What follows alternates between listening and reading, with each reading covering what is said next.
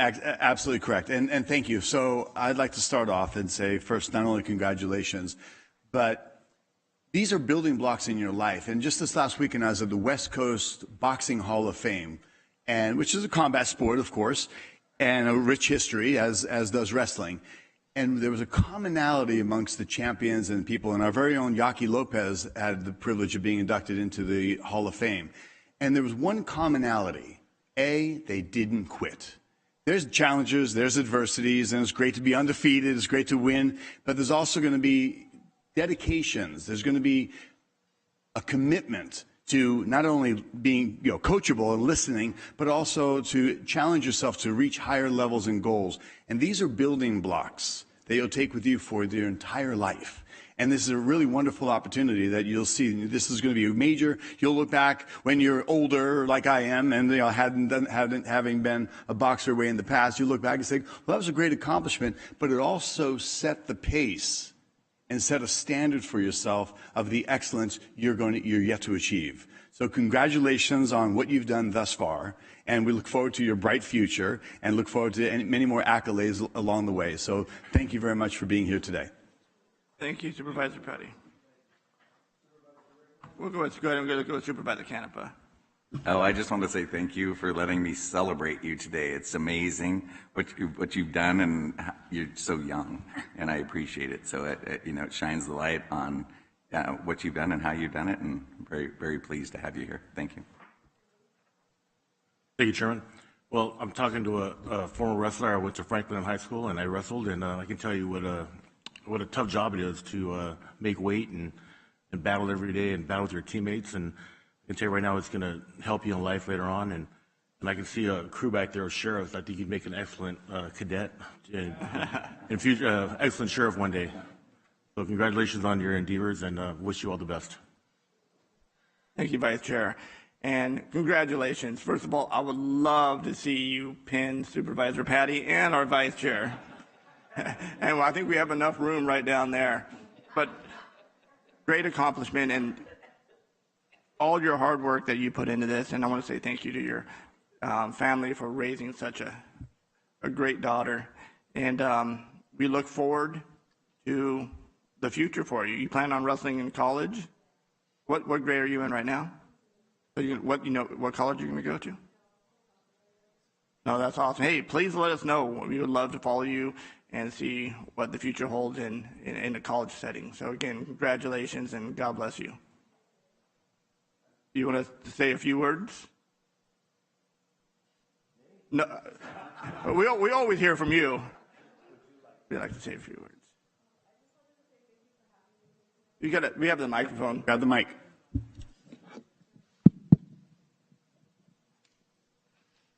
I just wanted to say thank you, all of you guys, for having me today. It really means a lot because, it means a lot to me. Like, it was really hard to do this. Like, it took me 4 years, so it just, That's phenomenal. Fantastic. Congratulations. Congratulations. So both of our first. This is my first in the world. Yeah.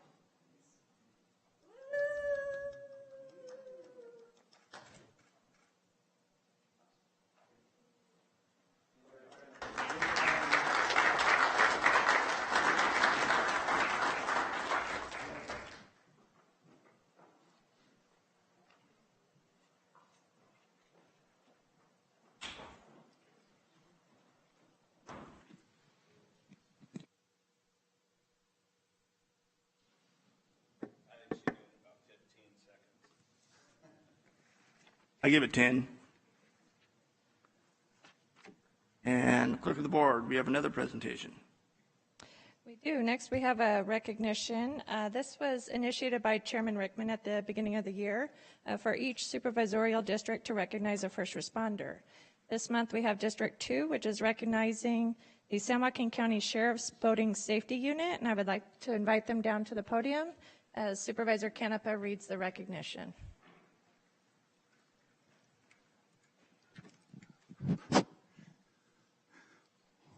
Welcome. Thank you for coming.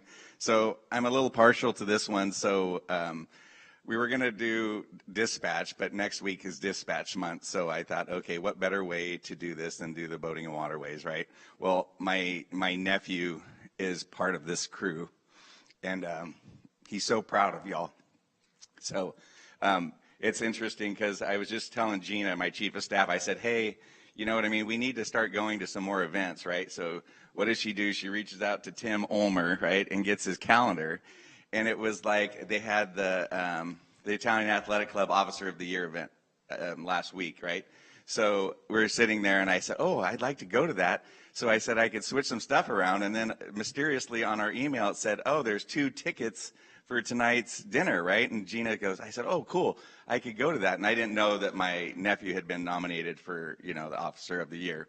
So I tell Gina, I said, cool, I can go out and pick up the tickets, right? So what do? We call out there, and Gina calls out there, and she goes, oh, guess what, Paul, those tickets are for your brother.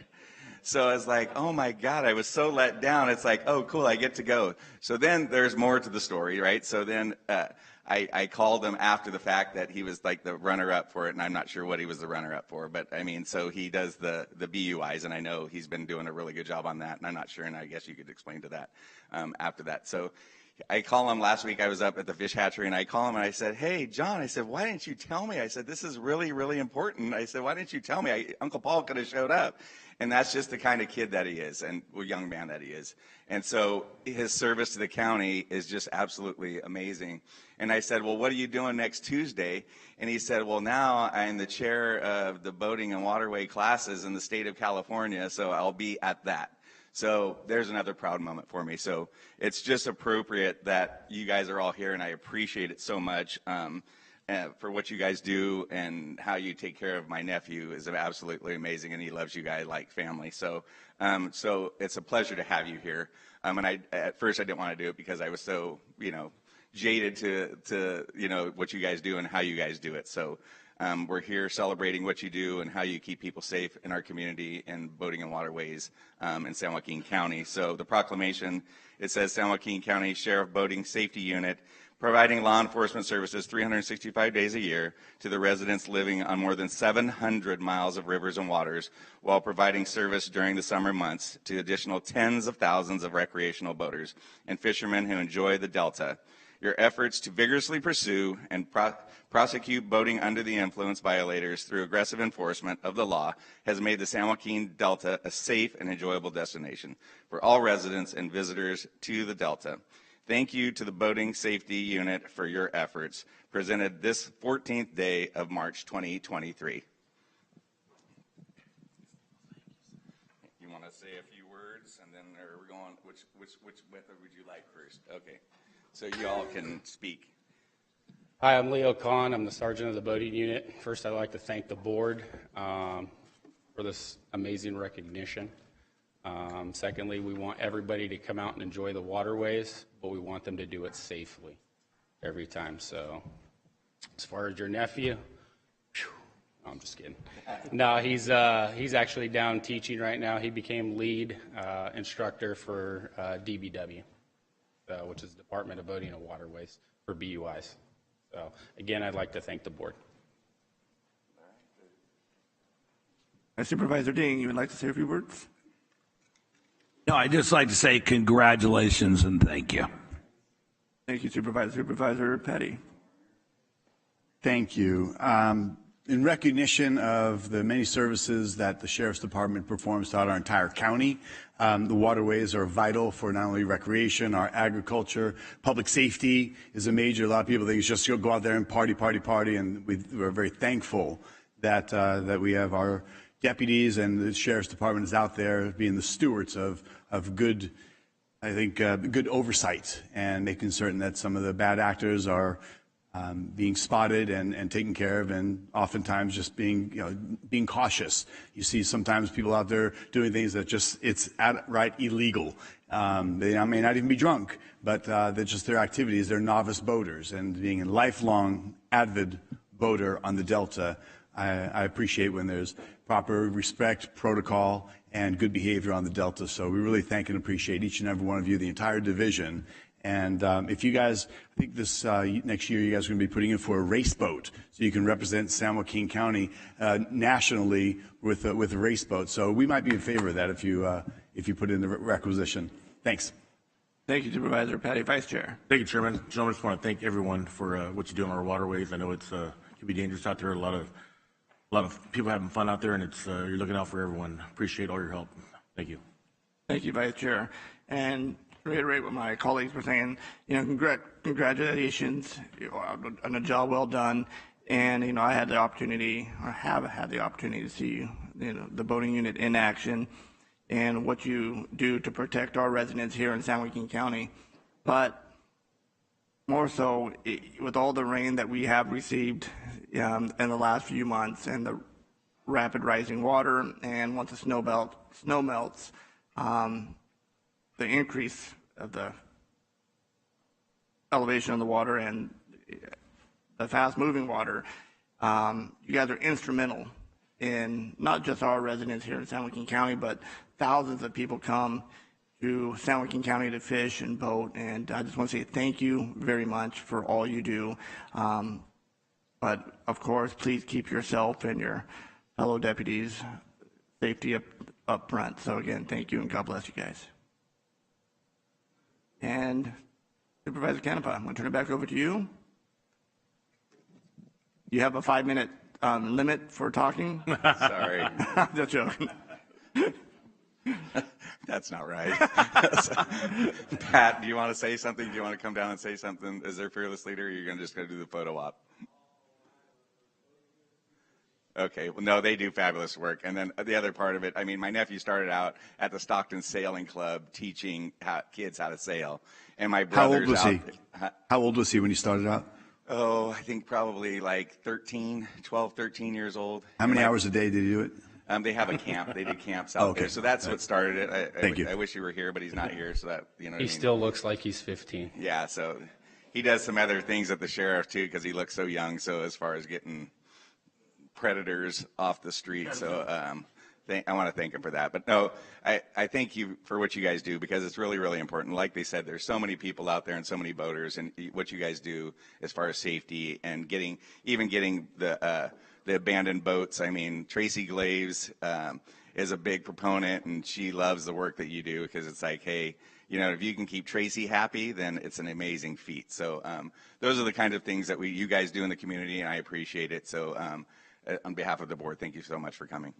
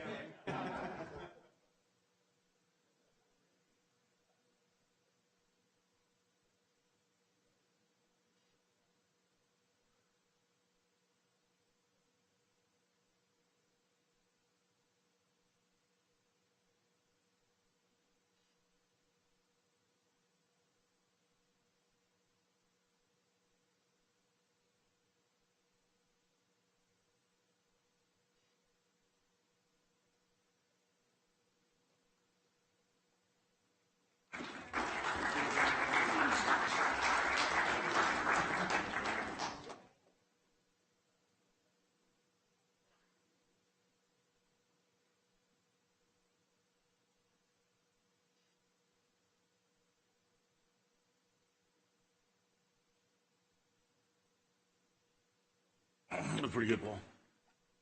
Hey, put a time limit on them? Jesus Christ, dude. My God. All right, thank you, Supervisor Ding and Supervisor Canepa. You know, presentations and recognitions, I think this is our board's favorite portion of the meeting, to recognize outstanding residents and workers here in San Joaquin County, and, you know, especially our youth and our public safety personnel. They do an outstanding job. So thank you all for being here. All right, we're going to move on to public comment. Now, a person wishing to, or anyone wishing to address the board, just remember these are for items that are not on the agenda. If you want to speak to items on the agenda, you have to wait for that item. And if you would please limit your time to 3 minutes, and if you would, we would appreciate it. No personal attacks. So with that being said, well, before I get into that, we have some public comment forms. If you wish to speak and you haven't done so already, we have some public comment forms on the back wall of the chambers. If you would fill it out and bring it to our clerk of the board, we'd appreciate that also. So with that being said, we're going to start out the first one, Mr. Jim Shoemaker.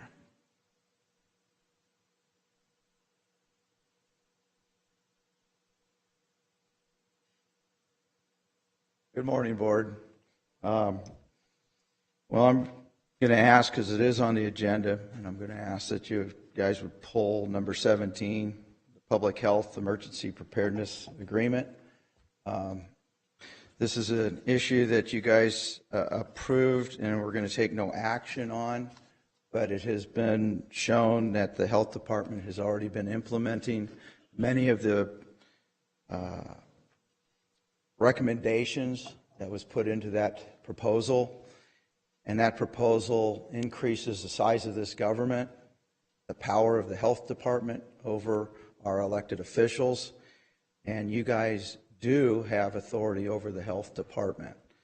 So you can make changes to this. I think there's issues in the fact that this goes back almost to 2017, 2019, they started putting this in, and then what it's talking about is implementation and retroactively paying back to, I believe, July of 22.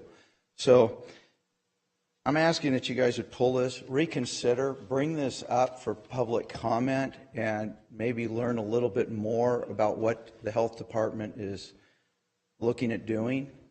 We already have government that's way too big, government that's overreaching. We have a government that's already shown itself over the last few years, the intrusiveness it has on private business, individuals, and our liberties. So I'm asking that if you guys would take a look, take this seriously. We need to stop increasing the size of government. We need to protect the liberties of the people of this county. And even though there's ideas that the federal government can supersede, they can't. You guys have that authority as our representatives representing the people of this county. And at the same time, why would you want to give a government any more power that over the last few years has shown it doesn't even know what a woman is? I mean, these are the people that you're asking to put in charge. So I'm just asking, pull this, reconsider, bring it up for public comment. Do not approve this. All right, thank you. All right, thank you, Mr. Shoemaker.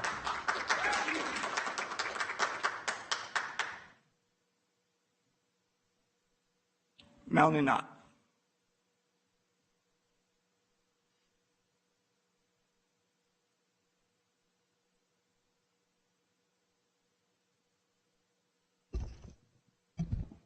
Good morning, Board of Supervisors. My name is Melanie Knott, and I'm a resident of San Joaquin County. Our county elections have been replaced by selections and are unsecure. There is foreign interference, voting machines are vulnerable to hacking, and early and mail-in ballots disenfranchise legal, eligible voters. I know you've heard me say that over and over and over again. What's my point? I'm a concerned citizen and constituent of San Joaquin County, giving a voice to a serious matter that affects many San Joaquin residents who may not be aware that their sacred right to vote is under attack. You may ask, where is the evidence? And without evidence, there's nothing to be done. Well, I strongly disagree. The county just saw the arrest of a city councilman who allegedly engaged in election fraud. Where is the outrage and our concern to do more to ensure our county elections are more transparent and free from fraud? May I suggest a thorough audit of our elections? In saying that, I would like to thank Supervisor Ding for at least suggesting the Australian ballot. In my opinion, he's providing a real, tangible solution to look at these concerns brought about by citizens.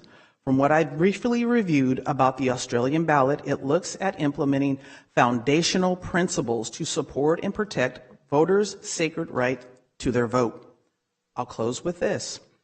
Clean up the voter rolls, get rid of voting machines, and oppose the Voters' Choice Act. Thank you for your time. God bless you. All right, thank you.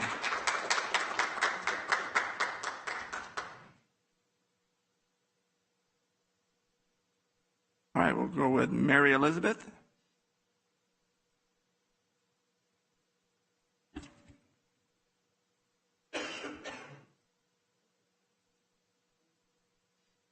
Good morning, Board of Supervisors. My name is Mary Elizabeth.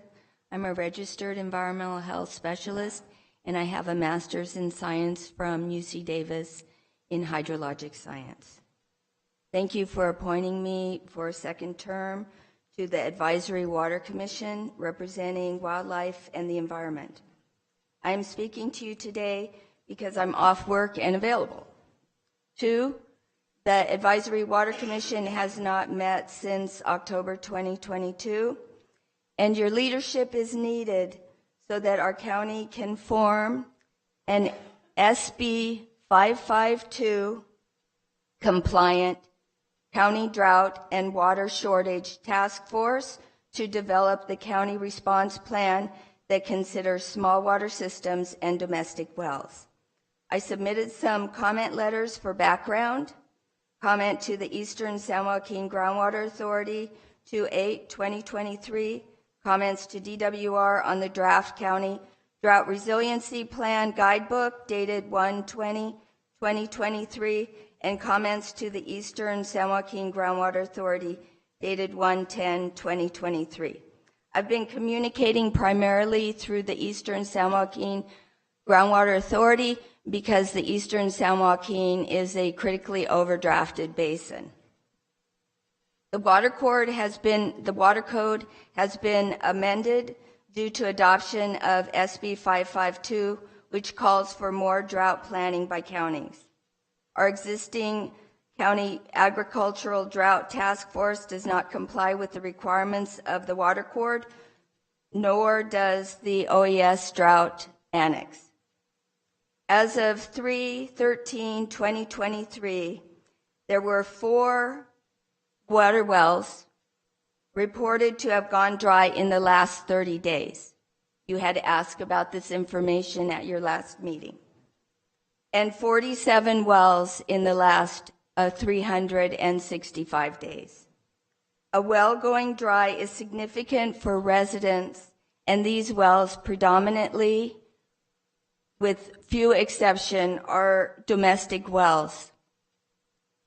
I ask for the Board of Supervisors to provide leadership and study to determine which department will be responsible. As indicated in the comment letter, OES is the recommended county department. I will be providing further comments in correspondence that will be submitted to the board in the coming week or so. Thank you very much for your attention, and I truly pray for your leadership in this matter because the residents in San Joaquin County are suffering. Thank you. Thank you.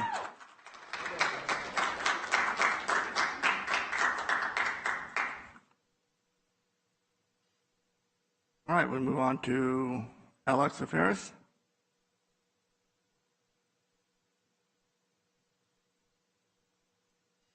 My name is Alex Olaferis. I happen to come from Lodi. And guess who represents me in Lodi? The guy that got arrested by the name of Mr. Khan. You've been talking to you guys over and over about our dirty voter rolls. Now you have proof. Don't need to tell more about that. We need to clean up our voter rolls. The Voter Choice Act, that needs to be opposed. You invite more fraud when you open the in-person voting and also other means. And let's not forget Arizona, Maricopa County had voting centers. See the chaos that happened in Arizona? And by the way, we do need to ban voting machines. And guess what? The first county in California to ban the voting machines, Shasta County. There's proof, folks. You can ban the voting machines. Talk to supervisors in Shasta County and see how you can do it. Have the courage. We lack men of courage these days. These are crucial days we are living in. Yesterday, what has happened to the financial system? This is a repeat of 2008, maybe worse. And let's talk about the lockdowns. Lockdowns didn't help. A lot of small businesses shut down their doors forever. So I kind of saw it coming because the lockdowns was the beginning of this finance stuff. But we need to get back to basics. We need to vote in person, have no voting machines. And by the way, we need everyone to vote in person. That's what they do in other countries. They could take a day off. I don't know what's the problem here.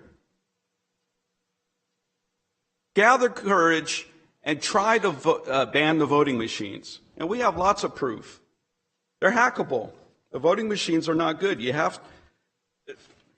So we have proof, Shasta County.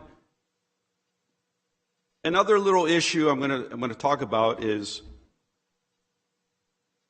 on Sunday night, Sideshow, Jacktown Road and Copperopolis Road. Talk to the sheriff about this. Send an email to Supervisor Ding. And this was dangerous. You had a group of youths, 20 to 40 youths, blocking the intersection at 11 p.m. on Sunday doing donuts. And there were a lot of cars doing donuts. I had to turn around and go back east on Copperopolis Road. This was a dangerous situation. The sheriff I don't know if they knew about it. Maybe these youths communicated by some alternative means that the sheriffs didn't catch, but it's becoming a big problem. Thank you. All right, thank you.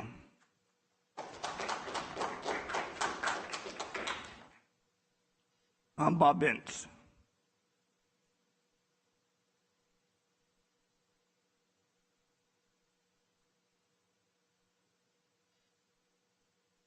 Morning, sports fans. You guys know me. I come to you today because one of your neighbors is in trouble and nobody gives a damn. You know Guillermo, he's right down the street, block down the street, block and a half from the police department. People in this building, people in the courthouse, people in the police department, they visit Guillermo, they get their watches repaired, they get their crystals, their bands, their batteries. On January the 25th, 2022, Guillermo, who's been in business for 33 years, was followed home by a couple of individuals. He happened to have quite a bit of his inventory with him at the time. These gentlemen stepped up and pistol whipped him in his driveway in North Stockton, just off of Benjamin Holt Drive. Again, it's been nearly 14 months. The police department has not bothered to investigate. There was a witness. They had pictures of all of the stolen jewelry, which has to be advertised on the internet and to the police department before it can be sold. But none of that's happened. Oh, by the way, Guillermo was on the police advisory board and the neighborhood watch for over 10 years. If we can have violent assaults like this one not be investigated, then I don't understand What do we need this part-time police department for? They're only open 4.5 days a week. But secondly, on the 29th of January, a friend of mine was hit and run in front of the Safeway gas station on Pacific Avenue. I've done my own rudimentary investigation. It doesn't look as though there's much of an investigation going on. I've seen video. She was hit by multiple cars. You know, it takes 4 months for the coroner to write a report after they've examined a body. Not being a relative or the next of kin, I can't get any information. But I hope Ron Freitas is watching this, because Ron's a customer of Guillermo and a friend, and we need to have some real law enforcement and some genuine investigations completed in a timely fashion in the future. Thank you. All right, thank you.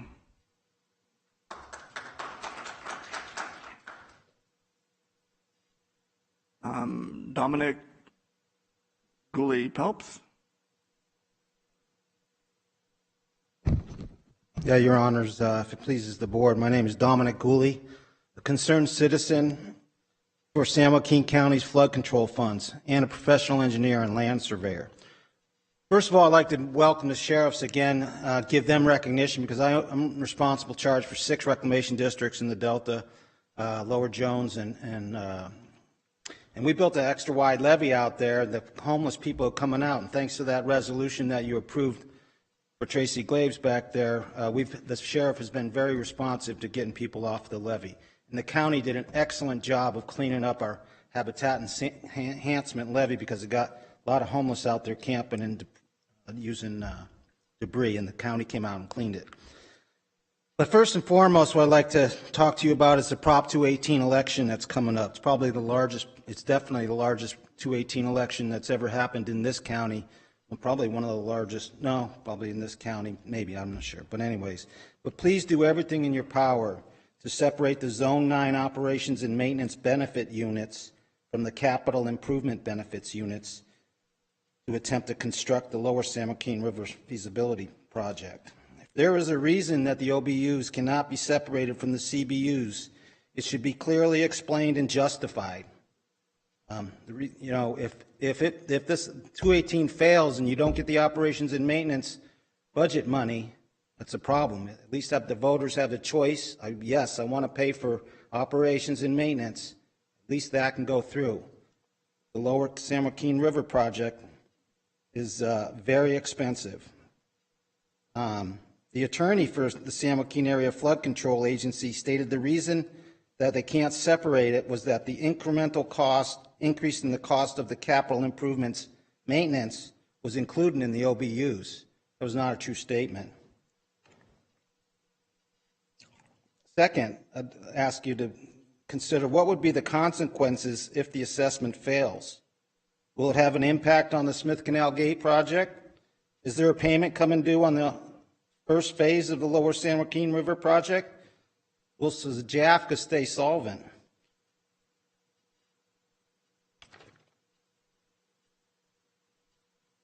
I would like to thank you very much for your consideration for the Port of Stockton director. I look forward to applying again. Also, I'm the public at-large representative of the Advisory Water Commission, and I would like to volunteer to be on the agenda committee, because as Mary Elizabeth said, they haven't met since October. I thought it was August. But I would like to volunteer to be on the agenda committee. The current flood conditions, the upcoming assessment district, the potential for upstream flood storage are all good topics that could have been brought up at tomorrow's meeting at 1 o'clock. Would your honors consider postponing tomorrow's regular meeting until, say, the following Wednesday? We could all get together. It's been a while. There's lots to talk about. All right, thank you very much. Thank you. And move on to Joe Ferrari.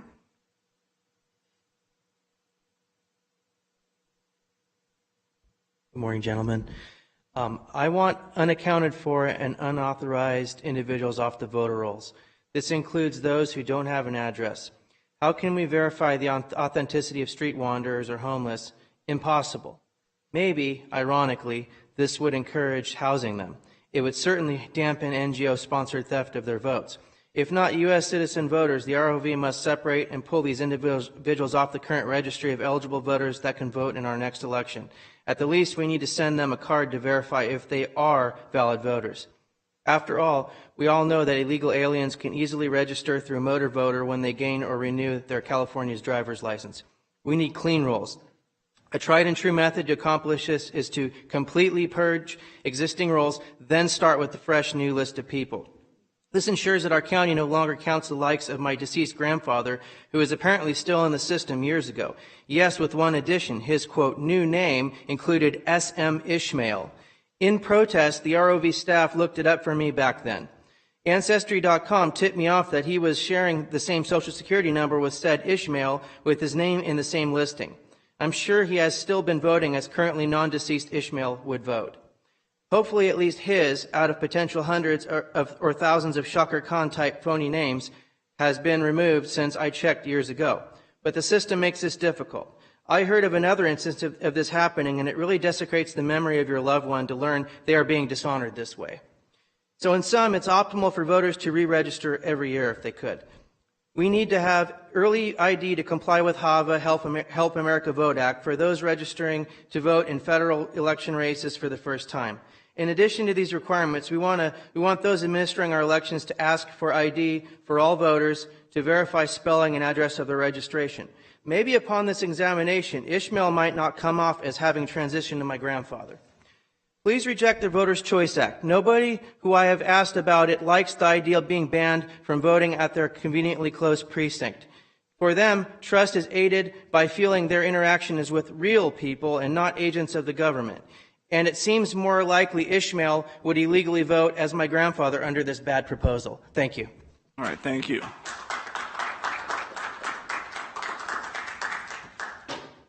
Marilyn Hammond.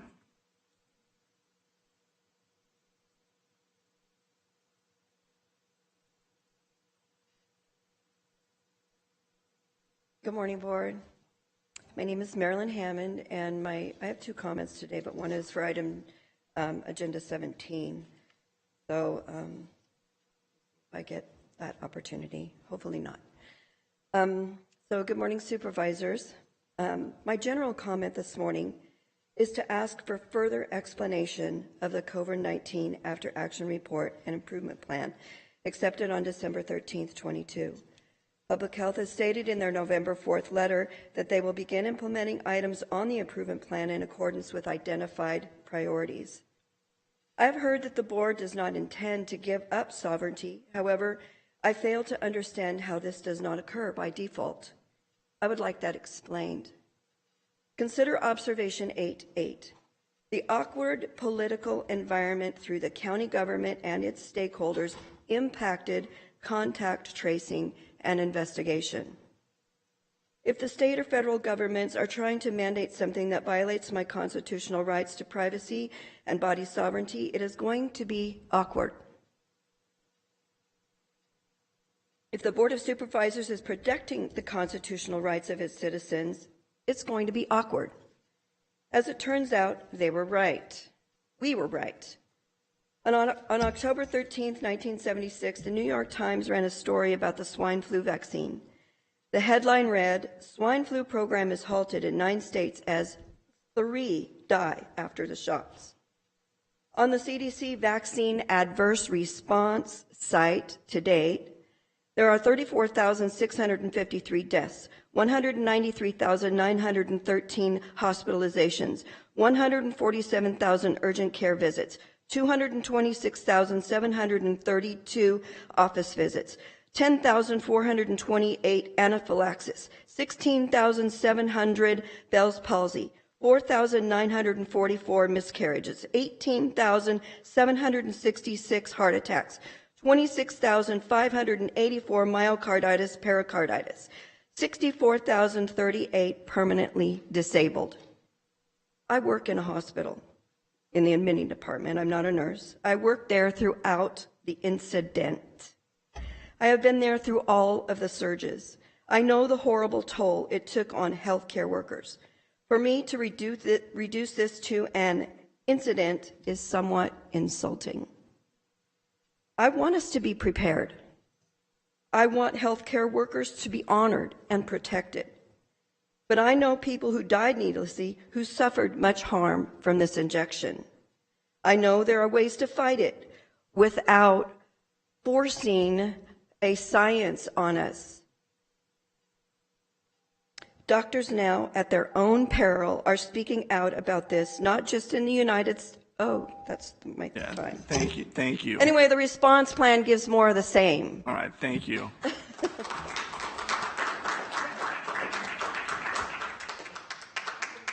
All right, that is our public comment, general public comment. It doesn't include the consent items, which we'll be getting here in a second. So those of you that I have several folks that would like to speak on item 17. But before we get to that, anybody wishing to address the board on items that are not on the agenda or consent? Seeing none. All right, before we jump into consent, we're going to take care of some house cleaning duties here. I know on Monday, myself and our CAO, which is our co-director of Office of Emergency Service, signed a proclamation of the existence of a local emergency for San Joaquin County. So I'm going to bring this next item for the ratification of the local emergency proclamation. So with that, I'm going to turn it over to our county council. Thank you, Chair. Typically, the board cannot discuss or take action on an item not included on the posted agenda, but there are a couple of exceptions, one of which is the need for immediate action on an item not known at the time the agenda was posted.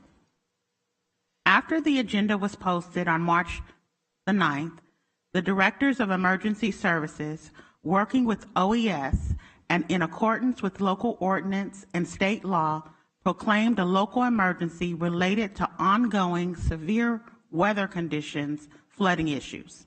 To remain in effect, the proclamation must be ratified within 7 days. Hence, the need for immediate action, as the board is not scheduled to meet again regularly until March the 28th. In order for this board to act on the proclamation, 2 steps must be taken by motion. First, the board must find by a 2/3 vote that there is a need for immediate action on the proclamation that arose after the agenda was posted. And 2, assuming approval, the board may then consider, discuss, and potentially vote on the proposed ratification and continuation of the local emergency. I believe GSD and OES staff are here to answer any questions that the board may have. Thank you, County Council. Anybody from the board have any questions? Then none. We'll open up for public comment. Anybody from the public wishing to address the board on this one item? Is that you? Consent agenda? No, it's not. This is for the ratification of a local emergency proclamation. Good morning. If you could just state your name for me, please. Oh, sure. Lauren Danielle. How is everybody? So the word potentially is not a requirement of our law. You are the 5 most powerful people in our county that are here to protect us against all of these different things. Agreements with other state agencies and the federal government do not supersede your ability to have 5 independent opinions. County Council is correct in all of her assessments of the codes because I've read them. You gentlemen can make the decisions as you see fit. Specifically, Chair Rickman has the superseding power over these matters because he can, in fact, make sure in any emergency to call a special meeting at any time. I just want to make sure that you understand that all of these things that are changing are coming from illegitimate, illegal interpretations of programs and guidelines from FEMA and CDC, and you do not have to act unless you do not want to. Thank you. All right, thank you.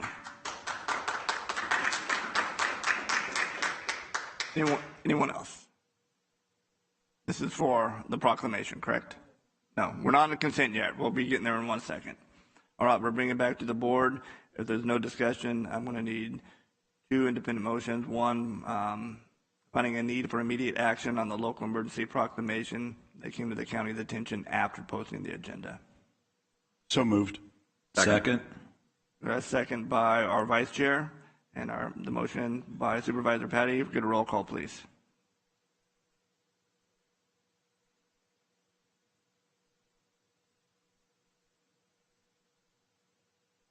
All right, it's adopted 5-0.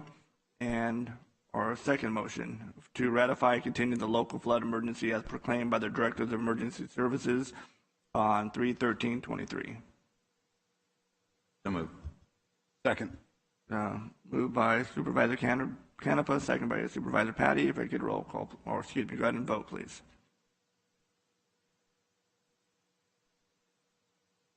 All right, it is adopted 5-0. And before we move on, I just want to assure our residents that you can be sure that county leadership is coordinating efforts among all our community resources to best prepare and respond to any challenges presented by the current storm systems. So, thank you. All right, now we are going to move on to the consent item. But before we pull consent, we have several public comments on this consent item. So we're going to start with Mr.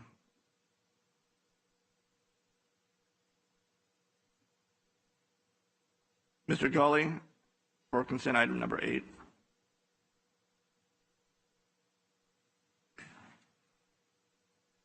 Dominic Cooley, civil engineer. I just noticed you. Mr. Gully, I apologize. Chair Rickman, are public comments restricted to 3 minutes? Yes. Thank you. The continuance of the local emergency due to drought, you might want to consider stopping that. As currently, New Hogan Lake is encroached in their flood level. They got 4,724 CFS flowing in and 2,594 flowing out. Don Pedro, which is already 17,000 acre feet encroached into the flood zone, has 25,487 cubic feet per second flowing in and only 6,429 CFS flowing out. Johnny Cash would say, "How high is the water, mama?" 5 foot high and rising, because that's what happens when you have more water flowing in than flowing out. The good news is New Maloney's has 743,000 acre feet of excess storage right now. So flood control can be handled by dealing with those reservoirs there, and there's a big chunk of that 25,487 CFS that could be diverted to a floodplain in the foothills, and then Mary Elizabeth could use that to fill up her wells. I think it would be beneficial, and that's one of the topics I'd like to talk about, the Advisory Water Commission, as a member. So anyways, I think you might consider pulling the drought restriction, because from what I see on the news, the drought's been lifted. Thank you. All right, thank you.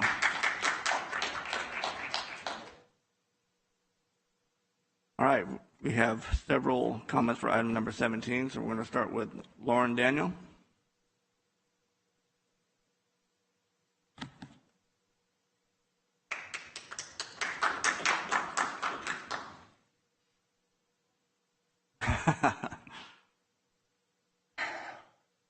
By the Lord of sea and sky, I have heard my people cry. All is well in dark and sin, my hand will save. I have made the stars of night, I will make their darkness bright. Who will bear my light to them? Whom shall I send? Here I am, Lord. Is it I, Lord? I have heard you calling in the night. I will go, Lord, if you lead me. I will hold your people in my heart. I'm here today to protect the people of San Joaquin County from a power grab by the Center for Disease Control. They are trying to use an agreement which they have not presented all the exhibits to for you to sign, Chair Rickman. You need to review exhibits A through E prior to agreeing to this.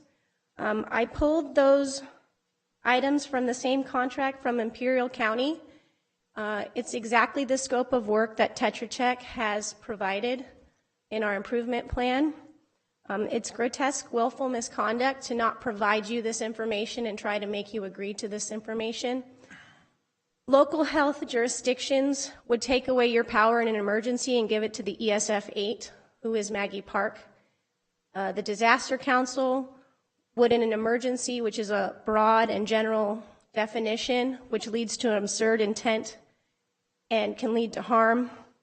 I followed up on the national preparedness goal, where it says that any waivers and exceptions, such as given to our incident, must be consistent with the laws that preserve human life, civil rights, protect individuals, disabilities, and other functional needs, which I am. I also would like to impart upon the board that there is so much double talk and triple speech going on here, it's absurd.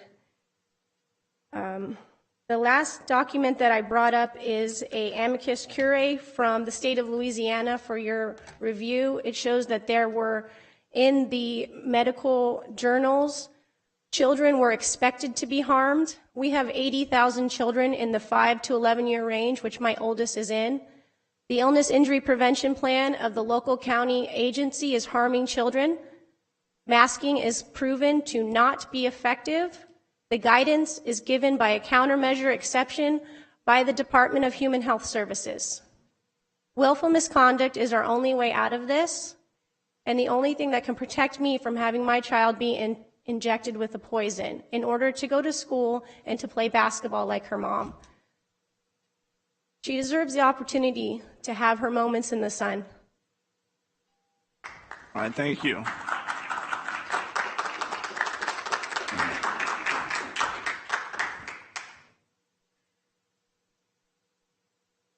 All right, another one for item number 17, Arthely.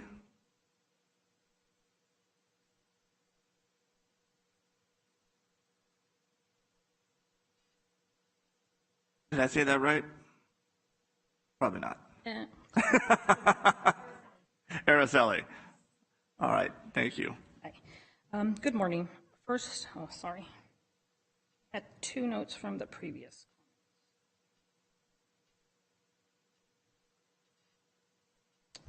We want honest elections, ban the voting machines. We need one-day in-person voting.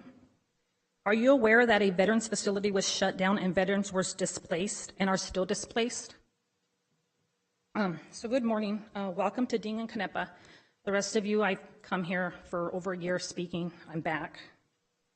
Please vote no on Agenda 17 regarding the public health.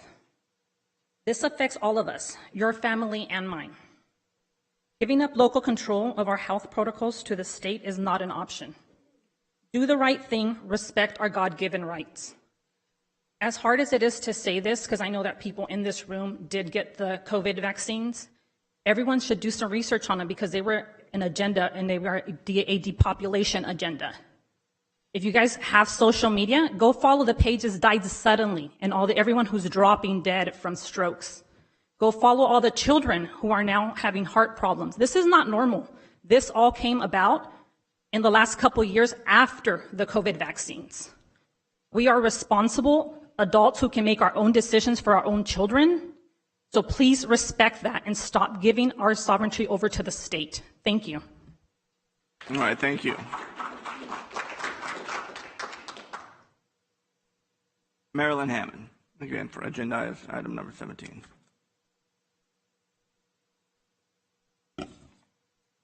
Morning again. Well, I haven't had enough time to pour over in detail as my fellow on my side. I'll just agreeing with them and thanking them for their due diligence. I'm here to request the indulgence of this board to postpone the approval of the Public Health Emergency Preparedness Standard Agreement until we have more clarity on how this state federal grant money is being spent, specifically to the implementation of the COVID-19 after report response recommendations. And review the documents, it's very difficult to tell to what extent the job descriptions of the emergency response teams will be used to further create more solid top-down government control should, God forbid, another nationwide pandemic occur. I see references on the budget to items that appear to correlate to this plan. Public Health, by their own admission, has stated they will implement improvements in accordance to identified priorities. What does this mean? We don't know. This money comes from the state and federal government, as I understand it. The COVID-19 report calls for tighter government controls to the political environment. We already have greatly censored free speech when it comes to COVID-19 and the injection. There needs to be a clear pathway in these emergency response plans for the protection of rights to privacy and body sovereignty. Through this previous incident, this response plan describes, our economy was crippled, our children were crippled, our health physically and mentally was crippled in response to a terrible, but as it turns out, manageable disease. I know people who did not seem to be affected by the vaccine. I know far more people who managed the disease successfully than died from it. I know far more people who healed from it in ways that were not approved as treatments. I know far more people whose faith brought them through to health. I do not make light of those lives that were lost from the disease itself, but lockdowns, masks, forced and guilted injections have left a mark on the society that must be addressed. Our trust has been eroded. We are branded for challenging the science. There has been deception, greed, and tyranny. And like it was said before, there's triple talk. There's no way to tell in all of this verbiage. Please have the courage to do the constitutionally right thing. Take the time to make sure draconian practices will not be a part of this deal. Thank you. All right, thank you. Joe Farron. This is for item 17. Good morning, gentlemen. What's the status of the Tetra Tech plan? Is it now in effect? I think we at least deserve an answer from our CAO. Why have we not been given a transparent explanation as to where this process is? I do not fault the current board for what has happened. You're all caught in the crossfire of circumstances you all inherited. That being said, please take into consideration our concerns about what can happen as a result of this proposal being fully implemented.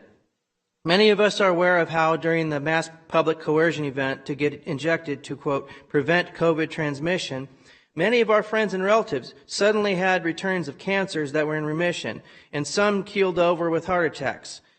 Where is Tiffany Dover? Google that question. This nurse fainted right after she took the jab on national TV, never to be heard from again. Lots of athletes are dropping dead on the field from heart attacks. Not a coincidence.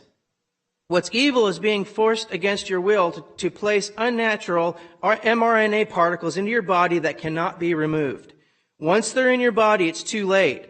They can reverse transcribe new permanent malignant sequences into your DNA. I don't know about you, but I don't want to be a GMO with a death switch that won't turn off.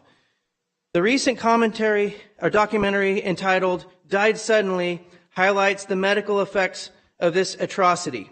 Strange anomalous blood clots are being discovered by undertakers across the country. This all began right after the mass coercion event happened. I don't want to be killed by totalitarian edict, being forced into pericarditis, clots, mass death, or injury.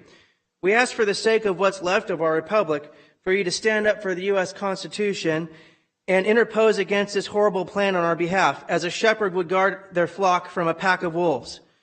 No matter what Tetra Tech says, the sheriff cannot lose his powers to an ESF-13 agent, and the Constitution was incorporated by 14th Amendment to apply to the state and its counties. Please prevent this overreach at the local level. Stand up for us and our constitutional rights. Rescind and defund this proposal. Even though this proposal is not constitutional, please protect us before it's too late for the courts to. Thank you. All right, thank you.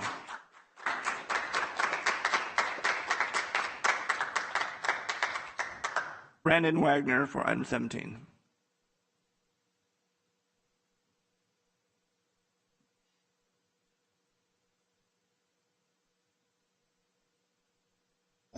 Good morning, members of the board. Morning. I'm commenting today to urge you to pull item 17 regarding the retroactive approval of the Public Health Emergency Preparedness Standard Agreement. What the history of the CDC has shown us in regards to its handling of COVID has shown that this organization should not be trusted to dictate what is best for San Joaquin County. Our founding fathers designed our Republican form of government to be limited in its power and to guarantee freedom for the individual. The CDC, like most of the alphabet federal agencies, are bureaucracies that are now creating policies that not only infringe on our inalienable rights, but they have become legislative bodies that violate the principles of the Constitution, where our elected representatives are supposed to decide our public policy. But to keep it short, I urge you to keep our country sovereign and not cede our power to a federal bureaucracy, which is most likely bought off by Big Pharma. And please pull item number 17. Thank you. All right, thank you.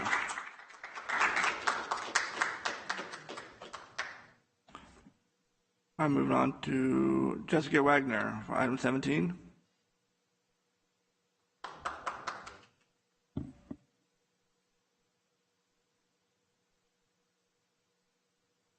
Good morning, Supervisors. Morning. This time last year, I was able to attend all of these meetings because the health emergency put me out of work. Many of us knew back then that the experts were wrong and that more harm was coming to our community via mandates and the shutdowns. But now, everyone knows. The CDC was wrong. They flip-flopped and changed their guidance with the wind, and thanks to God, I'm employable again, no longer harassed or stigmatized by my health status and sovereignty. I understand that many of you think the COVID Action Report response isn't a big deal and that it doesn't give unyielded powers to an outside corporation or the ever wrong CDC. And if that's indeed the case, please give our residents the peace of mind and transparency in this process and open it back up to a community discussion. Please pull this item and commit to public statement that explains who Tetra Tech is, what exactly the COVID Action Report response does do, and what a public health preparedness agreement does do, as I don't believe many of you signing this understand what the powers this dilutes from our county. We count on you sitting on this board to have the power to protect our citizens. Please don't sell that power to a company willing to buy out your integrity. Thank you for your leadership. Please don't let us down. Thank you. Thank you.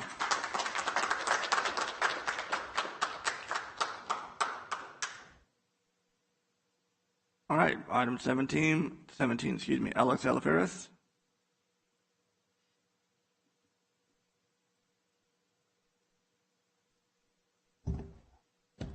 Hello, Board. In regards to item 17, the Tetra Tech plan was accepted without significant public discussion and comment, despite a huge impact on the public. The plan was written in a way so the public will not know, thus reducing transparency. This plan turns over power to unelected officials with no opportunity to revoke, rescind, or modify any actions, so long as the emergency exists or existed. The plan will track non-compliant citizens who violate lockdowns and arrest them. It enforces mandatory vaccinations, a violation of medical freedom. Doesn't it sound like Nazi Germany 2.0 or even communist China? History does repeat itself, and unless you Board of Supervisors stop it now, it's going to repeat. These days we need men of courage. Are you guys the men of courage? Exhibits A through E are missing and only Exhibit F is shown. Why? I had thought we had transparency, accountability. Grant agreement number 22-10679. This needs to be pulled, not voted on, postponed, because it's not complete and there's no public comments done.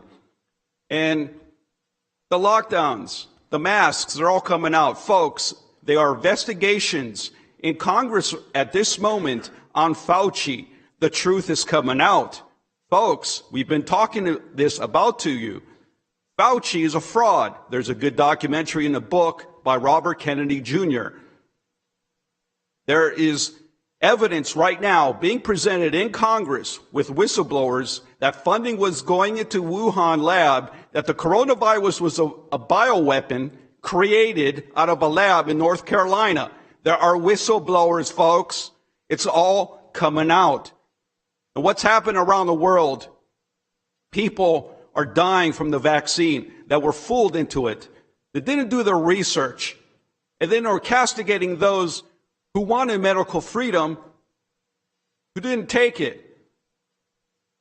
You need to do your research, because there's soccer players around the world in public while playing the game collapsing, died suddenly. Not only occurring in the U.S., occurred in South Africa, occurred in somewhere in North Africa, across Europe, here in America, college athletes. This is serious stuff. And you guys went along with it. It's all coming out in the U.S. Congress, folks. You better research it, and you better you better oppose this plan and this item. Pull it right now. Thank you.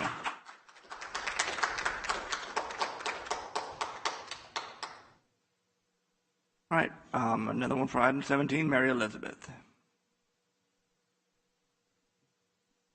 Hello, Mary Elizabeth. I also have a Bachelor's of Science degree in microbiology from Indiana University and a Master's in Biological Science with an emphasis in chemistry from the University of the Pacific. I appreciate the support by the state and federal government to increase our public health resiliency. Becoming a resilient county is very important for our economic development. I'm also a school teacher, and there are no current coronavirus vaccine requirements to attend public school. I am fully vaccinated, and a colleague of mine who I cared for very much chose not to be vaccinated and is no longer living and contributing to our county. Many people have lost loved ones and caregivers to the coronavirus. Vaccination has reduced the amount of transmission in our county considerably. We are now considered a low-risk county, in large part, due to that vaccination that has been voluntary. I support efforts by our county our Board of Supervisors to increase transparency. I think that that's vital that we understand, what are decisions that are being made and how we can all be involved in community response. And I would encourage the Board of Supervisors also to consider applying for OES grant monies to develop a countywide CERT, a community emergency response team that can help provide information throughout our county by trusted individuals.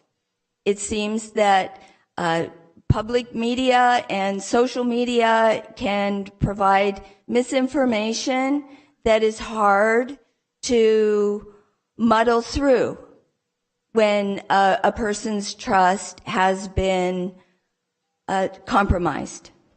And so it is incumbent upon you to create a trusted environment, and by being clear in your direction and the tools that you have available to increase our county's public health resiliency, both for infectious disease as well as for climate response.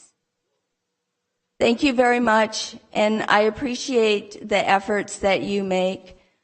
Thank you. All right, thank you. And folks, when we have speakers up there speaking, if you would please show them the same amount of respect that they showed you. I appreciate it. Move on to item number 17, Melanie Knott.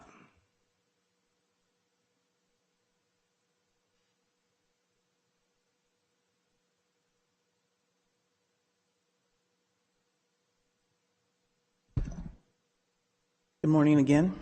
My name is Melanie Knott. I'm a resident of San Joaquin. I wasn't going to make this comment, but I want to make a brief comment just to get my comment on the record.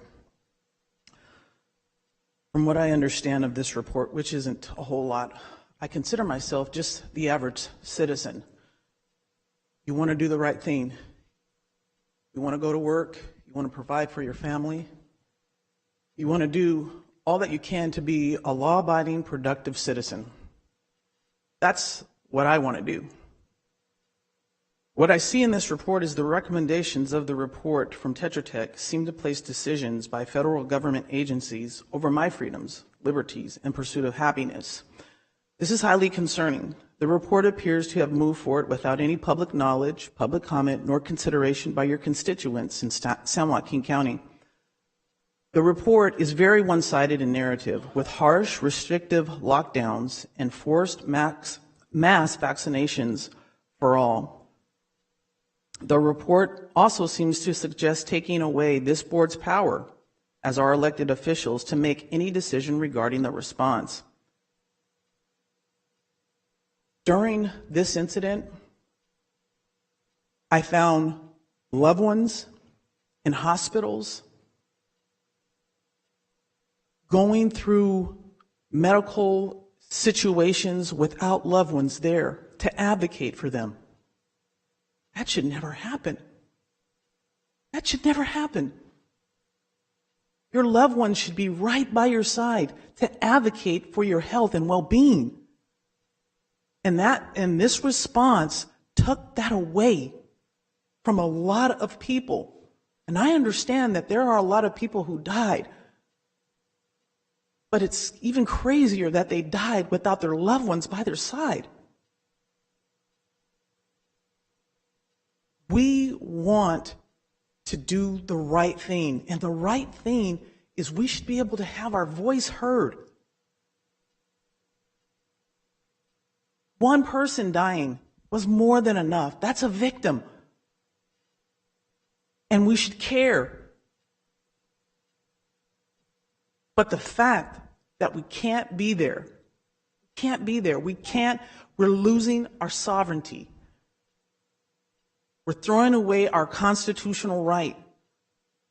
I want to go on the record that I oppose this. Please stop it. Put it to an end. Thank you for your time. All right, thank you.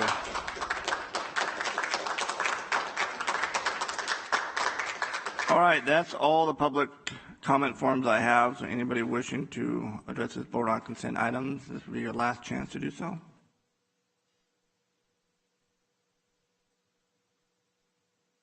You just state your name for the record and the item that you're wishing to comment on. My name is Dottie Lofstrom, and it's item number 3. Okay. I'm here this morning as the chair of the Civil Service Commission. I'm sorry, Dottie, if I could pause you for 1 second. Is it consent item 3 or are you talking about discussion item 3? I believe consent item 3, the appointment of persons to the board. To boards, various positions on the boards. Okay, I have your here. I thought it was for discussion item 3. So you had it. So please. Thank you. I perhaps should have been more clear. So I am here this morning as the chair of the San Joaquin County Civil Service Commission. Our 5-board commission has 2 vacancies, and today the board is considering a person to fill one of those vacancies. Because we need these 2 vacancies to be filled in order to complete the work of the commission, I am grateful to Supervisor Canepa for finding a person to appoint as a civil service commissioner. However, I am here because I reviewed the person's application and it shows he is a field representative for local SEIU 1021. I see this as a potential conflict given the nature of the work of the commission, which has to do with employee rights and benefits. The Civil Service Commission was established to ensure equitable and uniform procedures for dealing with personnel matters in San Joaquin County.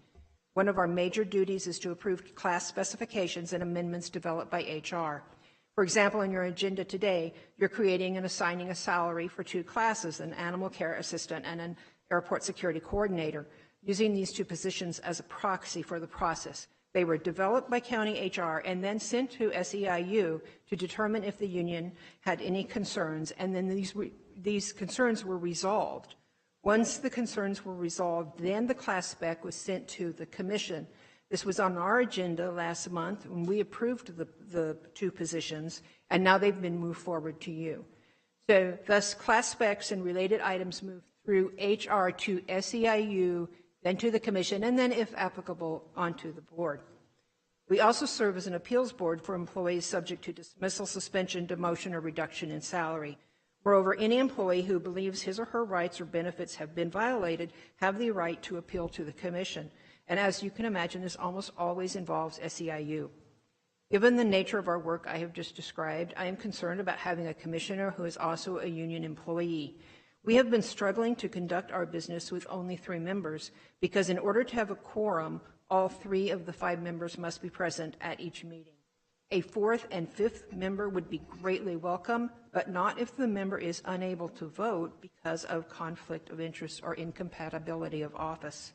It would also complicate matters in that we would need county council to evaluate our agendas in advance to identify topics which might require the member to recuse himself from participation.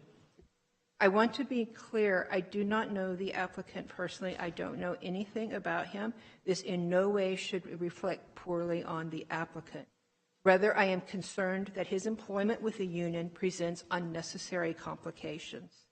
Therefore, I urge you to provide us with a full 5-member commission as soon as possible, but by seeking an alternate candidate. Thank you. All right, thank you, Ms. Lofton.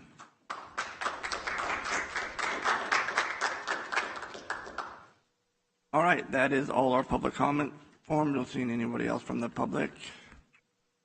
We'll bring it back to the board. I know I have Supervisor. Sit down. You just state your name, the item for me, please. Jim Shoemaker, resident of San Joaquin County. Back to our item, I know that you gentlemen are looking at, but I want to remind everybody, all of what we're dealing with is based on fear. Government created this fear to keep the people in line, and they accomplished quite a bit of that, because now we have a society that is scared, uncertain, and who can they trust? So we need to reestablish that trust. So as you look at this item on 17, remember, just because somebody gives you money doesn't mean you should take it. You know, the guy on the street corner handing candy to kids for alternative motives is the same thing. Just because government's going to give you something doesn't mean we should take it along with the strings that are attached to it. So I just want you to consider that as you look into this. I know you're going to, and I appreciate that, but remember, fear is not what we live on. We are Americans. We stand above fear. We have no fear. That's how come we are the country we are. Thank you. All right, thank you.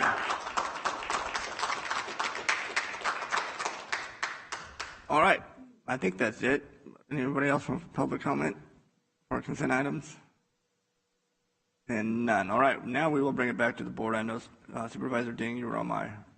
Yes, I'd like to pull item 17 from the consent schedule. A consent item, publicly accepted definition of a consent item is a non-controversial, non-political item with no opposition. This obviously doesn't match up, and there are some extenuating circumstances, and I do think we need to postpone this to another meeting and have a public hearing on it. Thank you. All right, thank you. Supervisor Patty? I'm going to like to pull number 3, 8. I will speak on 17 and 21.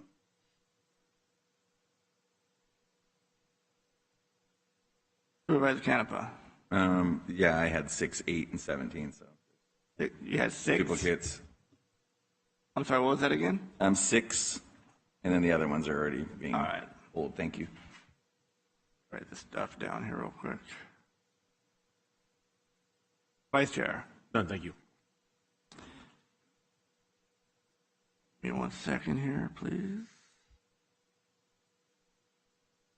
And I will pull 20 and 21. So we'll go in the order, low to high. So we'll start with Supervisor Patty with item number 3. Thank you, Chairman. I'd like to pull number 3. I appreciate our representative from the Civil Service Board coming in and talking about concern. I'd like to ask District 2 to reconsider. I know there's many appointments on the agenda for today under consent. I'd just like to ask District 2, if perhaps they want to review and perhaps come back with a different applicant? So that was the only applicant. If we had had discussion and the discussion hadn't come back, what percentage of it would be that they couldn't participate in? So I kind of had a meeting with HR. If they could come to talk to the matter, I would appreciate it.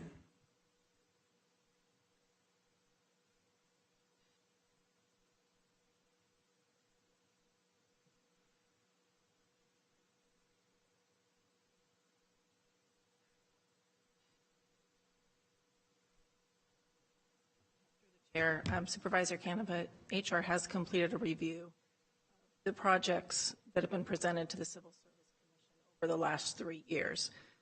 77% of those projects that were presented were classifications, positions, or appeals that dealt directly with SEIU represented classifications or incumbents. So a rather significant amount of the work of the commission could potentially be impacted. Additionally, I would just share with you that SEIU represents 4,000 of the county's employees, and about 80% of the about 1,000 classifications that the county utilizes are SEIU represented classifications. All right, thank you. Supervisor Canapa, you still have the floor.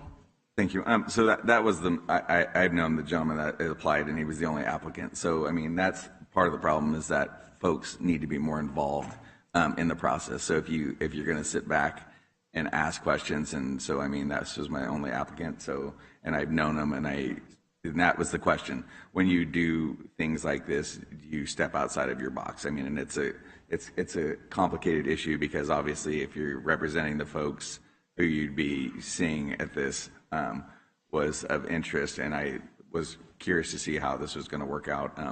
I mean, personally, I can do it, because if it's 77% of the cases, then that would be a detriment on only a 5-person board.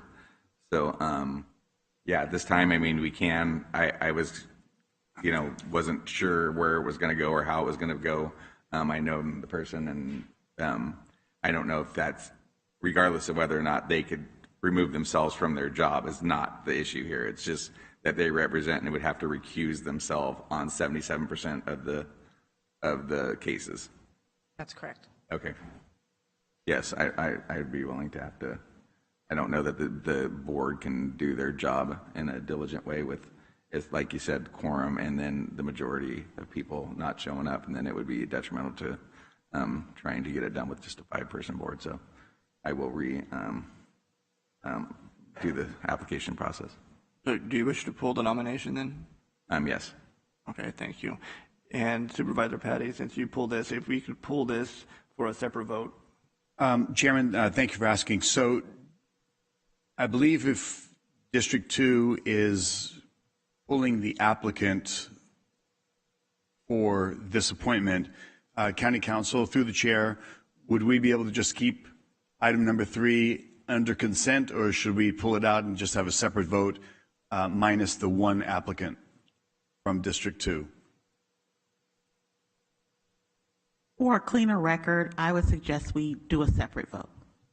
Okay.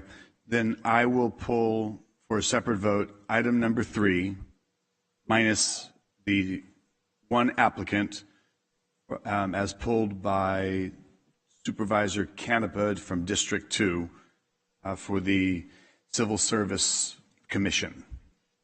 Chairman Rickman, if I could request that the motion be to re-advertise that position, not pull the position. Okay. And to include re-advertising that position. Correct. So the motion would be to appoint the others recommended and to re-advertise the Civil Service Commission. That's why you're clerk of the board, because you get things right. Thank you. That is my motion. Well, second the motion. I'm going to second by Vice Chair. If you get a vote, please.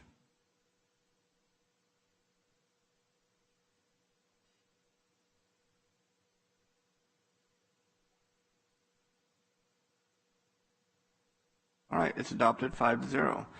Move to item number 6, which was pulled by Supervisor Canapa. Yes, this was just one of those things that obviously we were trying to go out on the the public with it. So if we could just get a little more background of what it is, and so that people who might not see the forms that we're going out could possibly hear it here. So that was the question. Through the chair, good morning, Supervisor Canepa. Job order contracting is an annual marketplace solicitation we do where we award a finite number of contracts to appropriate bidders, where we can award up to approximately $5 million, or this year $5.25 million in aggregate job orders on an IDIQ basis. That's indefinite delivery, indefinite quantity. When we advertise this, we boldly declare the county's strong preference for local participation. And in doing that, with the 7 years that we've had this program, we have averaged 70 to 90% of all awarded work have local participation in the projects. So it is a procurement delivery method that allows us to focus on repair, remodel, and repetitive work for all applicable existing facility projects as we deem appropriate in capital projects that end up coming to your board for review and approval as part of the annual budget review that we think are appropriate for our job order contracting program. Perfect. So that was it, because it's going out. So every year, or every 5 years? Every single year. Every year. Oh, I'm sorry. I didn't mean to interrupt. No. So the people that want to be on this list that are out there that possibly can get on the bid list, right? And then they work it. Okay, that was the concern, because I read in there that it was going to go out on different types of media to get it out there to the folks. So I thought, what better way to kind of explain what it is and what the services are provided. And it's even better that it's local folks getting the job. So that was just my only concern. So thank you guys for coming, and I appreciate it. Oh. Any other questions from the board? board? Through the chair that's not there. Yeah, I'm acting chair. Any other questions from the board? Not at this time, Vice Chair Villapudua. Thank you. Thank you. Okay, thank you very much. Moving on to item number 8, Supervisor Patty. It's HR, create and assign salary for new civil service. I'm sorry, approve the continuance of local emergency due to the drought.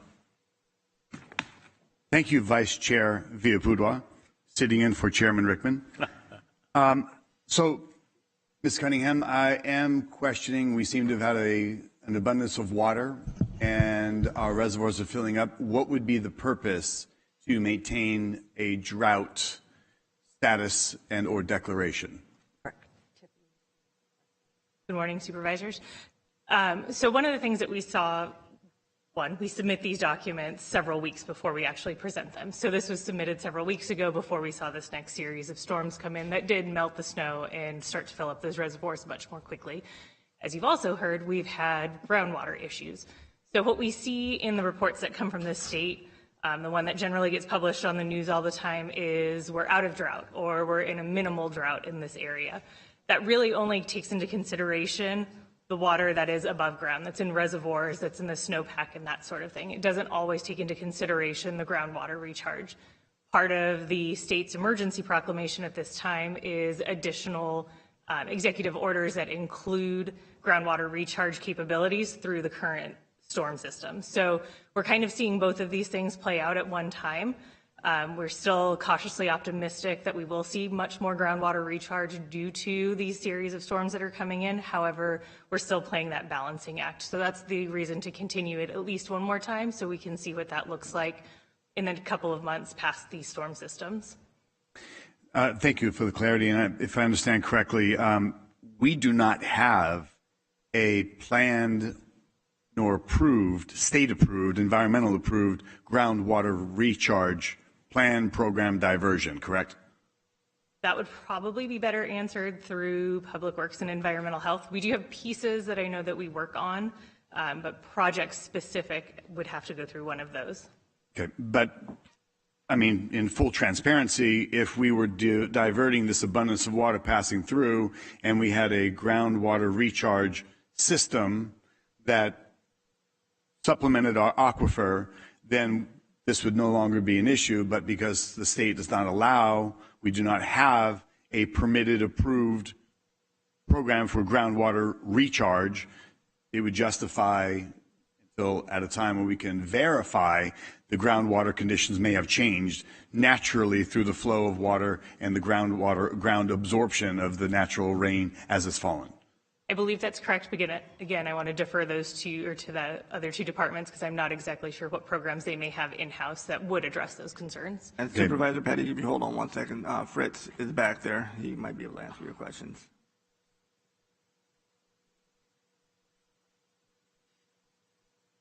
Fritz, you can smile when you walk up here, man. It's okay. Walking to the gallows here. Good morning. Happy to be here, Chair. Thank you. There are several agencies that have groundwater recharge projects and programs in the county currently. This winter, the more the groundwater is recharging naturally, but there's the East Bay Mud Dream Project, where it's an in-lieu banking program where we divert surface water that irrigates acreage that was previously irrigated through groundwater, and that savings allows them to bank a credit. And we just did the first export to East Bay service area just last month. There are many property owners out in North County also doing post-harvest flooding on grapes and testing the results on that. They have very favorable soils for active recharge, and the grapes have proved to be very tolerant to postseason flooding. So there are a number of active recharge programs that we have underway, both with the county and other agencies and private property owners. But this winter, the bulk of the recharge is happening, as you indicated, through natural sources. Is there any justification to maintain a drought declaration, or do you feel that the natural recharge as it is, and thank you for informing me, I was unaware of any diversion programs or projects that we have. So would you say that we need to maintain the drought status at least one more cycle, or should we let it sunset? I tend to agree with OES's recommendation. I mentioned this briefly at the last meeting too. We are just starting to measure groundwater levels for the spring. We'll be doing that throughout this month. It's going to be a couple months before we have those results. We anticipate seeing some improvement, but the full effect probably won't, we won't be able to see that until later in the mid to late summer timeframe. But I do concur with the recommendation to wait until we get a little better handle on the groundwater data for this spring. Okay, thank you very much. Chairman, that's all on item number 8. Thank you, Supervisor Patty, and thank you both for being here. And Ms. Fritz, thank you. All right, we'll move on to item number... Oh, I have a question. Oh, you're ignoring me. Supervisor Canepa, I apologize. All right. What is yours? I'll get over it. Thank you, Chair.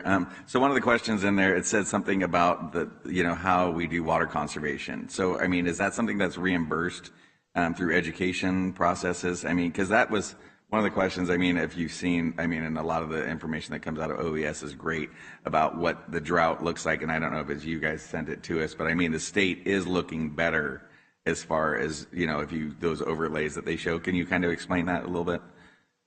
I'm not sure which piece in particular. So the drought, when they show it, and maybe it was through California that we went to the Water 101 Foundation. And that was the thing is what are the state guidelines for the groundwater banking, and the chair is on that. So, there are some things coming forward, right, as far as what we're doing and how we're doing it for groundwater banking. Yeah, and those are some of those projects that Director Buckman just mentioned, right. Some of those projects that are ongoing. Right. We are working with several of our other departments, including Public Works, Environmental Health, to address some of those concerns, so we have a much more robust plan moving forward into the potential next series of droughts. Okay, so do we get reimbursed on certain parts of education? So if you take this drought declaration away, it'll affect that? Not particularly. The state didn't actually give any kind of award for the drought itself. There are several county agencies that are still petitioning the state to award funding for the emergency side of it. There are other organizations through Department of Water Resources and the State Water Board that do provide additional funding for other projects, though. It's not specifically from the drought declaration, though. Okay, so this is coming back to us in 60 days, and what are the criteria which will make it go away then? it'll be, again, what we're seeing between that groundwater and the surface water difference, and seeing what environmental health is looking at as far as well reports. If people's wells are being recharged, we aren't getting as many that are having to be dug. We don't have as many permits being pulled. And we're starting to see that water really be available for the coming months and the coming years. Perfect. Thank you. All right. Thank you, Supervisor Canepa. And don't see any speakers from our board. So thank you, Ms. Hare, Ms. Cunningham, and Mr. Buchanan. Thank you very much. And we move to item number 17. I know Supervisor Ding and Supervisor Patty wanted to comment on that, but Supervisor Ding, you had Thank you. So a couple of clarifications. And correct me if I'm wrong, but the past board did not accept the language. They accepted the report that was issued. There wasn't a position on the report language, so you just accepted the report. Right, and that's correct, but County Council? Yes. Okay, thank you. So, and the second, do not confuse this board with the past board. So just so know, if you're going to say you guys, understand who you're talking to. Is I think a great group that there's communication going on, and we're doing a lot of homework. So that means we can't praise us either for great actions, I guess, when we were in here either. Here's what I would like to see with this. With my good government hat on, which is not necessarily my good patriot hat on, but good government hat on, your deadline's July 1st as far as the grant application. So there's no reason to rush this around. There are a lot of questions surrounding this, and I would like to kick this off the agenda for today, and you can school me on how we do this, but I would like to have more of a public comment opening dialogue on this item. Thank you. And Supervisor Ding, what you can do, you can pull this item and make a motion to move it to a discussion item whenever you would like to, next meeting or whatever you prefer. Okay, I'd like to make a motion to move this to a discussion item on a future date. Chairman, I'll second that, but I also, all right, we have a motion, we have a second by Supervisor Patty, and we still have discussion. So Supervisor Patty, you have the floor. Yeah, thank you, Chair. I know that during the discussion, I appreciate our public coming out and bringing this to our attention. I know I'd asked the CAO's office that we had just received a report. There's no action. I am truly disappointed that this was brought forward and put into consent. This is there's a lot of documents, there's legalities, there's parameters in here that I'm not certain we're comfortable with. I'm disappointed in CAO not bringing this forward as a discussion item because, again, this has been brought up, this was asked, and I was told this was just receive a report, there would be no further action. So glad that it's come to light, glad that Supervisor Ding has pulled it, showing leadership, and the public for bringing this to our awareness. Thank you all very much. And Mr. Alaferis, any insinuation that we're weak leaders in some of the nasty words you were saying and insinuating that if we're lacking courage, I take offense to that. Every single one of us step up and serve this county and do it with responsibility, do it with pride. We're publicly slandered and attacked on a regular basis, including by yourself. So I'll object if we have leadership skills in San Joaquin County. We've demonstrated them repetitively. And we truly appreciate every single person here that comes out, whether you agree or disagree with us, or we disagree politically or not. This is not a political position or job. This is a job serving the public, and we proudly take that responsibility without discussion or discrimination against any political preferences. So I've seconded that motion, and that's my statements on item number 17. Thank you. All right, thank you. Any other supervisors? Don't see any other speakers, so if we could vote, please.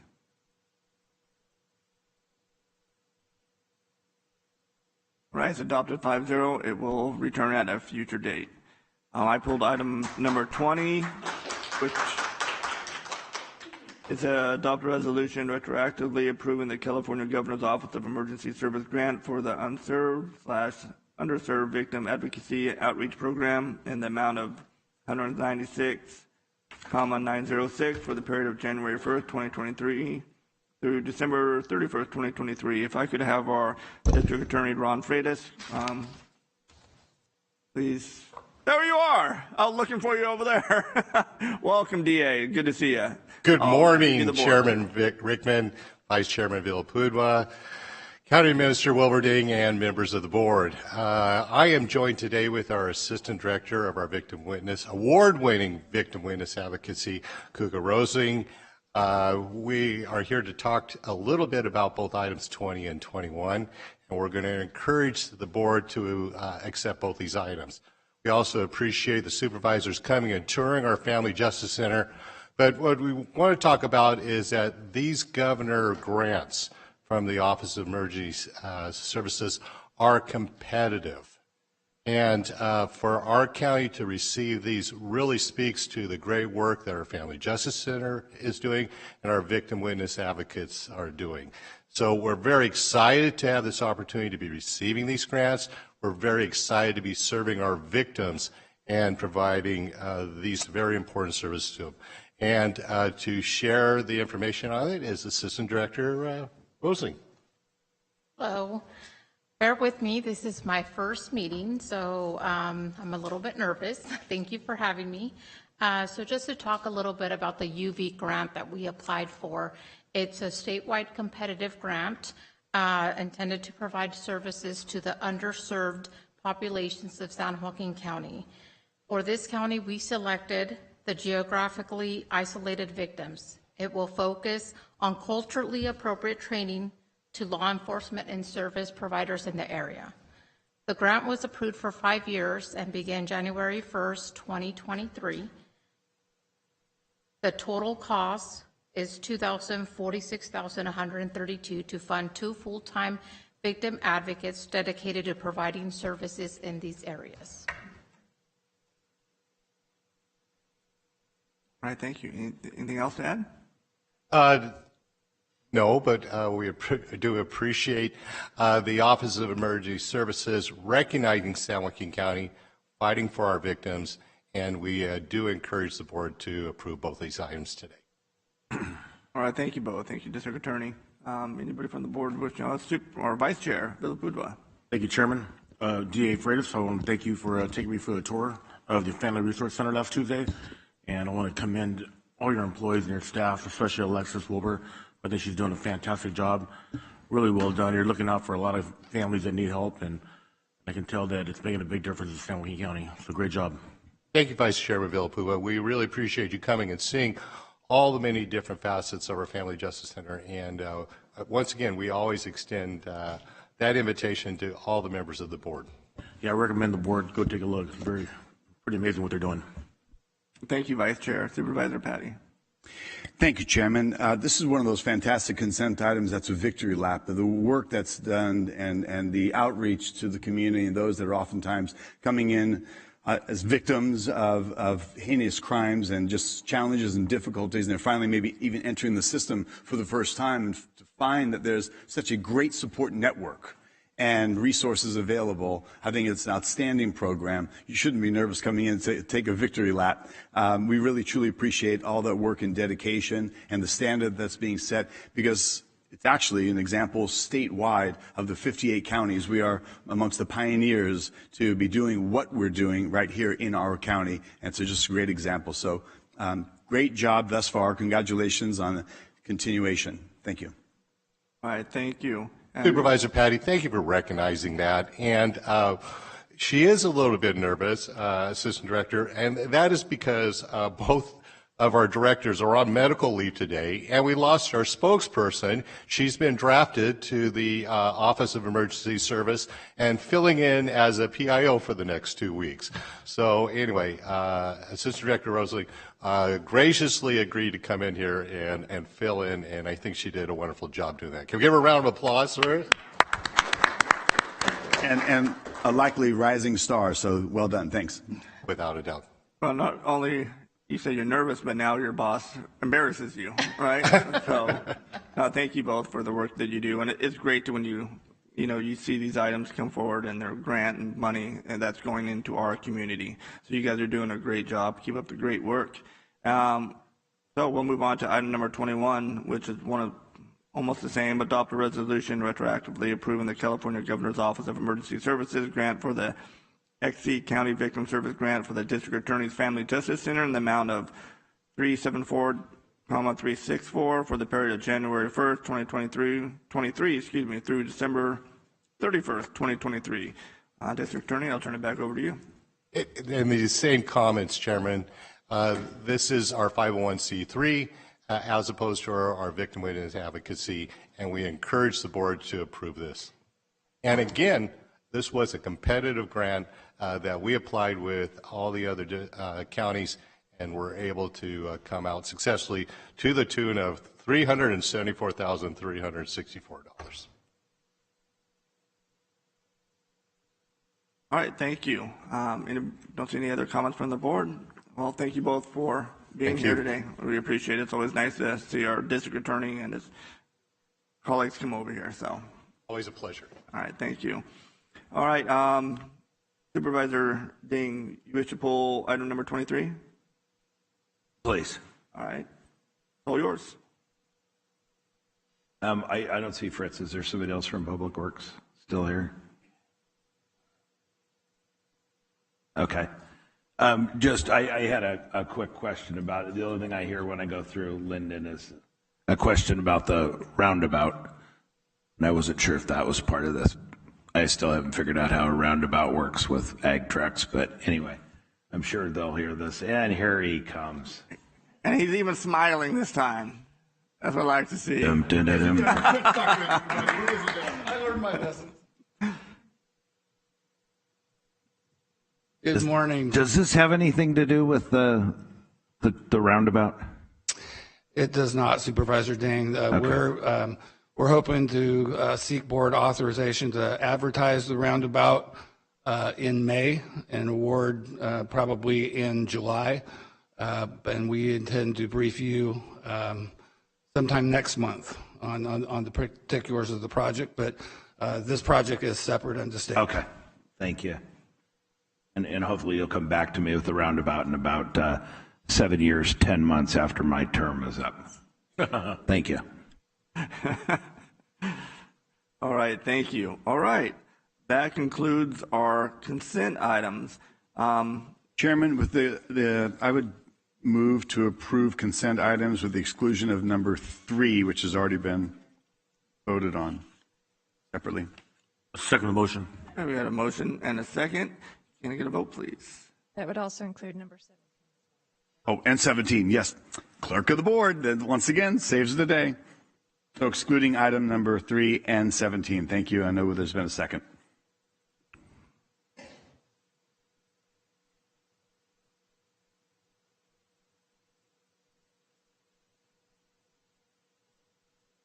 All right, it's been adopted 5-0. All right, we're going to jump to minutes, and this is for the minutes of February 22nd, 2023. Let me double check that. That's correct. That's correct. All right, so the minutes for February 22nd, 2023. If I could get a motion to approve if nobody wants to pull anything or make any changes. Move to approve.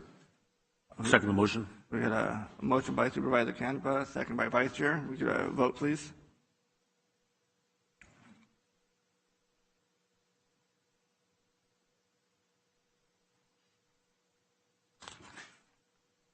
For Supervisor Ding. It's called voting.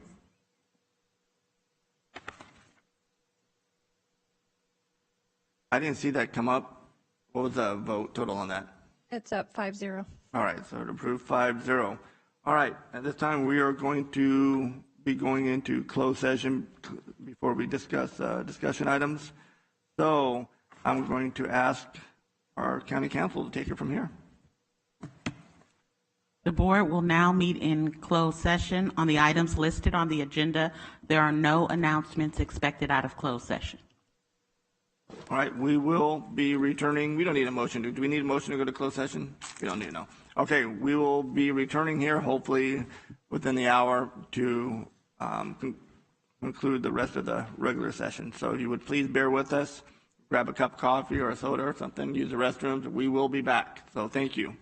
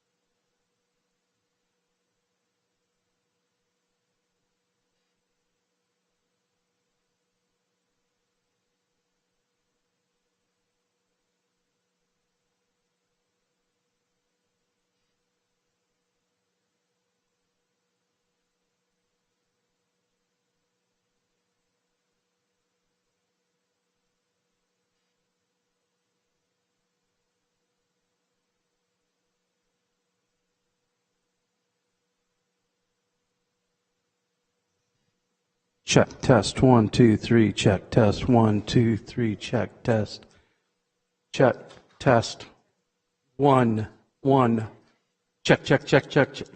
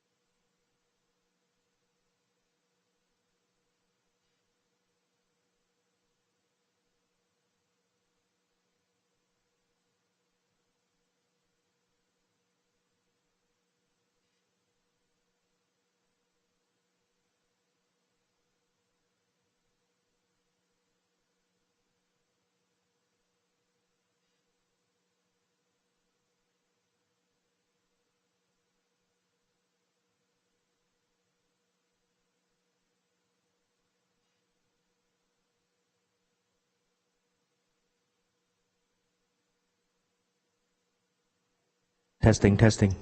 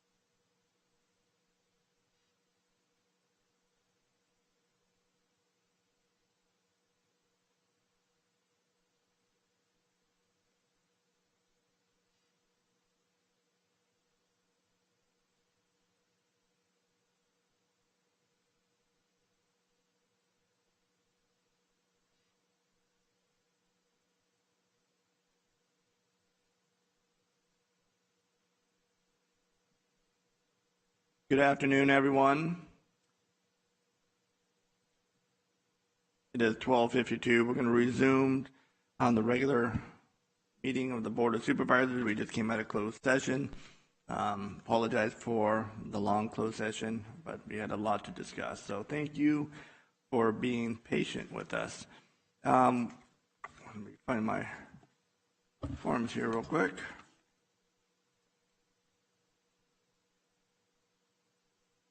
If the board, with the board's approval, I would like to move the Public Works oral presentation regarding the San Joaquin Area Flood Control Agency forward. One of the reasons I know we have a meeting here with the OES at 2 p.m. so we can get these folks here and out so they can attend that meeting. You guys okay with that? All right, seeing no objections, there they are. Thank you, Mr. Buchanan. Al, you're always smiling, so that makes me happy, dude. So, it's all yours.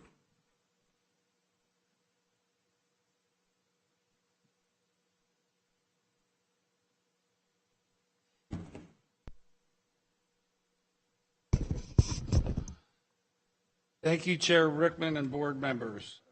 This item is the second of a series of presentations we're making at the request of the chair regarding the county's water-related activities and committees. Today's presentation is about activities related to the San Joaquin Area Flood Control Agency, or SJAFCA.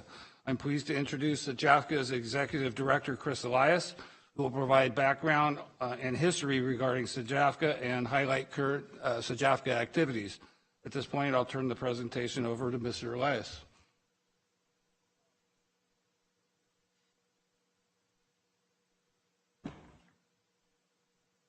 Okay, good. Okay, great. Thank you very much, Fritz, and I really appreciate the opportunity to present this afternoon. Good, all right. Thank you, Chair Rickman, and members of the board, Vice Chair Lapudua. I really appreciate the opportunity to be here this afternoon to give you a quick overview of the San Joaquin Area Flood Control Agency, fondly known as SJAFCA. So, and I also have to be on my good behavior because I got a couple of my board members who are sitting out here watching carefully at everything I say. So, so thank you though for the opportunity. So, so today I'll give you a quick overview, talking about the background of SJAFCA, some of the why we exist, the problems, then some of the solutions we're working on, and then we have some opportunity for conversation if you have any questions. So, SJAFCA is a Joint Powers Authority that was formed back in '95 by a joint effort of this board and the city of Stockton. At the time, representatives from this board took 2 seats. One was for the regular Board of Supervisors, and another one then for the Flood Control and Water Conservation District. Our mission is to reduce and manage the region's flood risk. How much appropriate on a day like today? And our role is to plan, finance, and implement flood improvement projects. And we are governed by a 9-member board. And here they are. Unfortunately, the picture that you see up there is not quite up to date, but we are governed by 2 members of the Board of Supervisors, and then 2 members from City of Stockton City Council, 2 members from the City of Lathrop City Council, and 2 from the City of Manteca City Council, and 1 member of the general public. And we work very closely with the San Joaquin Flood Control and Water Conservation District, Zone 9. Typically, we do most of the improvements, and then through agreements, turn it over to Zone 9 for operations and maintenance. And the department itself has jurisdictions over 112 miles of urban levees, 119 miles of urban channels, 3 miles of rural levees, and 152 miles of rural channels. And so what is the problem? Well, what are we doing today? So at the core of it, the flood protection is a basic public safety infrastructure And it's also infrastructure that has very important role in the competitiveness of every community. So what you see there on the screen is how we stack up in our community against other parts of the country. So for the area of St. Louis, which is to your extreme left, they have the highest level of flood protection. But then when you come to the right, then you see the city of Manteca, Lathrop, and Stockton, and then Sacramento, our neighbor, we have a lower level of flood protection. So that has serious implications as an infrastructure system. And then, yes, it does flood here. So what you see there is a picture of flooding that occurred from the Dividing Canal back in 1958. And we also today face dual threat of flood risk from both riverine, meaning coming from the river and overland, as well as sea level rise. In fact, a recent study by UCLA points to a likely occurrence of a mega flood in our region in the next 50 years. So, and the state of California also estimates that by 2072, the amount of flow along the San Joaquin River is going to be about sixfold. Sixfold. Just think about that for a moment. And what does that mean then? If you don't improve that channel, well, you're going to have some serious risk to our community. And it's estimated that that could result in estimated annual damages and life loss, $1.5 billion per incident, and 167 lives lost. So this is a graph that was prepared by the state in a recently released report called the Central Valley Flood Protection Plan. And what it shows there basically is that the blue part of the chart shows if you don't do anything from today. And then the brown portion of the chart essentially shows if you do something, then you reduce your risk. And the same thing here on damages to properties. So the one I showed you before, this is lives lost, and that's property damages. So what are we doing then to reduce this risk? So we are currently working on the Lower San Joaquin River Project Phase 1, and then we're also working on Lower San Joaquin River Project Phase 2. Phase 1 is north and central Stockton, and Phase 2 is south of French Camp Slough all the way through Lathrop to Manteca, and then includes some elements of Paradise Cut as well. And what we then try to do here is to find a way to integrate nature with structural improvements in order to move away the water from a high population center.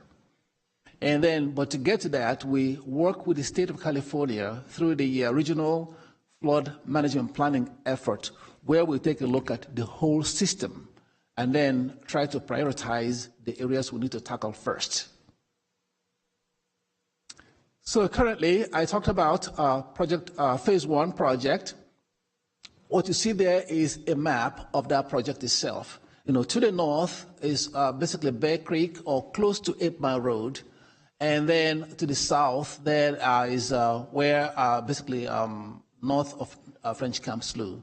This is a federally led project. It's estimated to cost $1.4 billion. That's with a B. In improvement along the levee system that tracks the Lower San Joaquin River. And of that amount, the federal government will invest 65%, which is approximately $900 and something million. And then the state will bring in additional $300 and something million. And then the locals, us, Jeffka, then will have to raise 10%. That's approximately $140 million. So the project itself involves improvements to over 23 miles of levees. And when it is done, will protect more than 162,000 people and prevent over $28 billion in worth of damages. It is estimated right now that the project will take about 7 years to finish. And one of the features of the project we're working on is the Smith Canal Gate project. We are on the 4th and last year of that project construction. It's costing about $97 million. It's about 60% state funded. And the purpose of the project, which is what you see right in front of you, right at the center, slightly to your left is a gate that is intended to essentially control the flows in case when we have a surge in the level of water. And then the gate will isolate the community and protect them through some cut-off walls we're putting in place, and then protect about 8,000 properties. That translates to about 24,000 people in that community, in the Smith Tract area. And the construction is scheduled to complete again this year. And then this is an aerial view of the project underway. And then on phase 2, what you have there again is just the map itself represents French Camp Slough all the way south through all the way to Manteca. And this is a project we are jointly working on with the state and the federal government and U.S. Army Corps of Engineers, that's USACE. We are right now on a study. Before the federal government embarks on project improvement, they like to understand what the problem is. So that's what the feasibility does for us. It allows us to be able to define the problem. And then, but meanwhile, we've been able to sign on the states to help us with, through a grant program, what is called the Urban Flood Risk Reduction Program, to kind of get ahead of federal government by defining those studies, by defining the study, looking at some of the options to cure the concerns, the problems that we have. The project is estimated to cost over about $270 million, and it is a mix. Improvement involves a mix of some levee improvements, some extensions, some potential setbacks along the levee system. When the project is completed, it is expected to protect more than 50,000 people and very critical public infrastructure, including the county hospital, the jail system, law enforcement complexes, as well as the people that live in the Mossdale Tract. And then the third piece we're working on is the Paradise Cut expansion and South Delta Restoration Project. This is an area I want to talk about, combining nature to work with structures. This is one of the areas we're looking at to make some improvements by expanding the existing channels in the near the San Joaquin River, almost past a little bit closer to Manteca. And the goal there is to be able to expand the channel, and then hopefully then when there's a peak in the main stem, use that channel then as a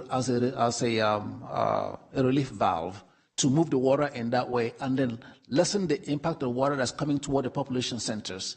And then that way they kind of move the water back into the system and then get it all the way down to the delta with less risk, to the population areas.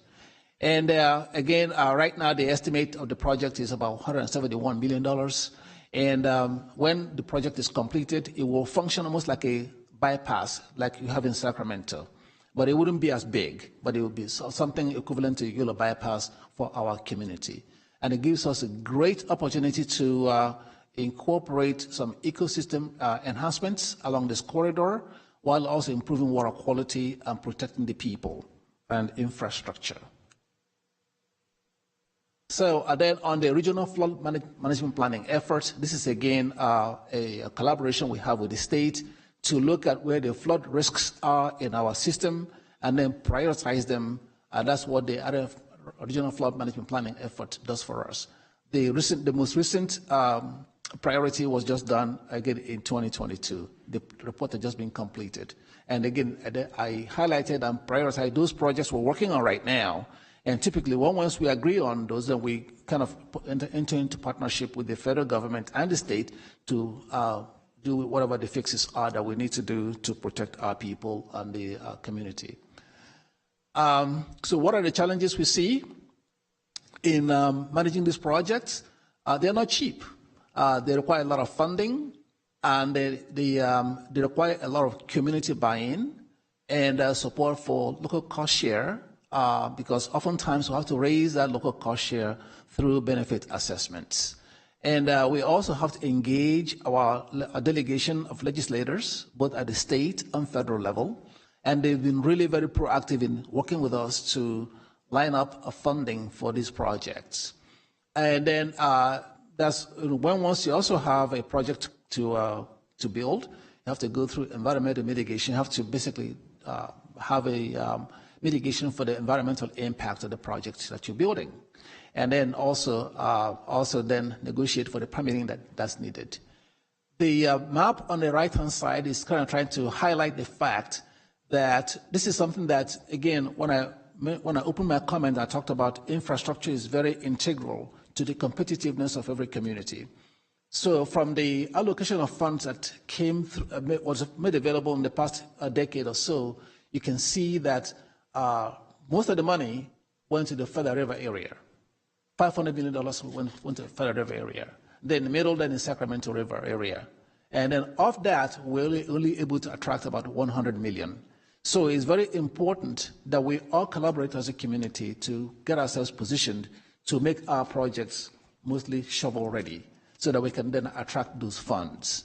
But what's most important also is that, just like I was alluding to earlier on here on this chart, that 1.4 billion as an example for the phase one, what that translates into is that for every $1 we raise locally to build a project, we attract $9. That's a good investment in our community. Not only does it protect our people and our infrastructure, it also is a big economic stimulus for our community. So, and that's an opportunity we don't want to pass on.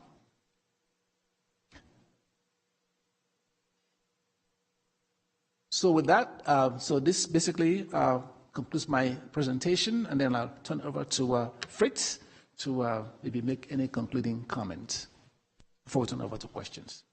As Mr. Elias indicated, that concludes our presentation. He and I are here and happy to address any questions you may have. All right, thank you both for being here. Appreciate it. Bring it back to the board for discussion or any questions. I could push a button or, yeah. Well, I know you're talking now. I know, I'm looking at my computer for the hand up or whatever. All yours. Just a question on the difference between the north and the south, the funding levels. Did the north in the lower Sacramento, did their funding levels up because their projects were shovel ready? I mean, why is that the? Yeah, for the most part, yes. They were mostly shovel ready. And also, they had their cost share dollars raised and ready to go. So then they were able to then use that then to attract more federal and state funding. And part of the state funding was money that was made available through a proposition bond measure.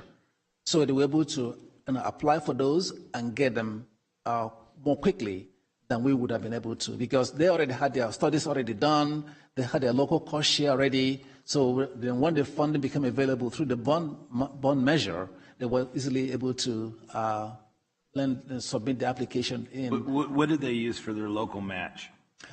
Usually it's about 35. I don't know specifically what they used. Yeah, they use the money for as their own local match, correct. They largely use benefit assessments. Okay. SAFCA in the Sacramento area actually has some special state legislation that made it easier for them to do that, pre-Prop 218. So that, and then frankly, part of the reason they got a lot of funding that Doris Matsui, the Congresswoman, was a very strong advocate for the Sacramento river system. All right, thank you, Supervisor Ding. Don't see any other speakers in the queue, so I'll open up for the public. Any public comment on this item? Maybe you could just state your name for me, sir.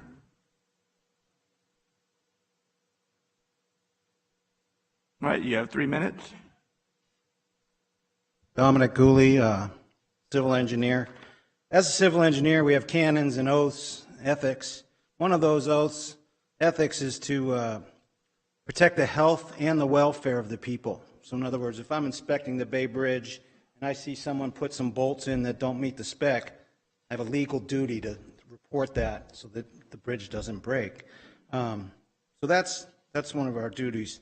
I also just took the oath while you were in closed session, and I swore that I would support and defend, bear truth, faith, and allegiance to, and I'll take this obligation freely, and that I will protect the Constitution of the United States and the state of California.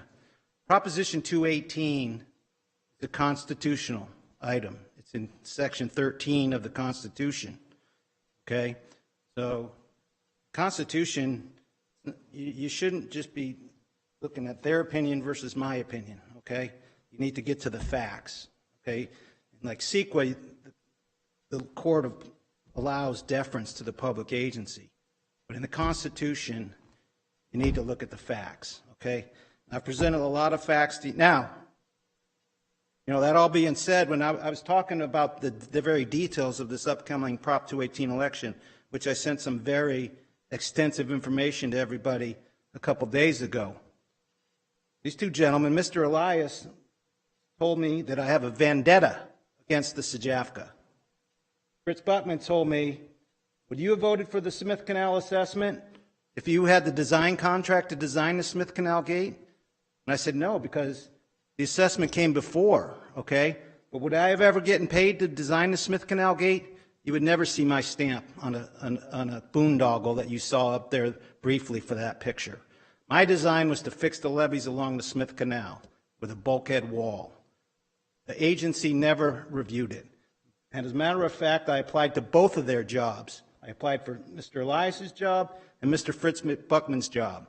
And I never got a thank you letter for sending an extensive package in. So all I ask is that you read this stuff. If you don't understand it, figure it out, because it's in the Constitution. And all of you guys took this same oath. Okay, Prop 218 is election. $9 for every 100. We're putting slurry walls along the Calaveras River. Does that hurt anything? No, it doesn't hurt anything. Is it needed?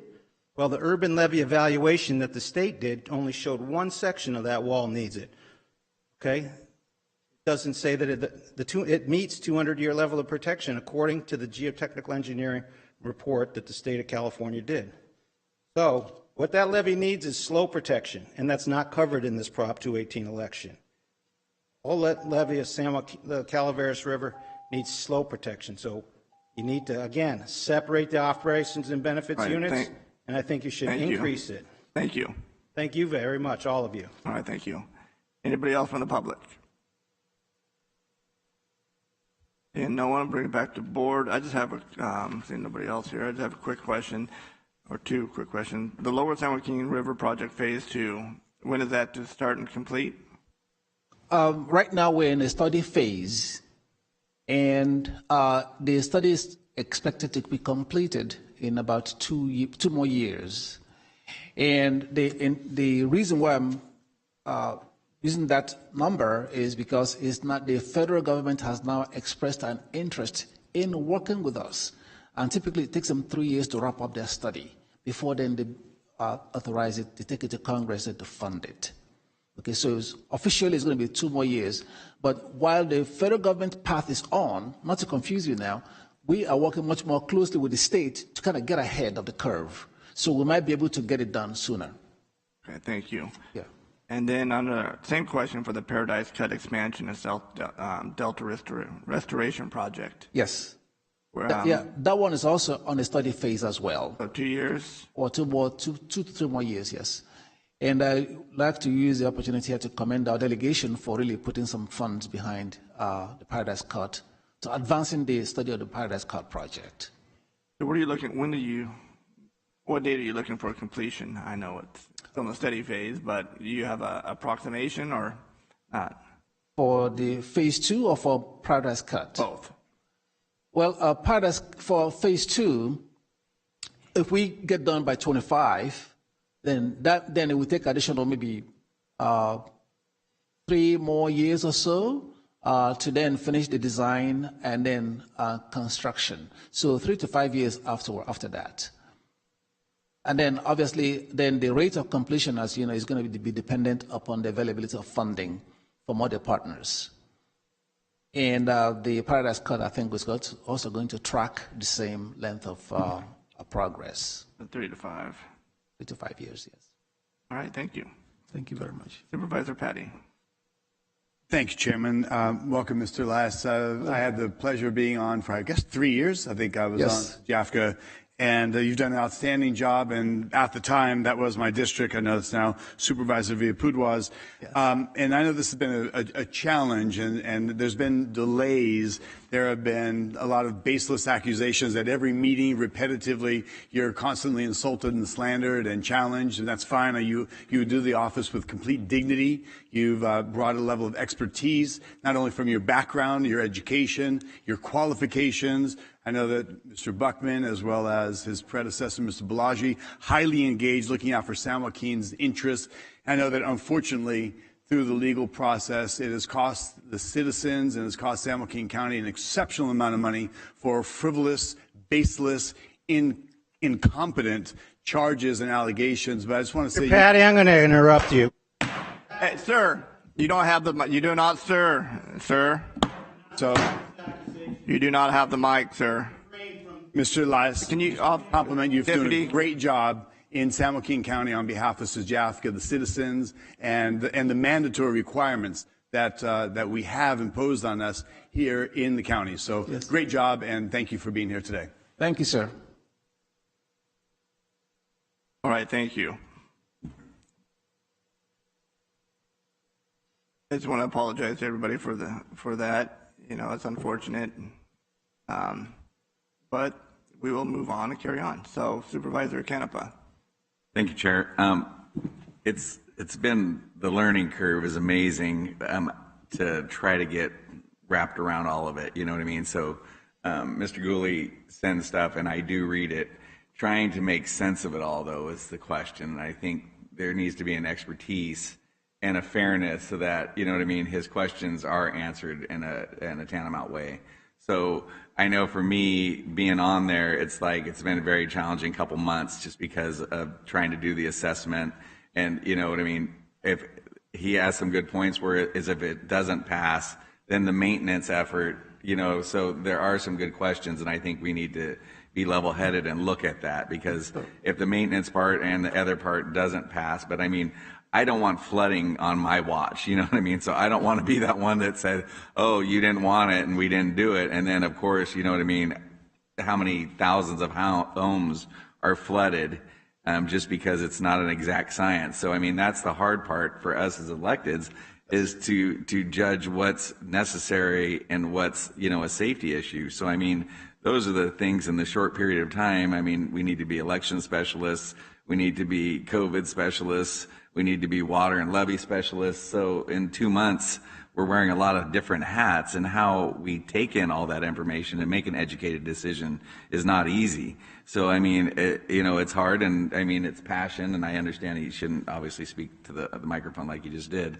But I mean, it's a passion. And so I know sometimes we see it as a hindrance, but I mean, it's his right as an American to do and ask those questions. So that's all I have to say. Thank you. If I could briefly, through the yes, chair, sir, go ahead. I will tell you that we did carefully consider the pros and cons of combining our levee maintenance funding efforts with SJAFCA's capital improvement efforts, and so we carefully considered the consequences of one got approved and one didn't, and what happens if this 218 doesn't get approved. You know, and if you have questions on, you know, on how some of that played out, Mr. Elias and I are always a resource for you.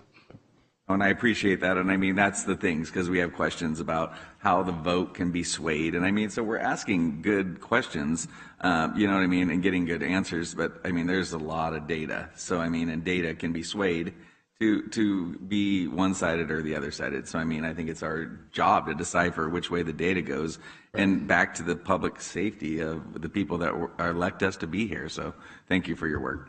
Sure, and you're right. The project is very complicated technically. The process, the 218 process, is involves a lot of properties, and it's very complicated technically as well. So, again, we're happy to be a resource anytime you have questions. All right, thank you, Supervisor. Yes, and thank you both for being here.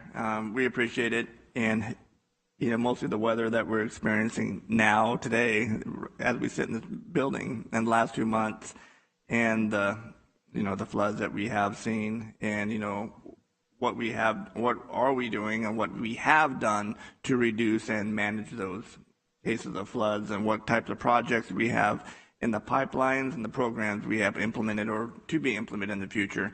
And I think the public needs to see that, how hard our county is working, how hard our allied agencies, our cities are working, and you all deserve a lot of credit for the work that you have done and continue to do. And as we see here today, it is sometimes does become very passionate, and there is a time and place, and that governs when people can and cannot speak. But I'll continue with the great work that you are doing. We appreciate it. Thank you, sir. All right, thank you. And this is just an informational item, discussion item. There's no need to do a motion unless somebody tells me differently. We're going to move on. We're going to move on to our 9 a.m. scheduled meeting item, which is just a little off. We'll move on to our item number 1, conduct a public hearing under the Tax and Equity Fiscal Responsibility Act, approving the issuance of revenue bonds by the California Municipal Finance Authority, a joint exercise of powers authority and public entity of the state of California, in an amount not to exceed $27.5 million to finance the construction and equipment of a new facility to be located at 1150 South Cherokee Lane in Lodi. Good afternoon, members of the board, County Council. I'm Brenda Kiley, Chief Deputy County Administrator. We are here this afternoon to conduct a public hearing pursuant to the Federal Tax Equity and Fiscal Responsibility Act, or TEFRA. TEFRA requires that a public hearing be held by the governing body of the jurisdiction in which a project to be financed with tax-exempt financing is located, and that the governing body approve the proposed financing. Community Medical Centers Incorporated has asked that the California Municipal Finance Authority, the CMFA, be the issuer of tax-exempt financing in an amount not to exceed $27.5 million to finance the construction and equipment of a new 26,625 square foot facility to be located at 1150 South Cherokee Lane, Lodi, California, which will house a medical clinic, a dental clinic, and a drive-through pharmacy. The CMFA is a joint powers authority formed to assist local governments, nonprofit organizations, and businesses with the issuance of both taxable and tax-exempt debt. The debt to be issued by the CMFA will be the sole responsibility of the borrower, and the County of San Joaquin will have no financial or legal obligations or responsibilities with regard to the repayment of the debt. All financing documents will carry disclaimers that the loan is not an obligation of the county. The county will also bear no costs in the issuance of the proposed debt. It is recommended that the Board of Supervisors conduct a public hearing and adopt a resolution approving the issuance of bonds by the CMFA for the benefit of community medical centers. Such adoption is solely for the purpose of satisfying the requirements of TEFRA, the Internal Revenue Code, and the California Government Code Section 6500.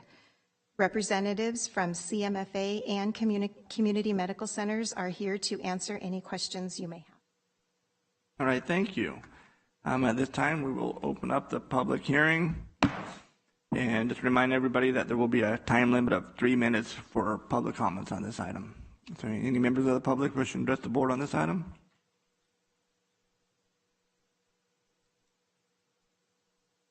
And no one.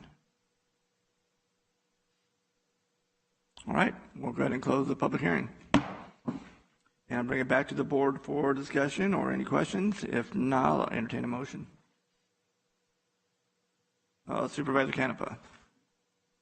I was just wondering if you guys could come up and speak a little bit to this. I mean, it's kind of sad that nobody's here for something as good as this. So if you guys could just give us a little blurb on what you plan to do and I mean, the great work that you already do. I mean, that's why I'm in support of this. So anybody that could help the underserved in our community is a blessing.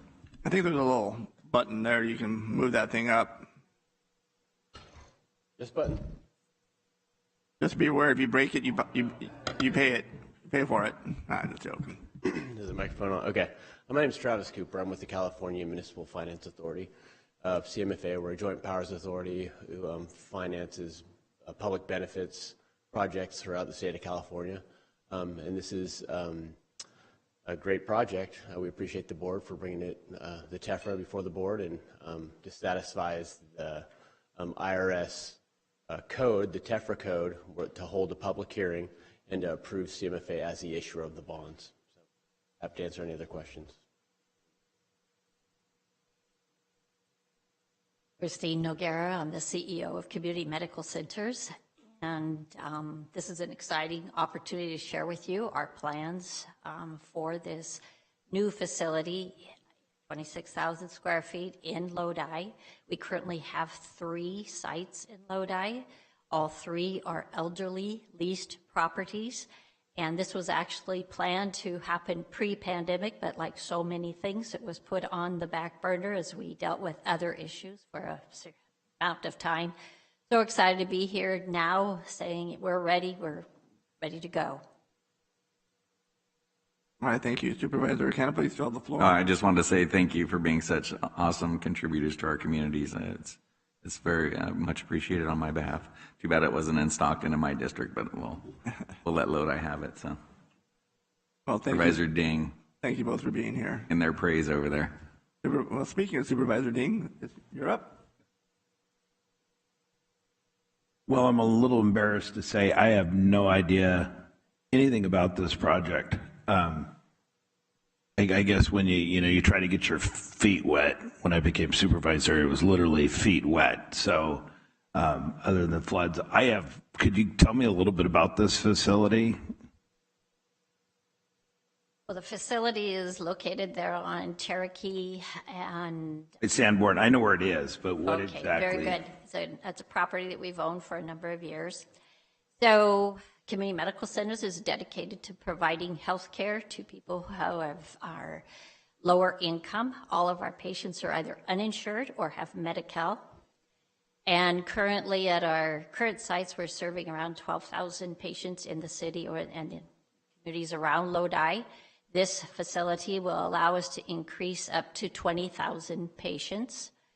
This facility will provide space for 12 to 16 primary care providers, behavioral health, substance use treatment, and pharmacy and dental. Where are the current locations in Lodi? One is on Turner Road, and the other 2 are on Vine, and then we have a small school-based site at Lawrence School. Thank you. All right, thank you, Supervisor Ding. I don't have anybody else on the queue, so I'll entertain a motion. Motion to approve. Second. Got a motion by Supervisor Ding, second by our Vice Chair. Can I go ahead and with the vote, please?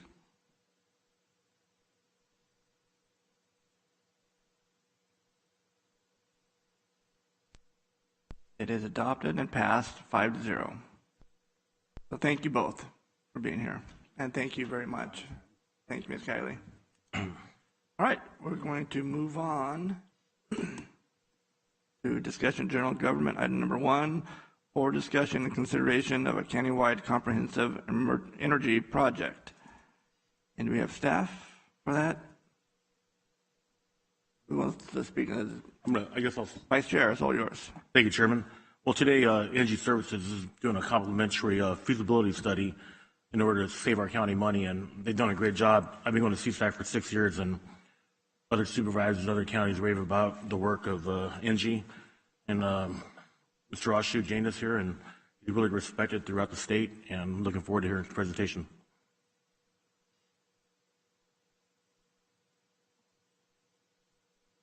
Thank you, Vice Chair Villapadua.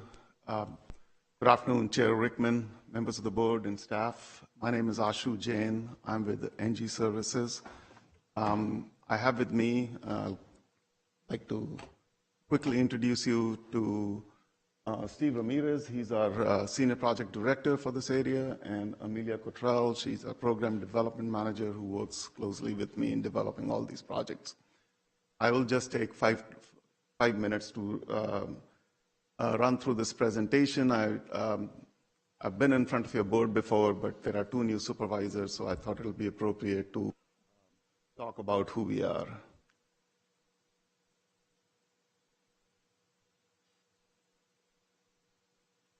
So briefly, ENGIE is one of the largest companies in the world. We are the largest energy services company in the world, the largest independent producer of electricity in the world. Over 100,000 employees, been around for close to 190 years, revenue of close to $100 billion. And all that is really important because we guarantee savings for 20 years, we guarantee performance for 20 years. So you want to make sure you're working with a company that's been around and will continue to be around to back those financial guarantees. We have been working in the U.S. for close to 50 years. We're the largest energy services company in the state in terms of number of people. We have around 180 professionals in California and 8 offices. 3 of them are very close to here, Sacramento, our corporate office in Oakland, and San Jose. We have done more projects for California counties than any other company, and you'll see it in the next slide. We only work for the public sector. This is all we do. We don't do any commercial, industrial, or residential work. And so we do a lot of, we've been doing solar since 2003. We're one of the first companies. We've done a lot of solar projects for public entities and battery storage systems also. But we started off as a lighting and air conditioning company 50 years ago, so we have a lot of capability there also. We've been working up and down the Central Valley, and as you can see, we've done over $300 million worth of work just in the Central Valley alone. As you can see here, and this is just a partial listing of our projects. What I would like to highlight here is the fact that we have multiple phases of work that we've done for our customers, which means we do good work and get invited back. We are working on Kings County. Last week, a couple of weeks ago, I was in front of their board, and they authorized us to develop another $25 million project. I'm working with Tulare County on phase 4 and several other counties also. I'd just like to highlight a couple of these projects, and these are in alphabetical order. So Kings County, like I mentioned, we've done 4 phases of work. We've done, pretty much everything from air conditioning, and we put a whole new central plant, 1,000-ton central plant, and we did lighting, we did a lot of storage and battery storage and solar, multiple phases of solar. And we are now looking at LED lighting and more HVAC upgrades and another solar project for the county. Similar work, pretty much everywhere we've done HVAC, lighting, solar, battery storage. I'm just going to run through these. I think all of these projects tend to be pretty much all the same in terms of what we have done for them. So I just wanted to show you, and these are just some of the projects. The other thing I want to do, and I'll talk more about it, I guess, in the next slide. This gives you a list of our capabilities. We have a tremendous amount of expertise in HVAC, in solar, in battery storage. We are the largest independent battery storage company in California. In LED lighting, we have our own group of experts within the company. That are recognized in our industry as some of the best lighting personnel in the industry. As far as HVAC, we have probably 35 licensed engineers and 80 engineers probably, in California itself. And we are a national company, that's just California. So I wanted to talk about procurement. Every project that I've shown here the case history. Each and every one has been implemented, sole source, without any RFQ, without any RFP. And you can call any one of them to check on that. And that's really how this industry works and why this law was enacted, Government Code 4217 in 1983. It was to incentivize these projects because they were not getting done. So, and these are not mission critical projects for counties. These are, projects that are good, that save a lot of energy and upgrade infrastructure. But, it's if you have to, hire an engineer and to do an RFP for a project like a $20 million project, that's going to cost you $2 million. People just don't do that for solar and air conditioning and lighting and all these. We develop these projects at our dime, at our expense, and that's why, and legislature wanted to incentivize the, programs like these, so that's why they enacted this legislation 40 years ago, and our whole industry survives on this. You basically partner with a company, and we do good work, so so that's why a lot of counties come and partner with us on these projects. There are a couple of unique things about our company that are very different from other companies. One of them is that we are completely transparent on our pricing.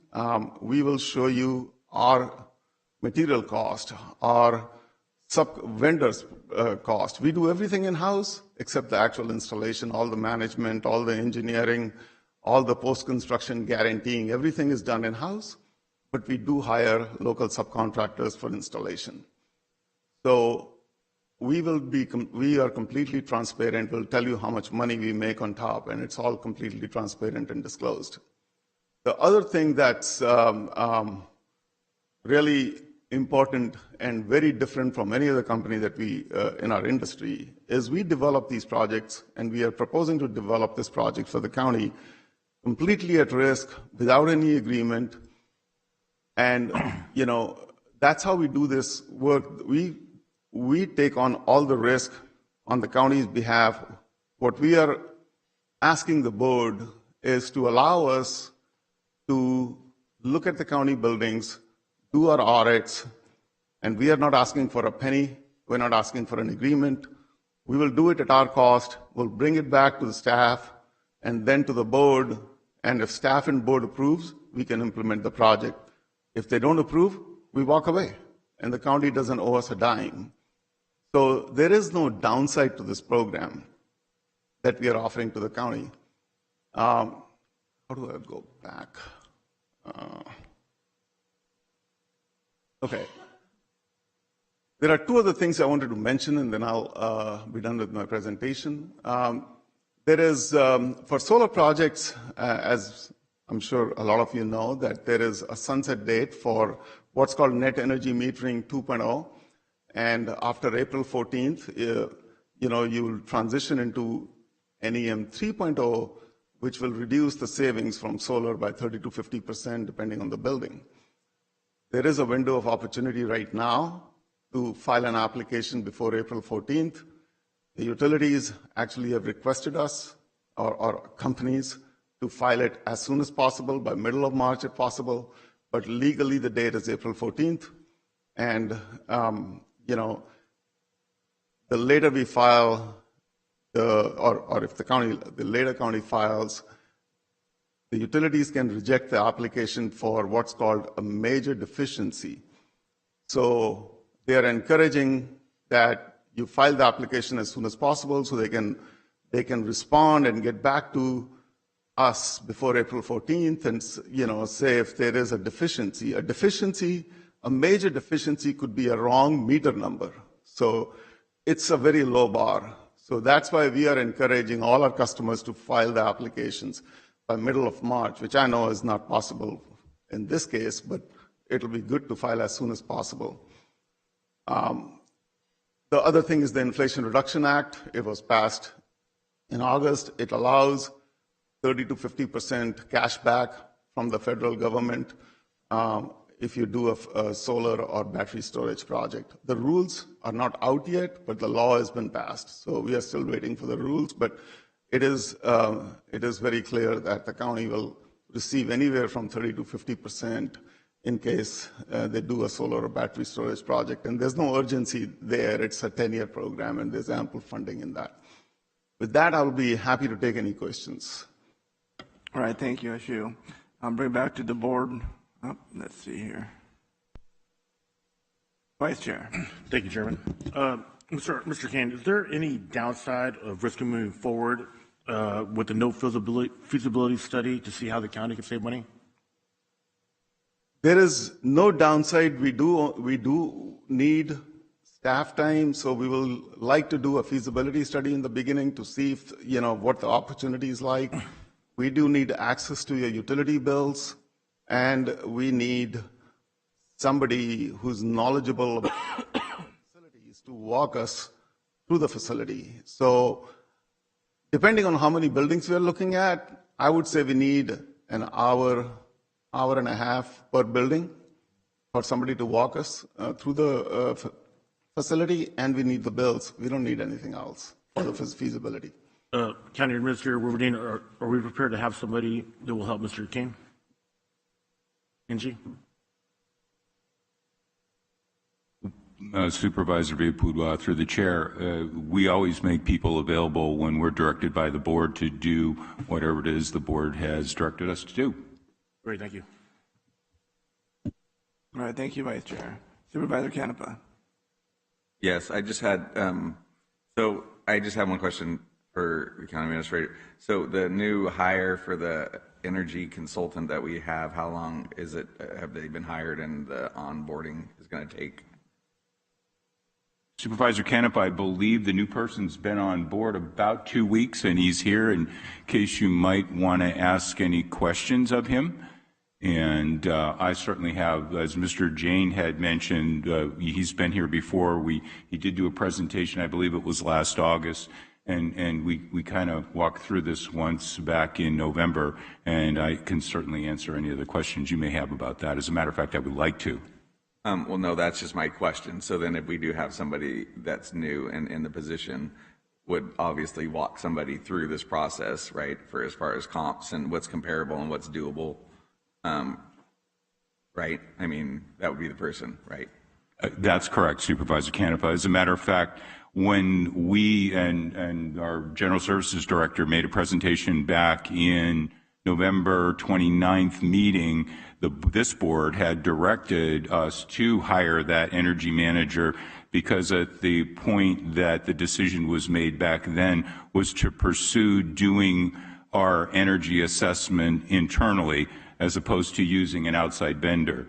ENGIE is one of a number of energy-related vendors who have come to us, and the assessment that they had done, and we can have Ms. Cunningham explain more if you'd like, but they did 4 buildings. This building was one of the 4 that they assessed. They assessed about $22 million, and our board had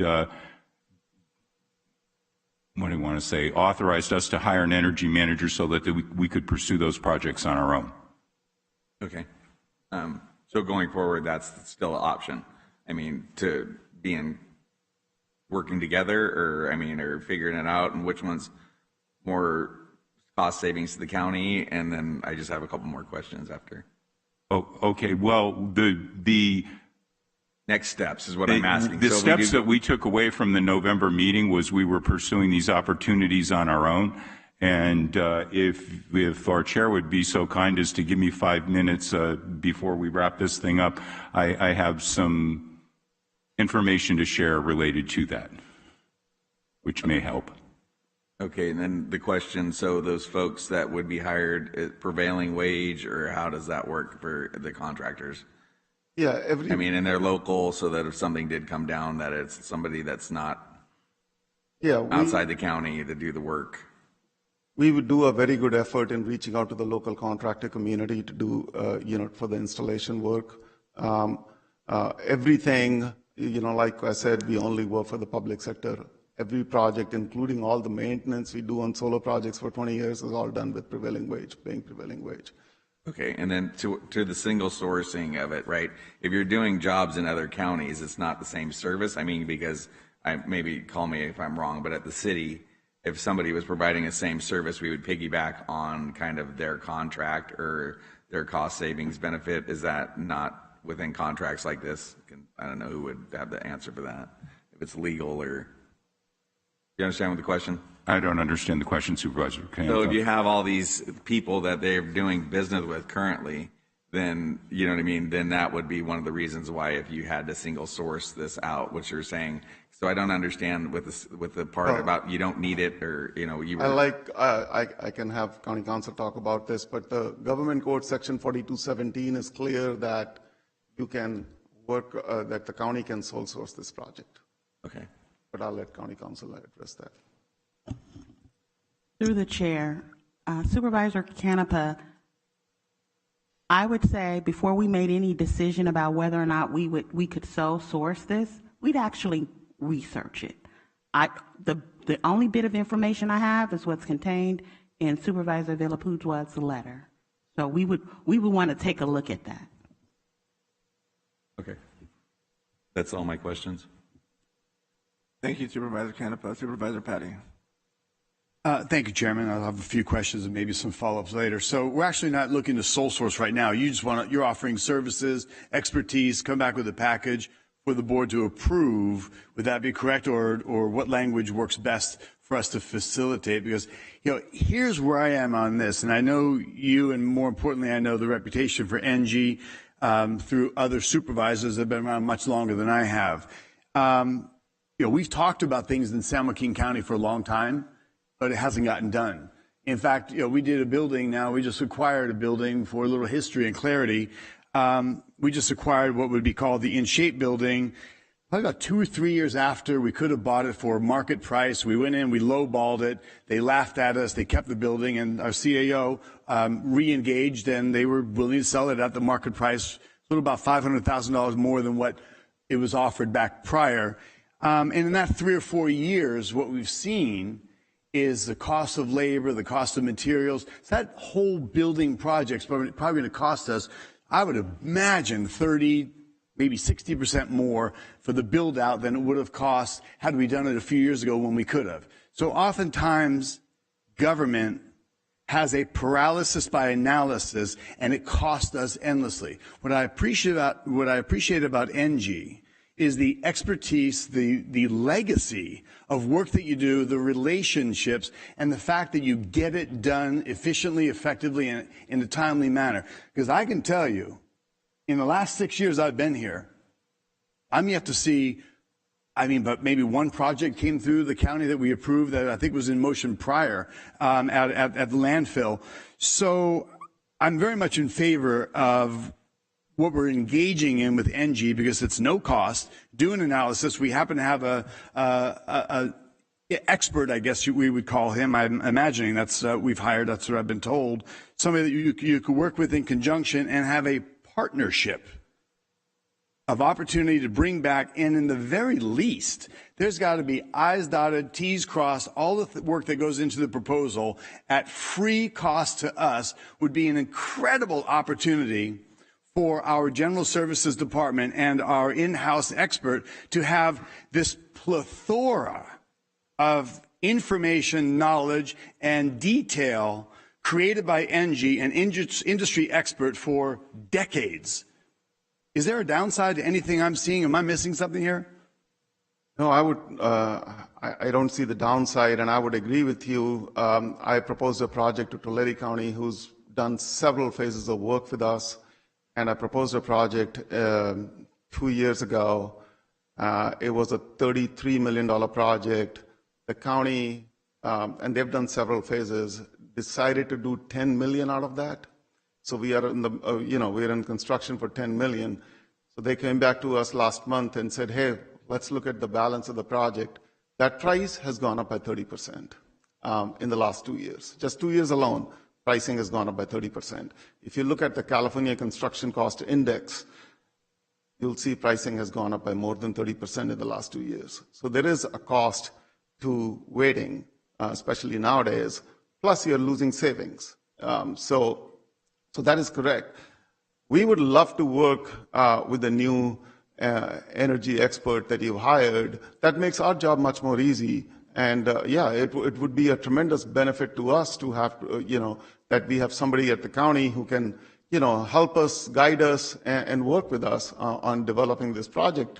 And again, all we are saying is, at this point, we are not asking for any contract or anything. We are just asking for permission to go look at your buildings, come back with, our assessment, and then you can make the hard decision what you want to do with it.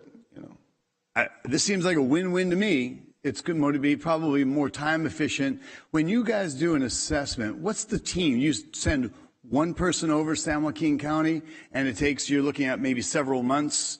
What's that look like when you do your analysis? Well, a project, and depends on the number of buildings we're looking at. So Steve Ramirez has a team of 20 people, project managers and project engineers. And I would say we'll dedicate around 7-8 people. And I'm going to tell you, it's not going to be 40 hours a week, but there'll be 7-8 people who will be working and, collecting data, going back to the office and, bouncing things off with your energy manager, because we need decisions like, would you like carrier HVAC equipment or train HVAC equipment who provides you better service, So there are so many decision points along the way. So so I would say if you're coming back with firm prices, guaranteed savings, depending on, county-wide or at least let's say 10 largest county buildings, it's going to take us 4 to 5 months. I mean, it's going to cost us several $100,000 to do this. And we are not asking any agreement or any payment for that. Right. And so with the team of people doing this and it taking several months, I think you're indicating 4, 5, 6 months, up to 4, 5, 6 months? Easily, yeah. Okay. Yeah. So then, and that's with a team of people working through the engineering and just doing an analysis Absolutely. for the scope of work. Yeah. If you were to assign one person to do that job, how much time would it take you to put together a proposal to that scope? We do these projects, this is our mission, this is our living. I don't think we have one person in our company who we are the experts who can handle everything that we do. That's why we have a team of people with different expertise. We have electrical engineers, we have civil engineers, we have mechanical engineers, and we have solar experts and battery storage experts. We have the #1 grid microgrid expert who used to work for utilities, and so we have all these experts, and we pool all these resources to package something and bring it back to the county. There is no one expert that I have that can do all this, and it'll take years to do something like this. When coming back with final numbers like assessment, guaranteed savings, guaranteed cost. So if you had a single expert that happens to know quite a bit of everything and all the fields, you're saying it would take a couple, 2, 3 years perhaps? Yeah, because I don't want to take too much time, but what we do for like HVAC to calculate the savings, we model each building on something called eQuest. It's an energy Department of Energy program. We actually create a model of the building. Then we put in what HVAC equipment is there currently. Then we make sure when we run the model that the utility bill currently matches that model. Then we will put more efficient equipment in that model and see what the savings would be. That's how we come back and guarantee savings. It's a lot of work just for one building to just do HVAC. We do the same modeling for solar. We have programs which go back 30 years to, with weather data. And we guarantee 95% of the solar output. We have the same program. So everything we do, there's a lot of expertise needed. No one person would have that kind of expertise. Understood. It's very difficult. It would be a unique person. And I appreciate that, because for me, in the private sector, time is money. And if you're looking at energy savings, time is money. The longer it takes, the more it's going to cost. And have those resources available to accentuate our general services and our expert that we hired, that looks like, again, a win-win. Explain to me for a moment, you've been doing this, and you've been with ENGIE, working with ENGIE for how long? I've been with the company 20 years. I've been in the industry 40 years. 20 years. And I can tell you, in my 6 years of being in San Joaquin County, I've had a multitude of people call me up from different companies for solar, new incentives and government, government projects and programs and such. And I've seen a lot of people come and go. I've seen companies come and go. I've seen companies drive hard, push hard, promise lots of things. But I appreciate the consistency NG has shown in just not only globally, but the state of California, and the reputation, and again, verified not by you or slides, but verified by county supervisors that have worked with you repetitively, as the track record indicates. So I appreciate you being here. Thank you. And I would encourage the supervisors to ask questions, and seriously consider this opportunity. Thank you. Thank you, Supervisor Patty. Supervisor Ding. Mr. Jayden, it's great seeing you again. Welcome back to San Joaquin County. You've got some exciting things here to look at, and I'm interested in learning more. I would suggest you have an office in Sacramento, so save a few bucks. You need to open an office here in San Joaquin County. That always makes me feel, warm and fuzzy in the heart too. I have, one of the primary directions I'm heading projects like this is you said that you will make every concerted effort to hire locally. I need the bar a little higher. So we'll work on that as we go through. But, again, in being in day, where we at, Paul, 74 in the County Board of Supervisors, there's some people I haven't met yet. Our energy czar is here. Okay? Who's our energy Supervisor czar? Ding. Oh, hello. Yeah, at some point, if we went to all this work to hire a energy manager. Energy manager. I like czar better. If we're putting this resources into someone, I kind of like to hear his opinions on all this too. And if he's wrong, then we'll fire him, for making, the wrong, decisions. But I'm looking forward down the road to hearing more about these programs and see where we're at. And I'm really looking forward to sitting down and working with you and moving forward. Thank you. Thank you, Supervisor Ding. Anybody else?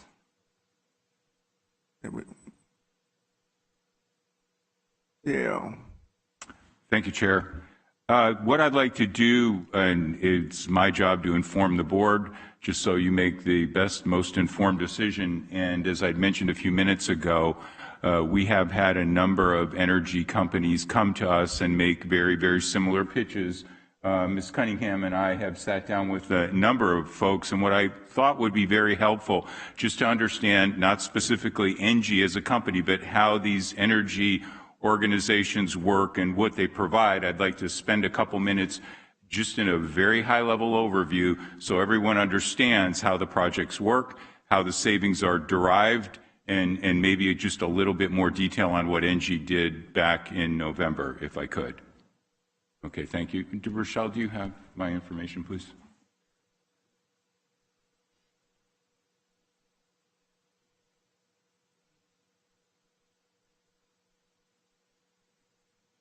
Okay, so as I mentioned a little bit ago, ENGIE was here last summer in August, and they evaluated 4 buildings. The administration building we're in, the probation building, juvenile hall, and the Juvenile Justice Center, and the projects totaled about $22 million. And you don't have this in your packet yet. I'm just kind of going off memory here. I'll walk through this in a moment.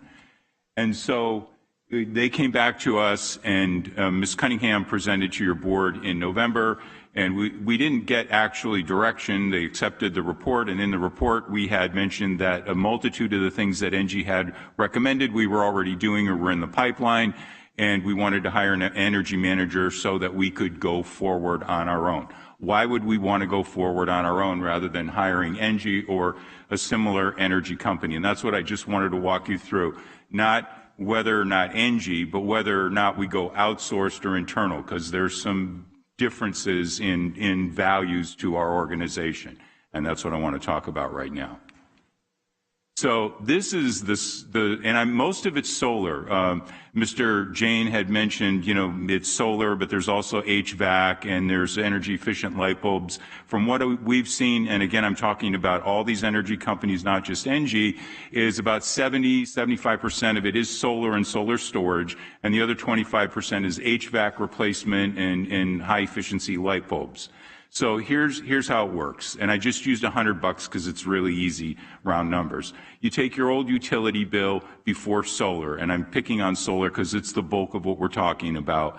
And then what happens is the project cost is generally broken down into what's called a PPA payment, a purchase power agreement, or you can name it whatever you want depending on the company. That's $50. That's your middle $50. Your new utility bill goes from $100 down to $20 because you've now used solar, and that top chunk that says customer savings, that $30 is what you put in your pocket. And that's generally how these things work, regardless of which company you're talking about. So when you look at it, you go, okay, that's a great thing. But what almost all of these companies put amortizations on the life of these things and the cost of the project between 20 and 30 years. Mr. Jain had mentioned 20.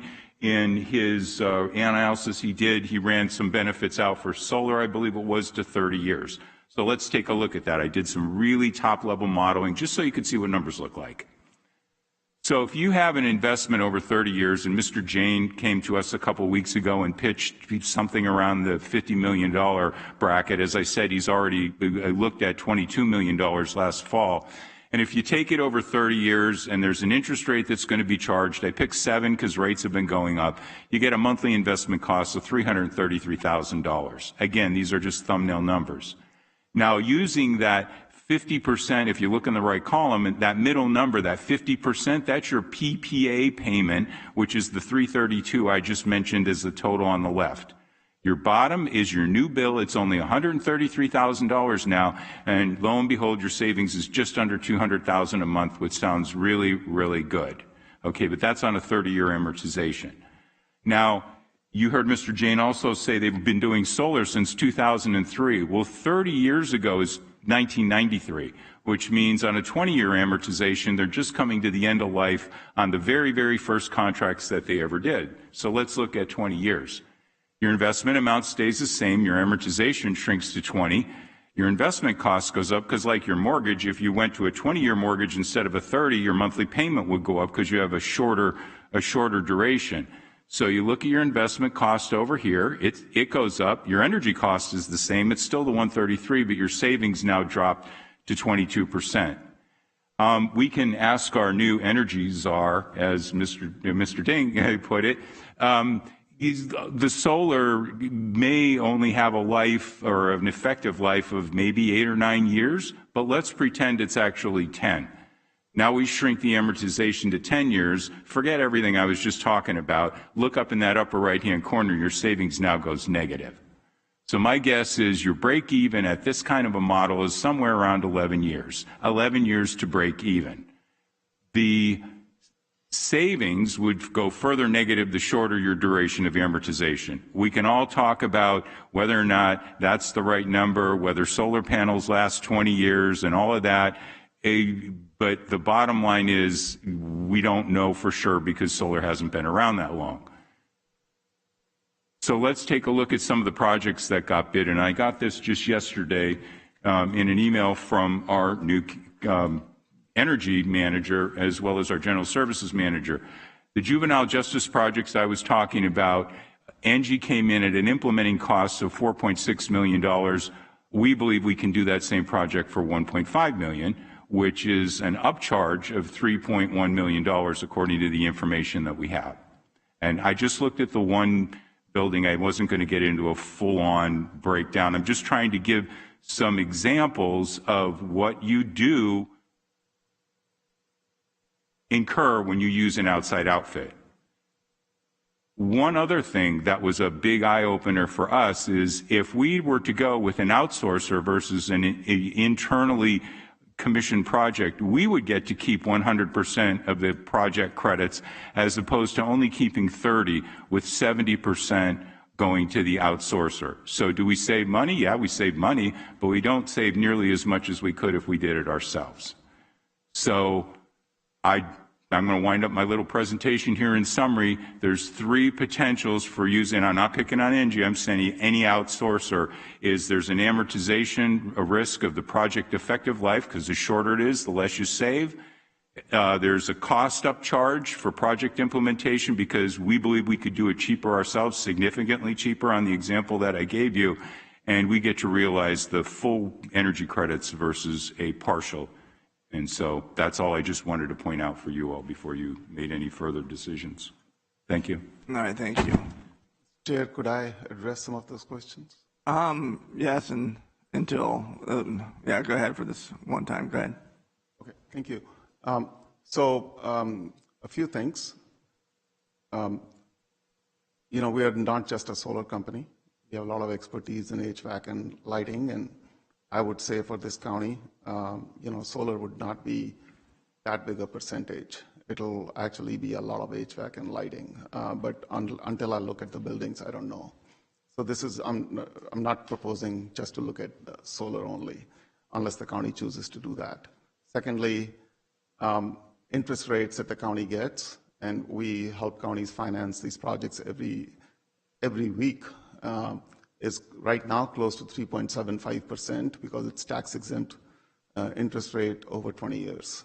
And that's with an average credit. I know San Joaquin County has excellent credit.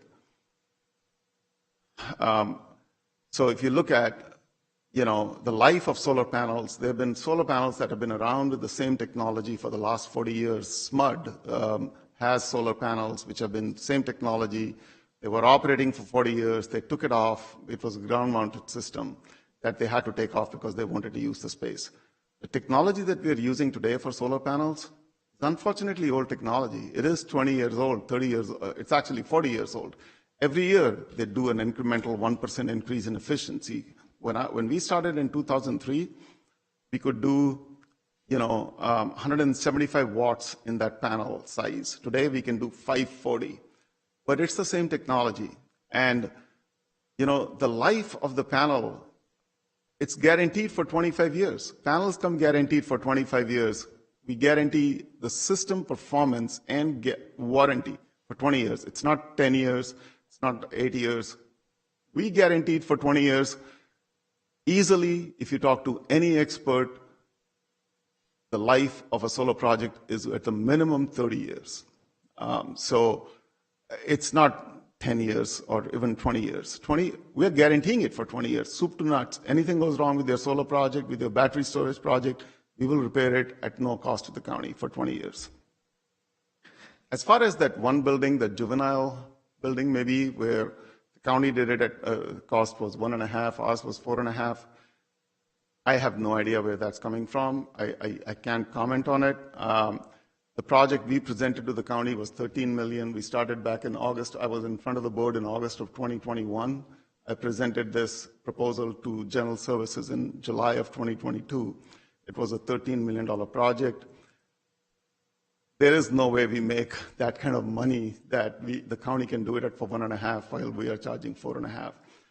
I can tell you right now, I'm saying it in open public, we make 15%, 10% overhead, 5% margin on our projects. I will do a project all day long with the county, charging those margins. I'll put 10% overhead, 5% margin. These are very low additional margins in our industry. I will be happy to do it. I told you we'll do open book pricing. This is after covering all our costs. I'll be happy to do it all day long. I'll have staff look at every cost item that we are putting together. So that's all I wanted to say. All right, thank you. We're going to open up for the public for comment. Any members of the public wishing to address this board? Come on down.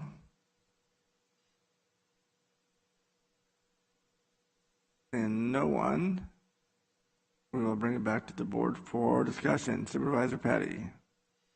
Thank you, Chairman. I don't know if there's any other comments or statements, but I'd like to make a motion when ready.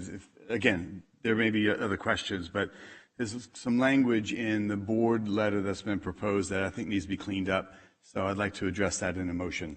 Thank you, Chairman. All right, thank you. Supervisor Canepa. Thank you, Chair. For me, I think that's the best thing, is to debate this and see what the best outcome is. So obviously we have somebody in-house now that's qualified to get the information out and see what is the best way to save the county money, because I think that's the total end goal of what we're trying to do. And I mean, if we can do it, if we could do it in-house or if we could do it in with NG, then I think, that's the only fair thing to do, and I'm willing to do it if it is that way. Because it's good to have debate. And it's good that way we're not just, choosing a company, sole sourcing it. without having some questions and concerns through legal also. So that would be interesting to find out. So that's where I'm at.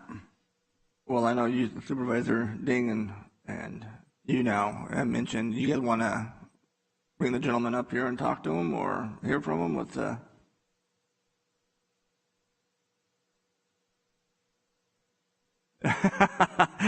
Nice. Supervisor Ding. Yeah, no, I'm looking forward to learning more about this and how we can save money and be cost efficient. But you know, again, it's kind of like the discussion we had a couple hours ago. We've hired an energy czar manager. I like czar. We're gonna put that on a name tag for you. We need to get him involved in helping make these decisions, and then working with this company or any other company to lead us in the right direction. And if he gives us bad advice, we just fire him. But in the meantime, that's what I'd like to do is a motion that we don't want to come back a year from now and doing this. We need to move the process forward, which I think is one of our main concerns. It doesn't keep dragging on. But yeah, let's get something together and pound this out. And then you get to educate me. Because, yeah, I'm not an expert on this. Okay, thank you, Supervisor Ding. Supervisor Campus is. Well, I mean, so are we ready to do that? Are we ready to debate today? I mean, he's been here 2 weeks.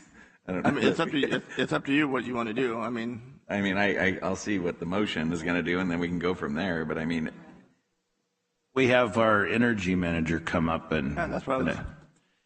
Perfect. Sounds good to me. That's what I was trying to get at, to see what you guys wanted to do before we moved on.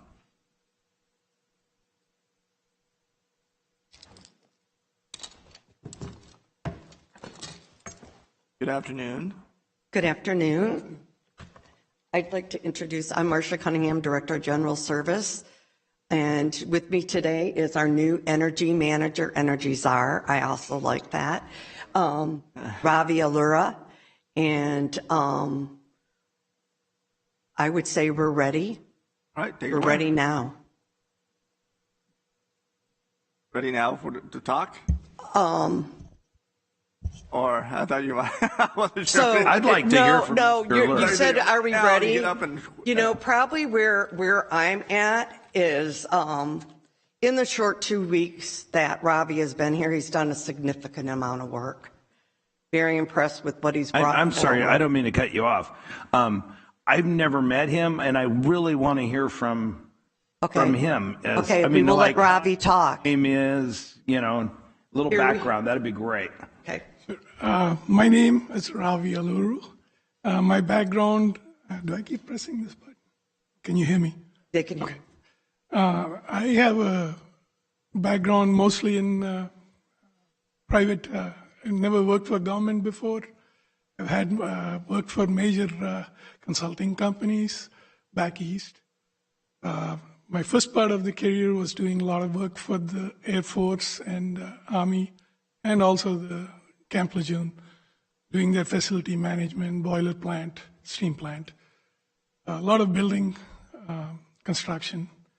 Later on, switched to a company called Roy Weston, which was mostly, again, in the remediation environmental field. After that, I switched over to doing horizontal development. Then again switched to, I was a signatory to IBEW Local 68, my company at that time. We did Denver Union Station, all the emergency standby generators, all the lighting conversions. Those days it was induction lighting and LED for the LRT stations. Then my wife decided to move to California. Started doing solar, did utility scale solar projects for the U.S. Navy primarily, and Joint Base Anacostia, bowling all the projects there. I am a licensed Class A contractor and supervisor. Understand Davis-Bacon prevailing wage also, because most of the work we had to perform under those conditions. as far as one correction, Mr. Jain is right.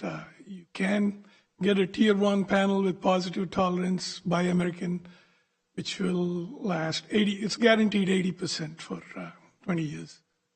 The degradation rate typically allowed is 0.7%, with 2% upfront. I can get into that if any of you wish to quiz me on solar or any.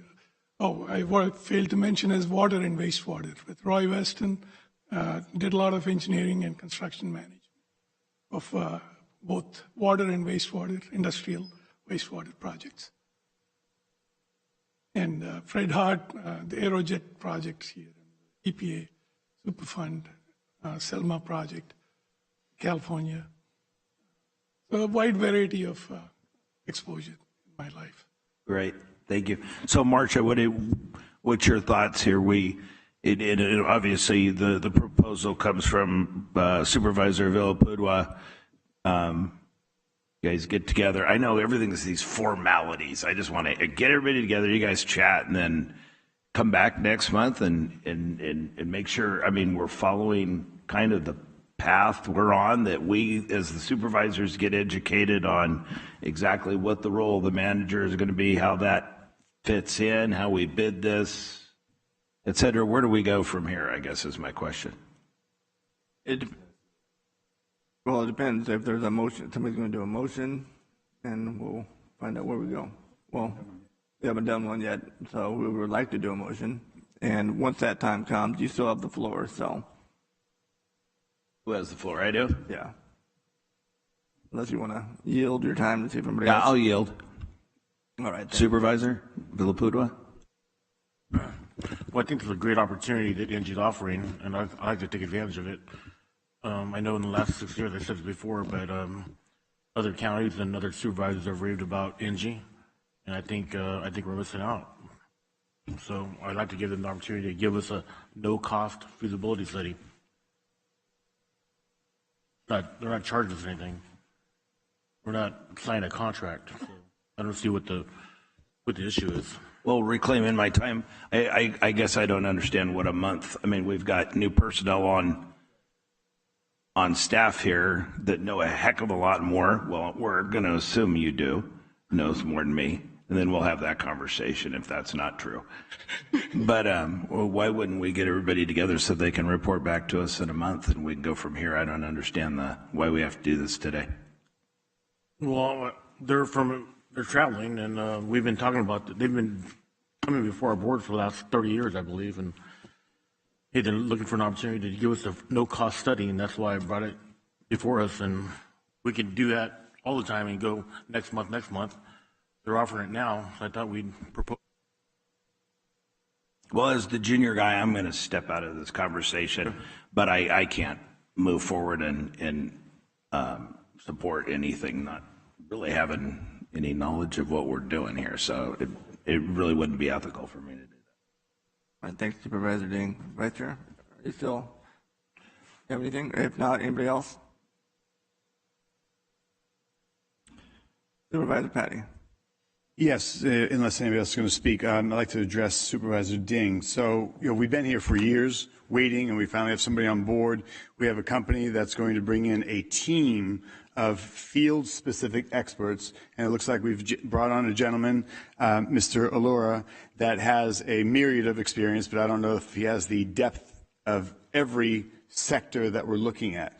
So, as I mentioned when Mr. Jain was speaking, for NG's company and their experts to come in and engineer and put together a spectrum and proposal that could be line item chosen, what we do or don't want to do. You can hear from our experts saying, wow, this is really great right here. We can do this one. They can do this one. We've worked collaboratively. We brought back to the board for a decision. We may do 20% of it. We may do 100% of it. We'll have a CAO that'll weigh in on it. We'll look at the pros and cons, but it's time to move it forward. If we can get in, as Mr. Jain and NG is offering, that within several months, let's say maximum 4 to 6 months, we're going to get a complete analysis. That's going to be time efficient and effective versus one person trying to dance and move from all and hire and engineer every single spectrum of what energy savings could be in the multitude of facets, whether it be solar, air conditioner, LED, and to, again, do that engineering and proposal, I think we should take advantage of, and that's why Supervisor Villalpudua brought this in, and that's what we do as supervisors. We have before us a decision. You don't have to agree with it, but we have before us a decision and an option to engage at no cost experts and work with somebody that we now have as a field expert of any sort, and that's fantastic, and work together so that they bring back to the board a final decision for us to pull upon. And I have to say, I've witnessed immense hostilities. I've even seen people question the authority of a supervisor to go to a building and do a walkthrough, look at it, and just to get an analysis from the outside. It's like as if this is protected, guarded territory, and we as supervisors have no right to inquire what's going on. So it seems like there's oftentimes an effort to bypass the supervisor's level of engagement, concern, and action that we ultimately do take. So we here, the five of us, are the ones that direct staff. They work for us. Every single person from the CAO to Ms. Cunningham in General Services, every single person in this county will work at our behest because it's the county supervisors that are in charge, not the CAO, not General Services, not anybody here, but San Joaquin County supervisors. And we have an opportunity, and again, you may not agree, but we have an opportunity to listen, to receive, and to hear from our new staff options and availabilities, and to bring forward that proposal for us to consider. And I'm in favor of that. So I don't know if you have want to say anything back, and I'm not negating or minimizing any of us in our positions. I worry about a company that wants to come in, put their foot in the door and take the, you're right, we are supervisors, we make the decision, and here I am, and again, after the Lodi thing kind of turned my taste buds around since it's in my district. I don't know anything about this. Nobody's tried to educate me. Nobody's called. There's no information. So I've got an expert sitting in front of us that we're paying on staff. I don't see, and I'm not opposed to, they're lovely people. I like the presentation. Everything looks good. But I just don't see the rush, and I'd like to be educated more. I just don't feel it's ethically responsible for me to vote yes on something I don't quite understand yet. Well, not that I'm opposed. Yeah. I'm with you. I just can't be with you on this. That's your choice, and I respect that. Asking our energy consultant employee if a company like ENGIE, and as ENGIE is here knocking on our door, many people have come and gone, and many people no longer in business, many people no longer there. So we've got somebody that's been steadfast, that seems to be an industry leader. If they were to offer the level of engagement that they're offering with field experts for solar, LED, lighting, HVAC, all these different specialties, and you were to work with them and you were to do a full analysis and a broad spectrum of evaluation, and that's handed to you, would you find that helpful? Okay. Is there a negative of doing that? I mean, if that can be done in conjunction with you in the next 4, 5, 6 months tops, NG and you collaborate, and you get incredible information given to you at your fingertips. Would that be a plus or a minus, or doesn't matter, you'll do it anyways in the same 6 months? The only caveat is one person can't do 80 buildings and all the facilities, but there are certain low-hanging fruit. As long as they don't preclude us from moving forward with some of the projects, have that much of a heartburn or objection. Understood. So the only caveat I have to that is, unfortunately, I've not seen an RFP, I've not seen a proposal, a purchase agreement. We don't have any low-hanging fruit that we're doing. I mean, yeah, you can go buy LED lights and start changing out light bulbs and doing things like that. You can claim, we can all claim like, oh, but it's in the works. We've got, that's a project building right there. It's already in the works. It's not. It hasn't come up in front of us. You have nothing in motion here in San Joaquin County. Again, I've been here, sir, 2 weeks. If I was given a little more time, your RFP or RFI or RFQ, whatever you want to call it, will be in front of you. Said.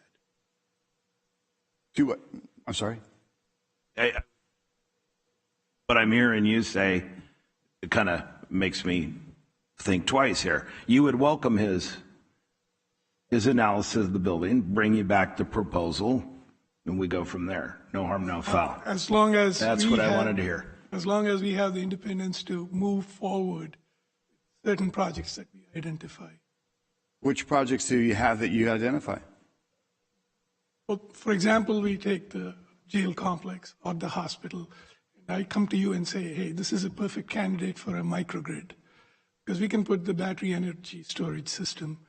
There is equity, resiliency, there is equity, there is, right now with the Inflation Reduction Act, you get a 30% check back to the county. So if I present to you this proposal that you could take out to the street, then NG can come and bid on it, or Snyder or somebody else. I have no dog in this fight. And you get the best value. And I don't know how much they self-perform. It doesn't matter as long as they have the bonding capability, as long as they're Davis-Bacon or I guess. So you've identified a microgrid for the hospital and jail. That'd be two maybe pet projects that you'd say, hey. Even Mickey Grove Park. I have only been starting to go to these facilities a few days. So those, for the board, what a microgrid does, it would balance out your loads. It would pick the least least expensive power and supply it and balance your loads. That effect is to lower your energy cost. That's what you have me here for. So you don't have a problem with a parallel course. You continue. Supervisor Patty still has the floor until he yields his time, so we don't keep bouncing all over. Yeah, so I'll have, before I make a motion, I'll have a follow-up question for Mr. Jain. As Mr. Allura has mentioned, there's a couple of maybe projects he's looking at, low-hanging fruit. Would that change the dynamics of opportunity? Because obviously we all want to change lights and save money and look at what a victory lap, and then what's left over may not be worth the investment and the time that NG is willing to put in. How does that play out, since we don't really have anything in motion as it is, and what NG is offering is to come in and do the full evaluation and put into motion?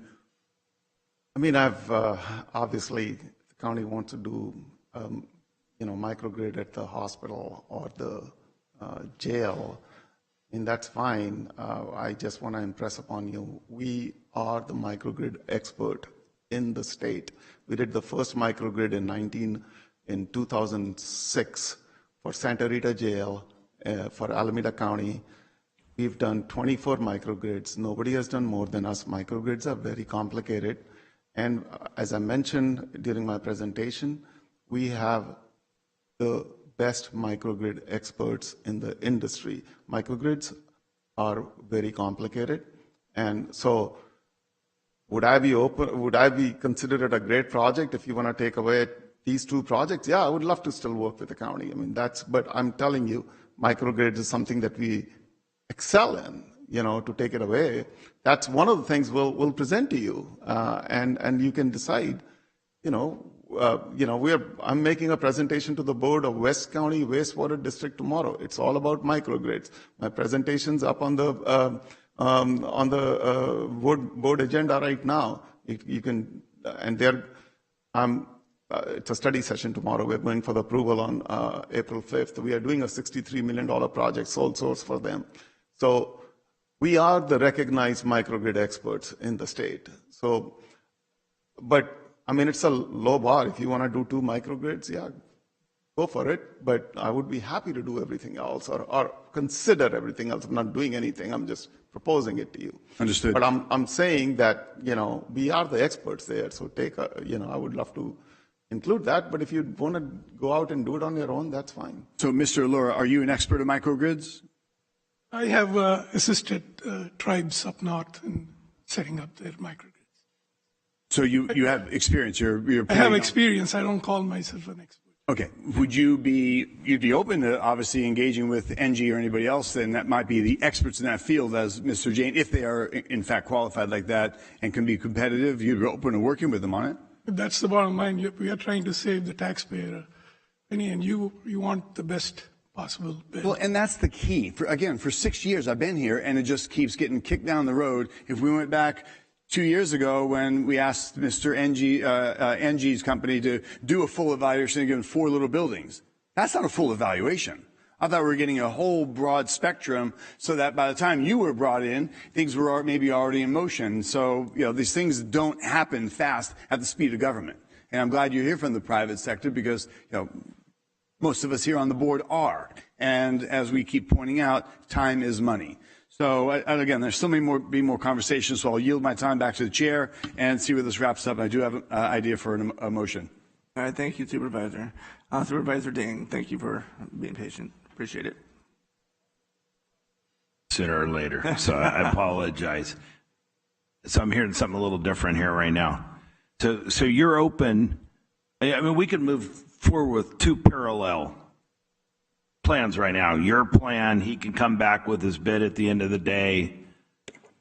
It comes back to your department for you to review.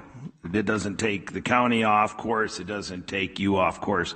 And then the other thing I want to, point out, and it's not just being about an expert on grids. I mean, understanding the business model. Yes, you are an energy company, but you're a finance company. You're a credits company. I mean, so there's more to it than just who's the expert at the electric grid. I mean, there's a lot of financing involved too, which plays into the figures of the depreciation and the 30%, but we won't go into that. So, but I don't have a problem if I just want to make sure we're not sidestepping resources we've already put in place without giving them a chance. If our energy czar and department head don't have a problem with him moving forward, at the same time, let's do it. Thank you, Supervisor Ding. Anybody else from the board? Before we go, I know CAO, you're on deck here, but see if any other supervisors wish to speak before. Seeing none. All right, CAO Wilverding. Thank you, Chair. I just wanted to point out a couple of things as we're going through our discussion. I think I heard something along the lines that we haven't been doing solar, and we actually have been doing solar. My understanding is we've got 3 or 4 projects that are completed already. The Ag Center, the Public Works parking lot, some work at the county admin building that's been done, if I'm correct. And then we did something at the Foothill landfill where we used an outsourced company like NG, and they were throwing off credits to about 7 or 8 of our buildings. Now, what we found in retrospect, and I'm going to let these folks correct me if I'm wrong, because I might be wrong, is that had we done it ourselves, we probably would be, we're saving about, $100,000 a year from the Foothill solar project, give or take?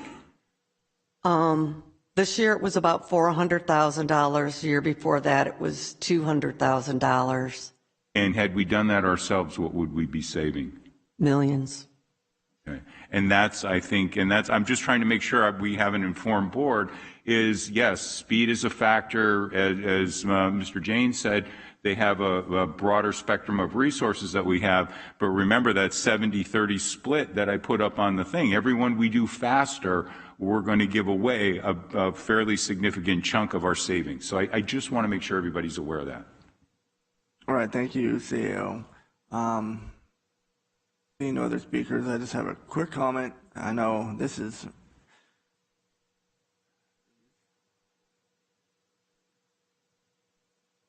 just want to add that the Foothills contract, which I reviewed, the company kept all the environmental attributes, and even then, in those days, the 30% investment tax credit would have gone to the solar installer. All that the county did not get benefit from. The starting rate was around 13 cents with an escalation of 2.5%.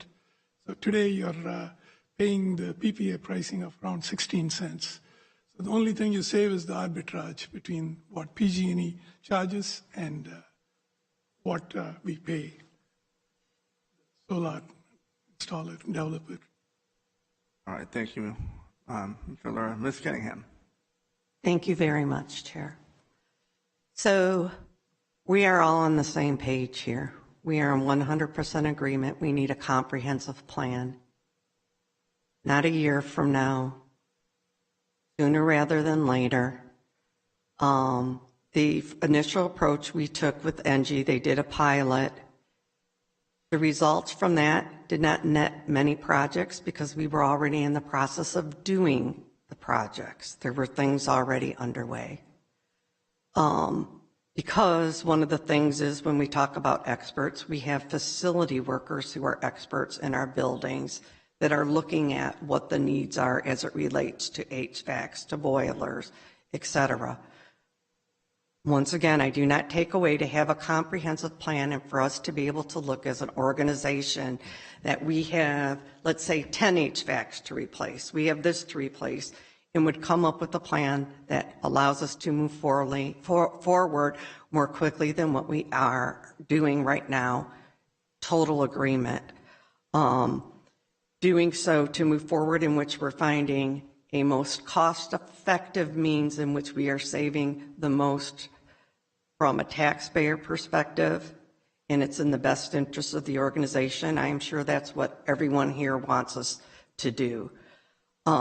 We have had other vendors who have made the same offers. NG, several years back, we did at RFI where there were 3 that scored extremely high.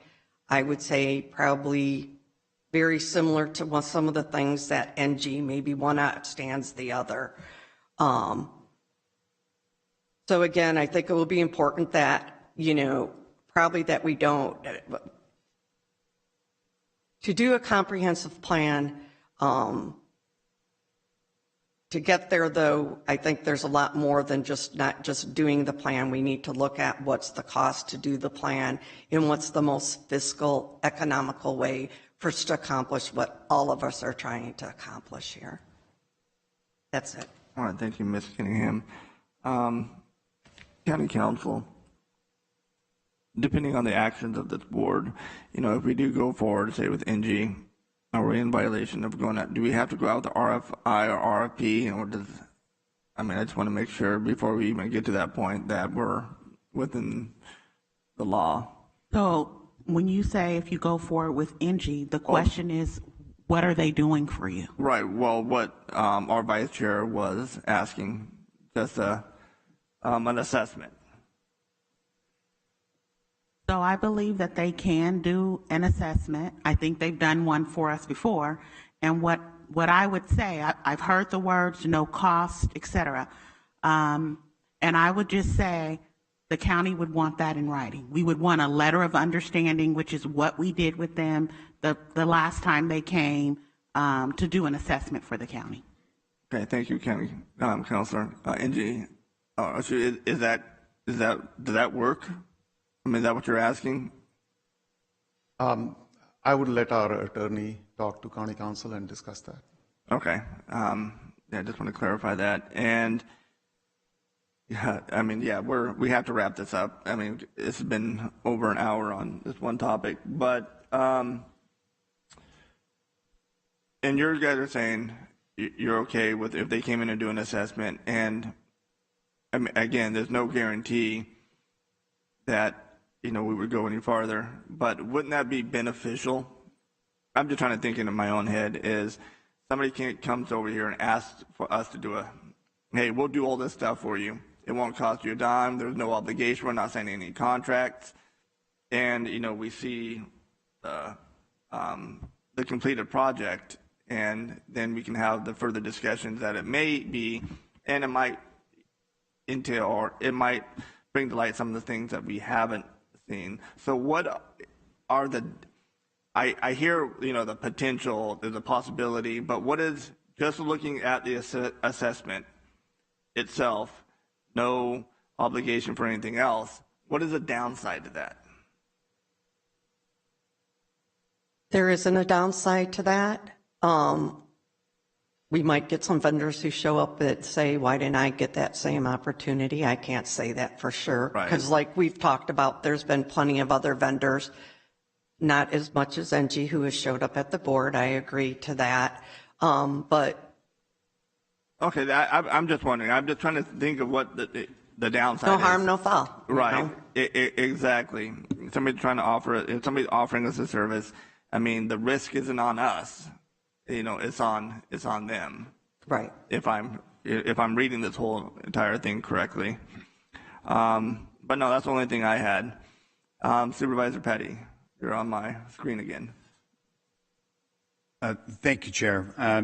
I'm going to try to take a stab here at a motion to have San Joaquin County fully collaborate with NG Services and develop a full-scale, countywide, comprehensive energy service project and bring back to the board for consideration and implementation, and concurrent with any projects or planning we may have, but also work with and see if they can collaborate and offer services throughout, since this is all new and in motion, that we have an energy partner to bring back proposals and opportunities for San Joaquin County. So that would be my motion. I would second the motion. Work together and collaborate on energy opportunities right here in San Joaquin County. I don't think so. County Clerk, did you get that? Not even close. I got fully collaborate with NG to develop a full-scale comprehensive energy project and collaborate together to bring something back to the board. I think that's pretty close. No. Miguel, did that get it? I think so. Does that cover what we would need to work together? I just want to know who's collaborating. San Joaquin County and NG. Okay, who? I mean, our energy czar, you and I are going to go out to lunch with them and do this. What? No, I mean, general exactly, services. Let's put that in there then. It would be direct staff to, yeah, et cetera. Correct. Direct general services staff. Yeah.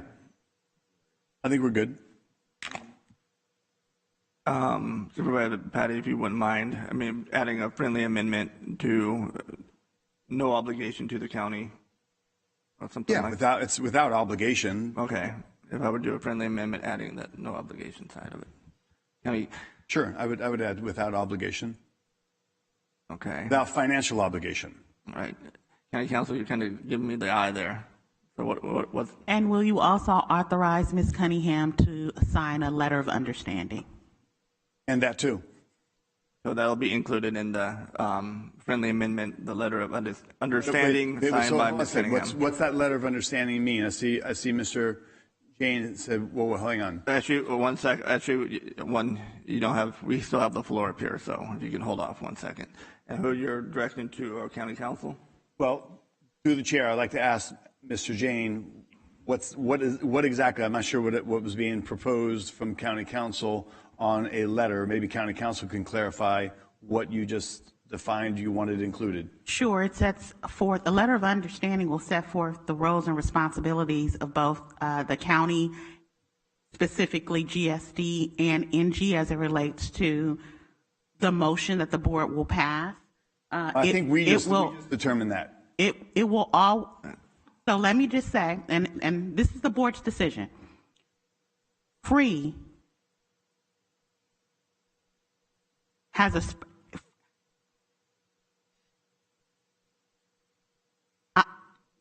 if they're going to do this for free, we should have it in writing.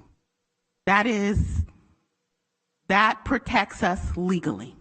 And that is what a letter of understanding will do. We did it last time with them. I'm not sure why there would be a problem this time. So would you be able to address that through the chair? I'd like to ask Mr. Jane, as we're in the middle of a motion, getting clarity for the legalities that county council has brought up.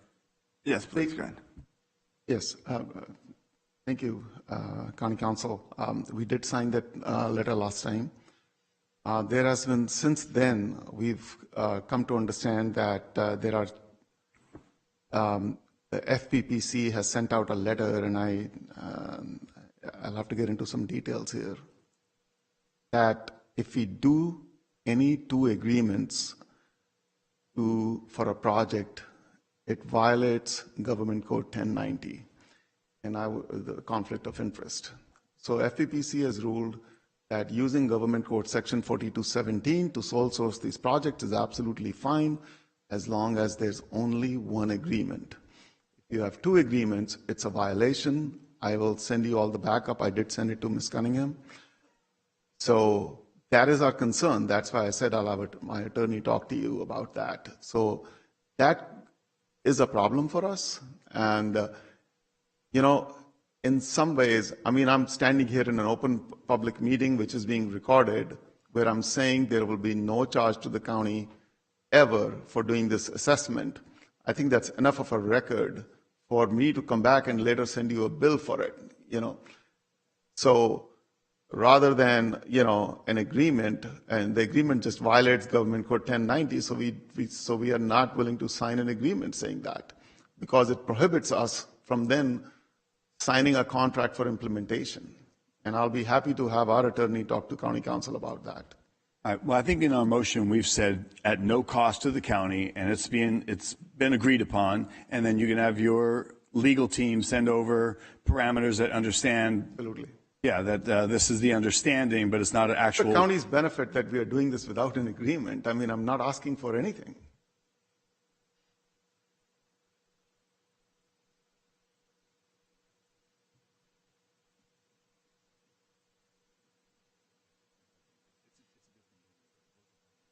Okay, well, we've got a motion and a second. Do we have clarity on what the motion is?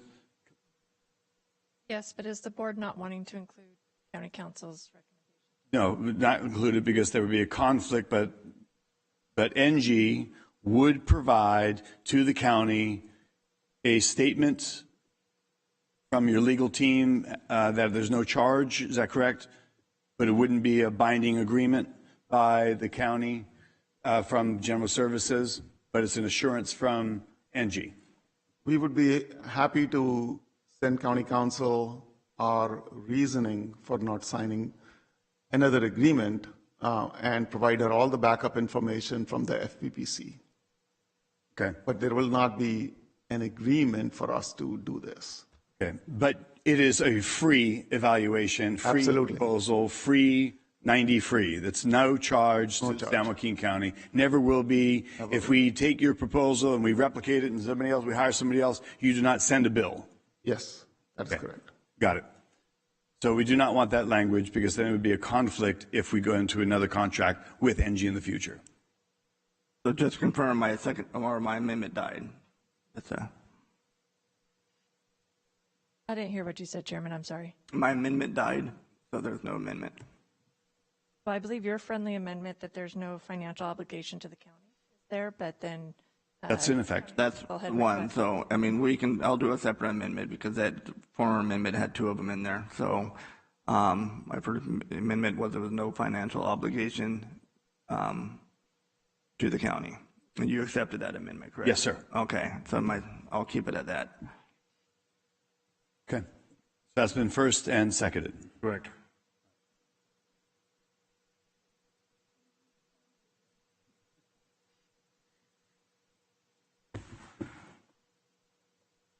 I have direct General Services to fully collaborate with NG to develop full-scale comprehensive energy project and collaborate with NG to bring this back to the board. Chairman Rickman added a friendly amendment that there would be no financial obligation of the county.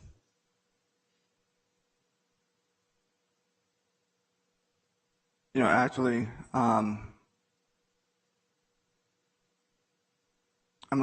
pull my amendment. This is getting more and more complicated as we go down the road. And again, now we're looking at an hour and a half. I like the project. I think they need to work together. But if you're talking about FPPC and lawyers and stuff like that, I'm not comfortable going forward until I see those documents. So I'll pull my amendment, and then if you want to include that in your original motion, by all means. But as of now, I'm not going to vote no. I'll abstain from until I see those documents. All right, so for clarity, holding off, for clarity, as Mr. Jain explained, the FPPC has issued a new law, is it, that you cannot enter into two agreements, and so that would be a conflict, Chairman? Through the chair, if I may assist, I'm familiar with the FPPC decision. What it says is that an individual cannot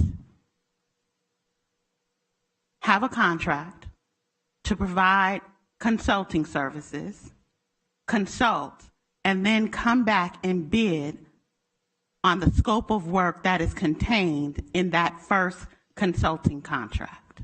That's what the FPP decision says. And what's proposed today would then exclude, if we put into a contract agreement with NG to do a proposal, then what's proposed today would exclude them from doing work in the future, even though they're going to do all this work for us now for free. If you do a contract, I asked for a letter of understanding. It appears that Mr. NG's counsel is advising him that a letter of understanding, according to their legal interpretation, as best I have it, may be a contract in their mind. And I think that's why Mr. NG doesn't want to sign a letter of understanding. Mr. Jane, is that a parameter, just a letter of understanding that there is no charge for services for a proposal and assessment evaluation? And if county council believes that that doesn't prohibit us, there is no clear ruling on this. If county council believes that that does not prohibit us from implementing a project coming out of those recommendations later on, we will be willing to sign that letter of understanding. Okay, so I think the difference is if NG provides a letter of understanding to county council, that would satisfy that. To have an agreement go through general services to NG with parameters, that's now an official agreement. And that's the difference. It's a letter of understanding which says that we will provide these services at no cost to the county. Correct. Right. So if county council believes that does not violate 1090 and it doesn't prohibit us from, our ultimate aim is to implement a project, and all we are trying to do is secure that interest. And if county council believes that that does not violate it, and we can come back and do a project for the county, we'll sign it. Okay. So county council, would that satisfy a letter of understanding generated from NG to? I think so.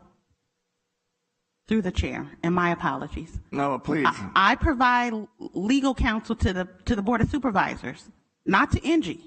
So I did not ask. And I appreciate it, but Mr. Jane is deferring to me to give him legal advice, and that's not what I want to do. No, that's not what he's asked at all. That's I think not in any capacity. think that is what he did. We have our county council trying to explain what. So what I am saying is, if the board believes he's going to do it for free, and you don't want to sign a letter of understanding, then don't.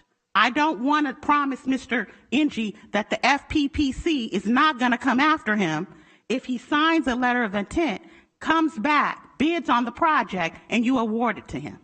I do not want to give him legal advice from this dais today. I do agree with him. That is a murky area.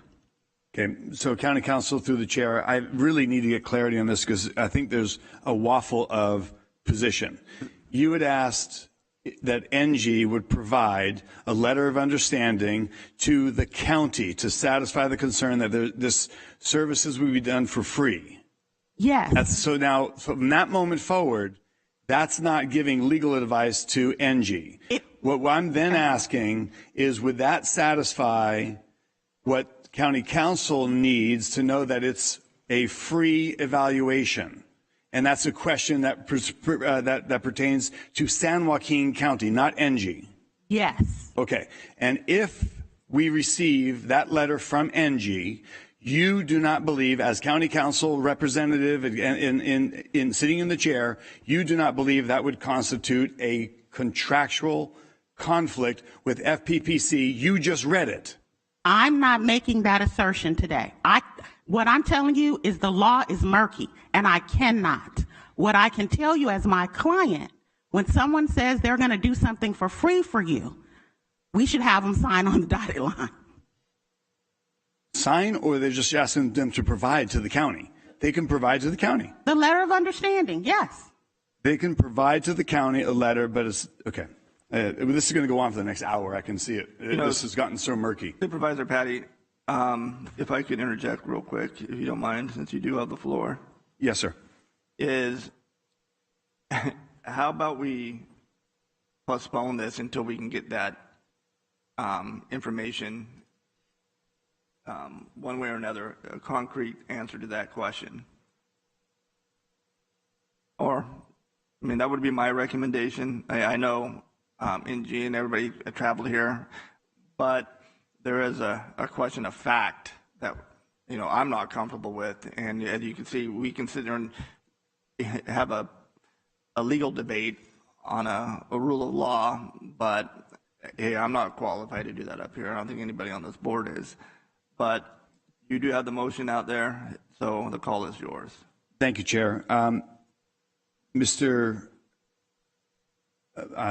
Jane, if we were to postpone and hold off the motion and your legal team says, yep, no problem, we can sign this, send this over, there's no conflict with FPPC, and it's confirmed through the County Council, would that be okay? You don't have to come back and do it. I fully agree with County Council. We need to settle this before the board makes a decision, because we need to make sure that County Council is comfortable with this. And I need to make sure that our attorney is comfortable with it. That's why I said I'll have our attorney talk to her. Mm-hmm. So I think it's the best course of action is to have our attorney talk to County Council, and you know, whatever they decide, they decide. And you could even request a ruling from FPPC.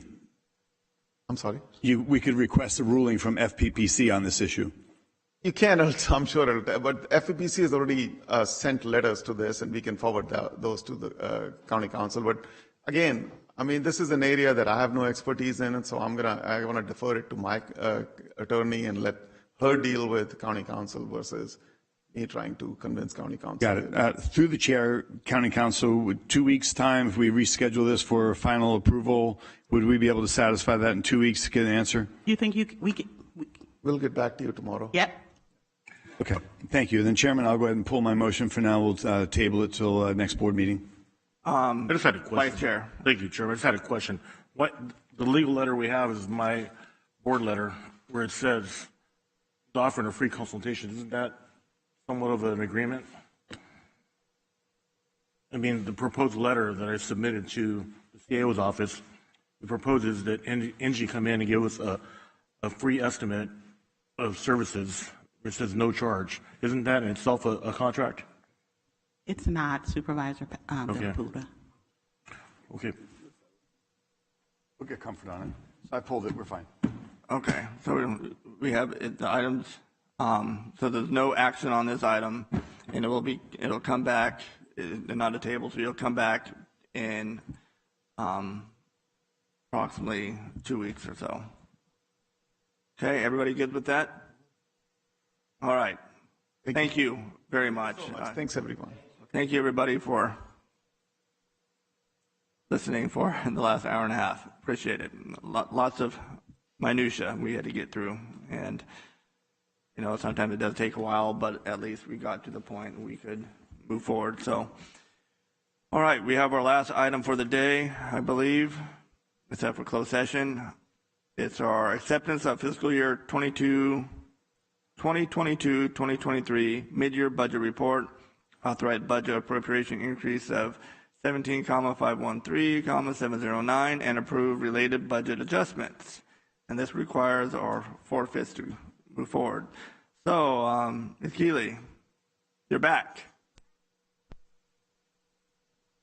It's all yours. Good afternoon again. I am Brenda Kiley, Chief Deputy County Administrator, and I'm here to present the 22-23 mid-year budget report to you today. And I promise it won't take too long. Okay, so what I'd like to present to you today is an overview. So first we'll talk about our adjusted budget through December 31st, 2022, and then we'll talk to you about net county cost savings and our estimates there. We will talk about our general purpose revenue estimates, and then staffing vacancies or position vacancies. We will then work through a few slides on the recommendations that we are making for funding for a few departments. And then I'll talk to you about contingency funding, and then we'll take a look at our 23-24 preliminary budget. Okay, so our first slide before you is showing the adjusted county budget through December 31st of 2022. This includes the adopted budget, the encumbrances, and then the current year budget adjustments.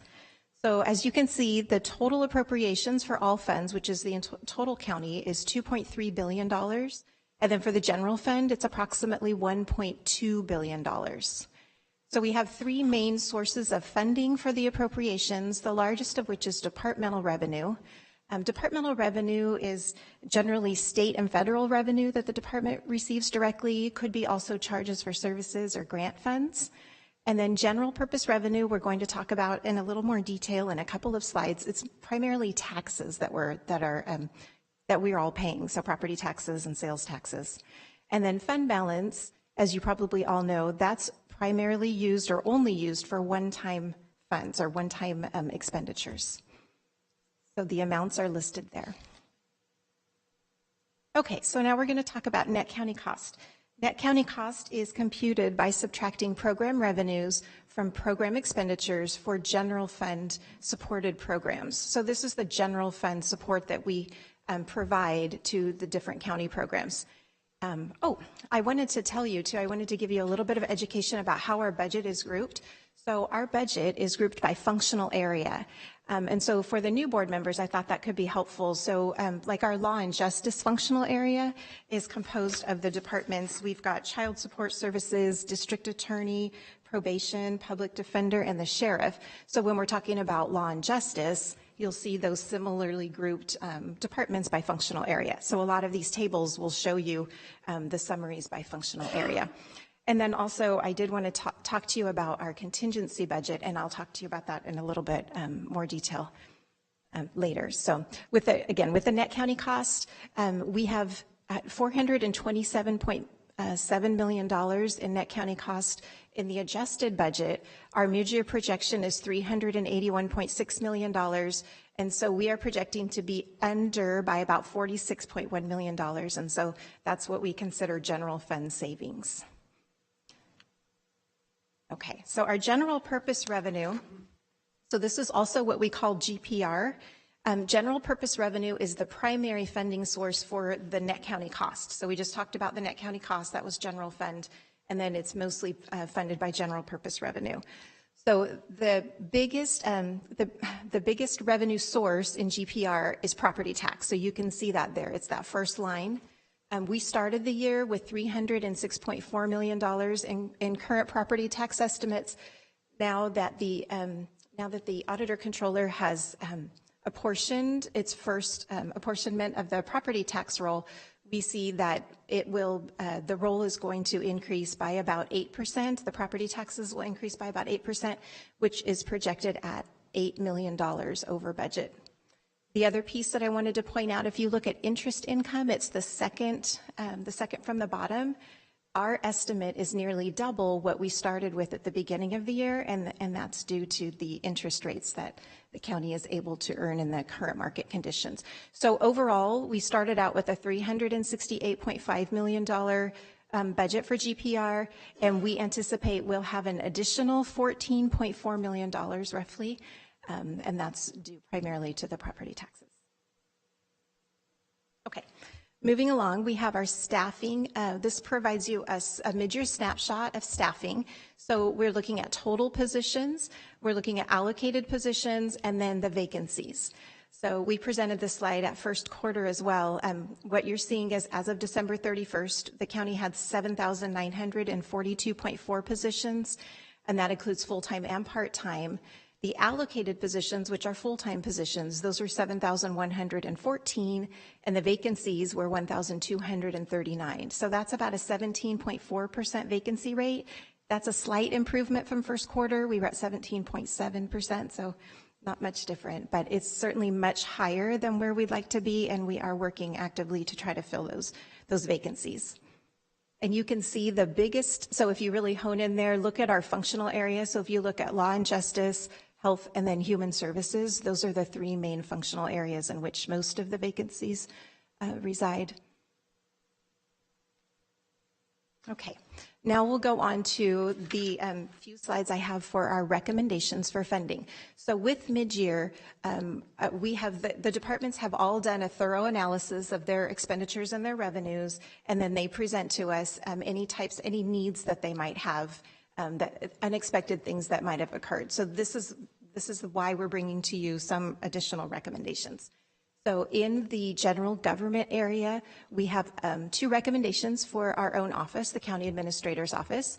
We are requesting that you add a Management Analyst 3 to our office to assist us with our budget system implementation. So we are hoping to start to transition to a new budget system in the spring. If we add the position now, then we are able to bring a resource on prior to the beginning of the new fiscal year. And we do estimate that will cost about $30,000, and we would recommend transferring that from the contingency provision budget. And then in addition, we are recommending a $200,000 transfer from ARPA for illegal dumping. The funding would be used for the expansion of the illegal dumping media campaign to assist with the cleanups throughout the county and purchase additional cameras. This will come from their previously approved $2 million allocation. So your board already allocated $2 million to illegal dumping. This is just part of that. We're just now taking $200,000 and we're appropriating it in the CAO's budget. For the Recorder County Clerk, we're recommending an increase to the budget of $273,559, which would be funded by their Recorder Equipment Automation Fund. This increase will fund their contract with CoFile Technologies, which will provide custom software access to historic digitized documents. So we have 4 recommendations in the law and justice functional area. First, we're recommending to increase the county support to the courts budget by $185,000 through a transfer from the contingency provision budget. The increase will fund extraordinary costs related to the defense of indigent individuals like investigative services. The public defender is preparing its defense of at least one high-profile defendant right now, which is contributing to the increased costs. The court-assigned counsel budget pays for the defense of indigents where the public defender has declared a conflict of interest or is unavailable. The state has recently enacted several pieces of legislation that have increased petitions for resentencing and motions to vacate prior sentences, which is increasing the costs of this budget. It's recommended that this budget be increased by $190,000 through a transfer from the contingency provision budget. The district attorney is requesting an appropriations transfer of $50,000 from other accounts within their budget to purchase a new vehicle for the newly elected district attorney. The reason this is coming to your board for approval is because it's an increase in a fixed asset account, and so you need to approve that in the general fund. And then for the sheriff is requesting an increase of nearly $1.6 million for several of their budgets that are expected to exceed budget appropriation authority at year end due to recently negotiated labor increases and overtime. Proposition 172 revenue is trending a little bit higher than budgeted, and so it will be used to fund a majority of the increase. For Human Services Agency, the agency is requesting $12.6 million in budget increases, which will be funded by offsetting state and federal revenue and a transfer of net county cost from one of their other programs. The recommendations will fund increases in benefits paid to program participants and serve the increased number of refugees settling in the county. For CalWorks, the recommendation is to increase $12 million. Adoption assistance is $444,445, and refugee cash assistance is $128,600. For Parks and Recreation, we're recommending a $435,000 increase transferred from the contingency provision budget. The increase is primarily the result of cleanup efforts and repairs following the 2023 winter storms, which, as you know, resulted in widespread flooding, the loss of dozens of trees, and related damage to parks facilities. And for the internal service funds, we're recommending a nearly $2.1 million appropriations increase for fleet services funded by gasoline and oil revenue and their own fund balance. The increase will cover higher fuel and material costs and expenses related to solid waste fuel management program. So I wanted to talk to you about the contingency provision budget. So in the beginning of the year, in the proposed budget, the county recommends $5 million to be included in the contingency provision budget, which is located in the general fund. And at the final budget hearing, so we did that this year, it was in the 22-23 proposed budget. At the final budget hearing, your board authorized $500,000 to support fire response in unprotected areas. And then through the end of February, your board has also approved $584,760 to be transferred from this $5 million for various purposes to the different two departments. Then in this mid-year budget report recommends $840,000 of additional transfers that we have just reviewed. If you do approve all of those transfers, you will still have almost $3.1 million that will remain in the contingency provision budget through the end of the year for your use. I also wanted to mention that we do have a whole separate contingency reserve. So sometimes you hear us talk about the contingency reserve. That contingency reserve at the beginning of the year, we set that, it's at 5% of the total county budget. It's in a whole separate area. It's $111.1 million right now. And those are two separate things. So just wanted to make sure you knew this. The contingency provision recommendations are the $5 million that you approved in the proposed budget. Okay, so now we're moving on to the 23-24 preliminary budget outlook. We have our revenue forecast here. So this chart depicts the general purpose revenue, or GPR, including property tax, sales tax, Proposition 172, and realignment revenue. So you'll see we have actuals from 2017-18 all the way to 2021-22. Then we have the adopted budget for 22-23, the mid-year projection for this current year, and then our preliminary estimates for 23-24. So you will see the preliminary estimates are $552.6 million, which is an $8.2 million increase over the current mid-year projection for those revenue sources. We wanted to tell you that the property tax revenue, so you see that's the blue bar, that's the majority of the revenue. We are anticipating a 4% increase in property tax revenue in consultation with the assessor's office. And the other sales tax areas, which is the 1% sales tax, our realignment, and our Prop 172, we are expecting a 2.5% decrease. Prop 172 alone, we are expecting about a 4% decrease in that revenue for next year. The 23-24 preliminary budget, we're happy to say, is balanced with available revenue sources, and we do not anticipate a need to use one-time funds for ongoing expenditures. The preliminary budget includes all of the projected labor costs for current contracts, the cost estimate for which is approximately $100 million countywide.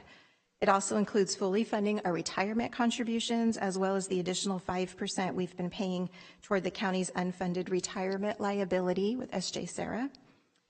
And the increased costs for health insurance, casualty insurance, workers' comp, medical malpractice, they're also fully funded in the preliminary budget. So for budget planning, just wanted to let you know that on February 9th, our office issued budget instructions to departments, and budget requests for 23-24 are due this month. Our office will meet with departments throughout the months of March and April and prepare the entire county budget for year review and approval in June. Finally, there are 14 recommendations on the following slides. I've already reviewed each of the recommendations in the presentation, so I'm going to go through them pretty quickly, and if you have any questions, you can feel free to ask.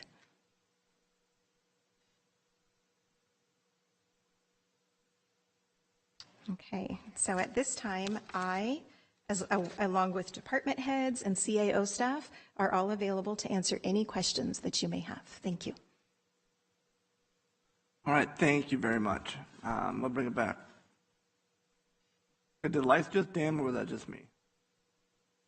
It might have just been me. Yeah, all right. It's been a long day.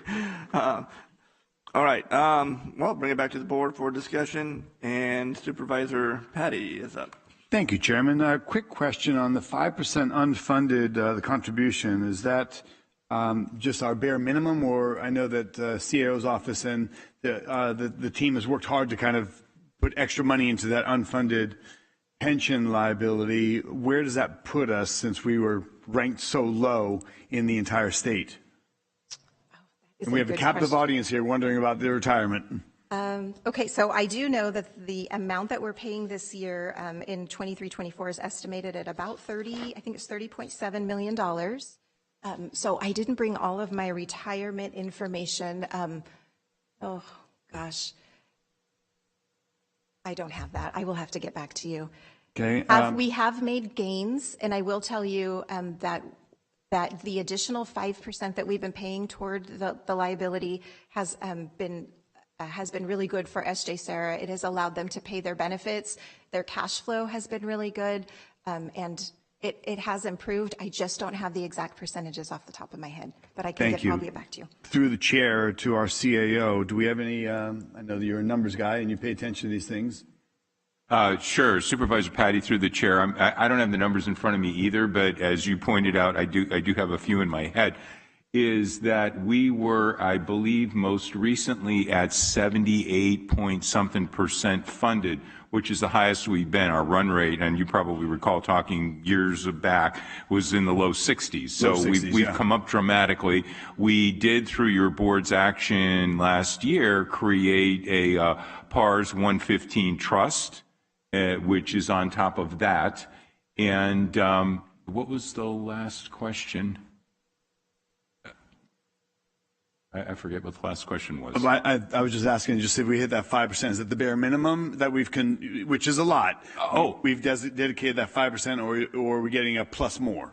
We picked 5% through an action of the board as a standard so that we could live, we could do more. As a matter of fact, what we've done, and it's in our goals and objectives, our SMART goals, is any surplus that we have is going to be divided equally between a third of the reserve, a third of the capital outlay fund so we can catch up on our building, and a third to our retirement, which is what we use to contribute to the 115 fund.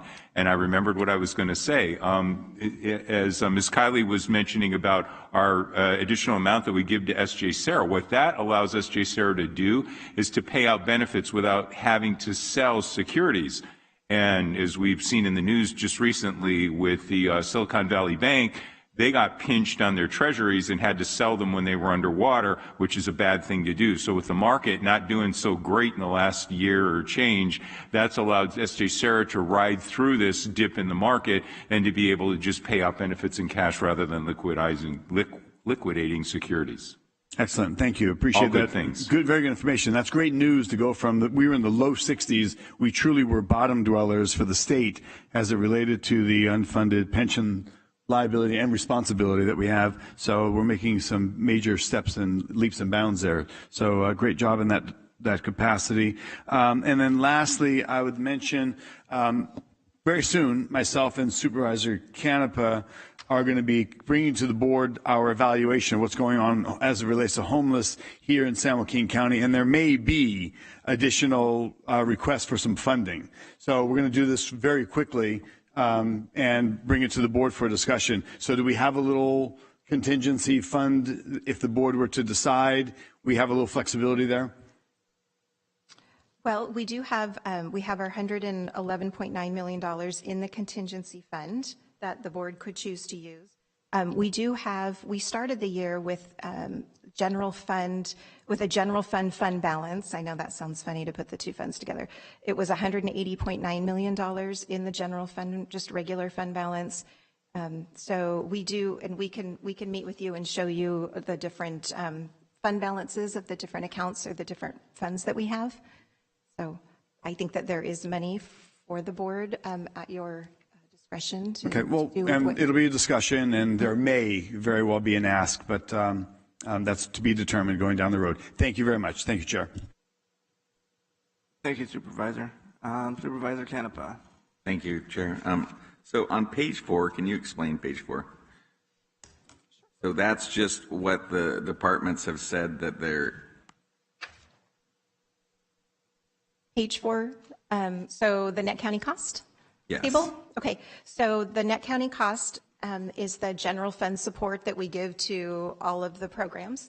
So each department, some departments are fully general funded, and then some departments have some offsetting departmental revenue. So This adjusted budget amount is showing what we in the proposed budget, in addition to any budget adjustments that the board approved between July and December, that general fund support that we said, okay, we're budgeting to give that to you. So then the departments went through and analyzed their budgets and said, oh, we actually think we're only going to need the mid-year projection amount, which is, it's resulting in a $46.1 million savings. They don't think they need as much as what we originally budgeted. But theoretically, they could spend that. Yes, they so, could. I mean, okay. Yes, we are not That's making. a good number, but I mean, so That's right. don't get overly optimistic. We don't make budget reductions, so their budget is still at the higher level. And so that's why we're just saying this is what they are saying. This is what the departments have estimated, that in addition, expenditures and additional revenue that's coming in. Okay, so then the question is, so contingency, when you always say contingency, there's two areas of contingency.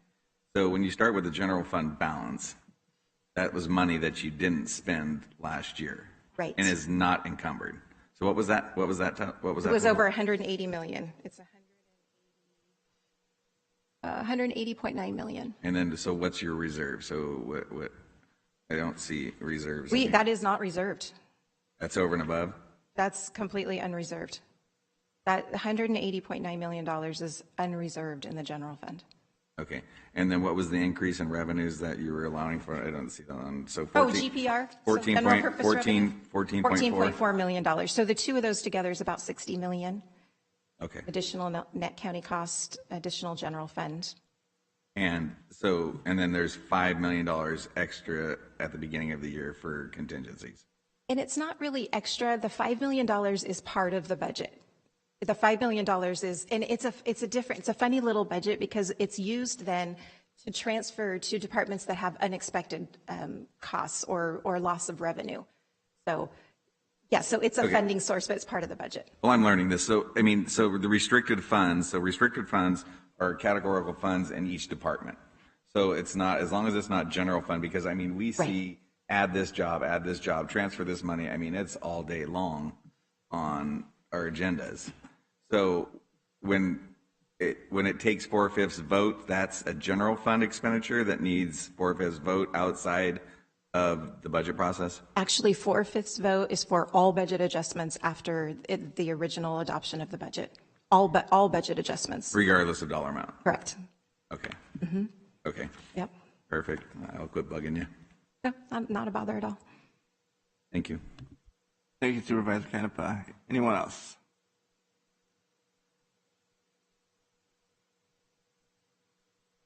And no one? We'll open up to the public for comment. Anybody from the public wishing to address this board?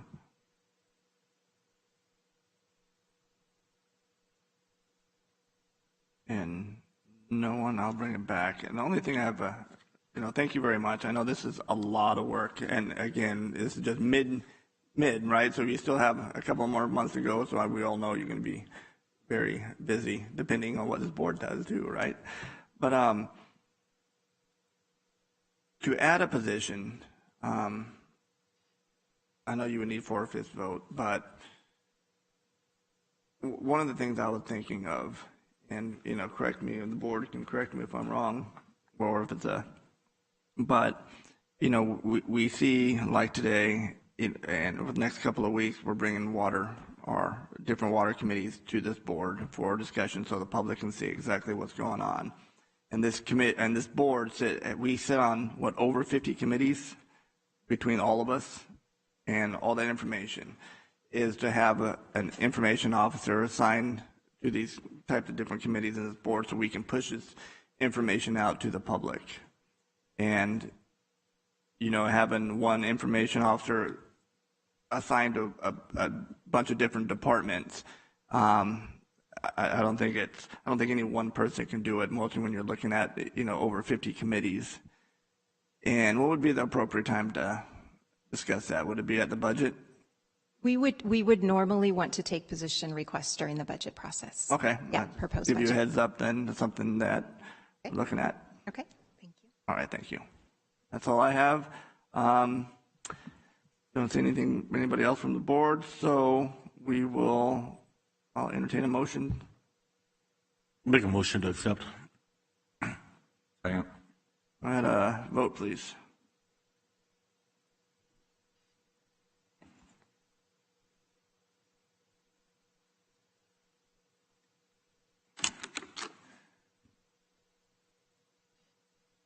It is adopted 5-0. Thank you very much, and thank you for your team for your work. All right. I think that's the last of discussion items. So we'll move on. We're not done yet. You can all. We've got a bunch of good board stuff. Comments. We got board comments. It's intriguing. All right. Well, we're going to move to Board of Supervisor comments and committee reports. So who would like to go first? Well, you department heads are waiting. Then Supervisor Canepa. What? Oh, go. No, go ahead, Supervisor. I'll yield you my time. It's okay. Go ahead, Supervisor Ding. He just volunteered you. Not playing by the rules. That's okay. I know. I'll learn to play by the rules. It's too bad the department heads are all leaving. I'm going to call them all back in here. Yeah. I have a question. So just a couple of things I've been up to this week, and just to clarify, in our is our HR department still here? Good. We'll just assume they're listening, or the staff will tell them. I just want to check and make sure that we're still up to date. I'm moving those two individuals on July 1st. I know HR is going through some hiring. We're going to hire 10 more, and that 2 of them are going over to the sheriff's department. So I just want to make sure we're still on track there. I've been in discussion, and I know a lot of you have probably gotten phone calls from a very beloved member of our community who wants to rescue animals 24/7. I sent that information on a potential facility over to Jay, who's going to send it over to county council to get an idea on whether we can do a non-disclosure agreement.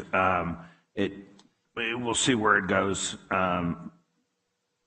Anyway, but that's in the hopper right now. I've decided that we're going to FEMA. One of the biggest frustrations I have in the North County is I think FEMA oversold what they were going to do for individuals. The county, as far as what we've been responsible for, public works, et cetera, has been absolutely phenomenal, above board. But I really thought that that a lot of people thought FEMA was going to come in and do more than cut them a check for $1,200 or whatever they're doing. I'd like the county to consider maybe we relabel ourselves a crypto bank, and then the federal government will come in and rescue us, because they're doing more for failed banks than they're doing for our constituents. Next meeting, the 28th, we'll be doing our Register of Voters guidelines as far as putting together the next committee, and exactly what we're looking for out of it, what are our tangible goals for the committee as well. And that's really all I've got to say. Thank you. Thank you, Supervisor Ding. And Supervisor Canepa. Yes, I was able to attend a few events. They had the fishing derby at Oak Grove Regional Park, where they, put 2,000 pounds of trout. And I think the winning young man had a 9-pounder, which was pretty impressive, and a couple 7-pounders. So lots of people out there. It was a great day, a little bit of bad weather. So then the next day, another county park, which was Mickey's Grove, had the Chinese, quote, New Year Parade Benevolent Society event, which was pretty amazing. So I got to go and attend that. There was a young man, and I didn't even know there was 107 instruments. He set 2 Guinness Book World Records, and he played probably 5, and it was amazing to see. I guess he's from Elk Grove. How this young man who was 17 can master 107 instruments, which was absolutely amazing. And then when I was at the trout fishing derby, and I can't remember the employee's name, that it was nice because the daughters were there whose dad it was named after. And then I met some of the volunteers, and she invited me to come and release a salmon at the fish hatchery on the McCalmy River. So I got to do that on Wednesday and see the water flowing through there, and it was actually cool. Lodi Unified had, I think they have 69 fish tanks, and docents work with Fish and Game, and raise little salmon, and we were over there, and I was able to set one free. Hopefully it made it because that water was running, and there was a lot of little predators around there ready to eat them. So I maybe have to curb my appetite for salmon because how hard it is for them to survive and make it back. Kind of gave me a little wake-up call that day. So anyway, as far as committees, there's been a ton of learning, obviously, and so I think that's nonstop for all of us. And I look forward, with bringing back the Homeless Alliance knowledge that we've learned. So we've been working hard on that. So just so that nobody thinks we're not doing anything up here. So I'll finish with that. Thank you, Supervisor Canepa. You didn't say, did you catch any fish? I don't have a fishing license. That's probably good. There you go. We got a Bass Pro Shop here, so anyone else? Yes, sir. Vice Chair. Thank you, Chair. We had a community cleanup at GNRD Park on Saturday, and I want to thank Community Development, Code Enforcement, and our Sheriff's Department for bringing out the crew to help everybody get rid of all their trash. And I think we filled like 3 dumpsters and countless tires, and it was a good overall, considering how much it rained after we left. It was pretty amazing. And I want to thank my Chief of Staff, Chris Rapay, for all his hard work, and we were good to go. Thank you, Vice Chair. Supervisor Patty. Thank you, Chairman. I think I would actually choose to go after you because everything I have to share is more important than anything you've done. So it's up to you, but I will go now if you want. No, that's all right. I got an extra 20 minutes for you.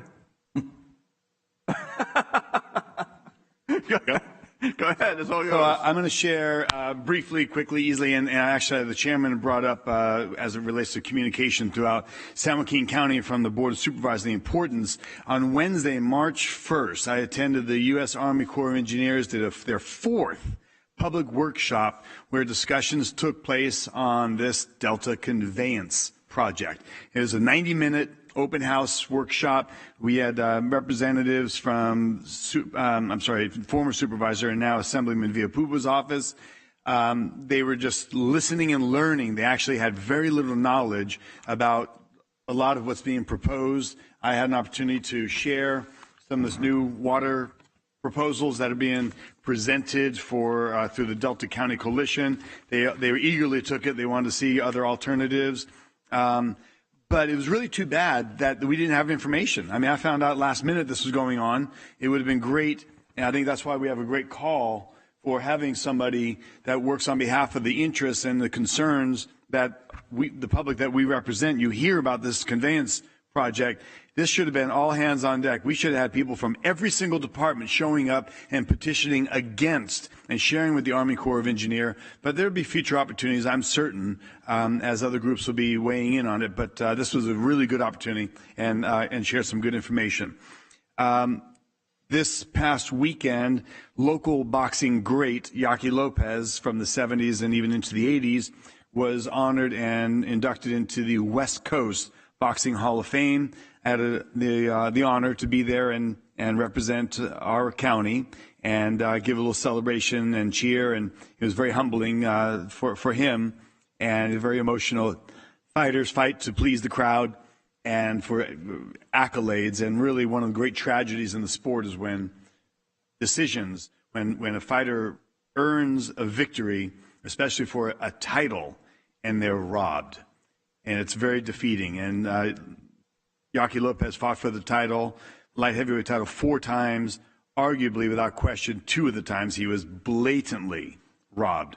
So we have in our midst former light heavyweight champion by all intents and purposes, and he was honored and brought into that Hall of Fame. So that was really wonderful. Also, I'd like to note Mr. Gavin Klein. He's a representative for District 10, congressional representative, Mr. Duarte, John Duarte. So Mr. Klein comes to our meetings, listens, and he's very attentive to Lathrop region, the south part of San Joaquin County, and he's here at the meetings and pays attention and represents District 10 quite effectively, and he's always available. So if anybody would like to reach him, let me know. And at this time, Chairman, that might be all. Might be.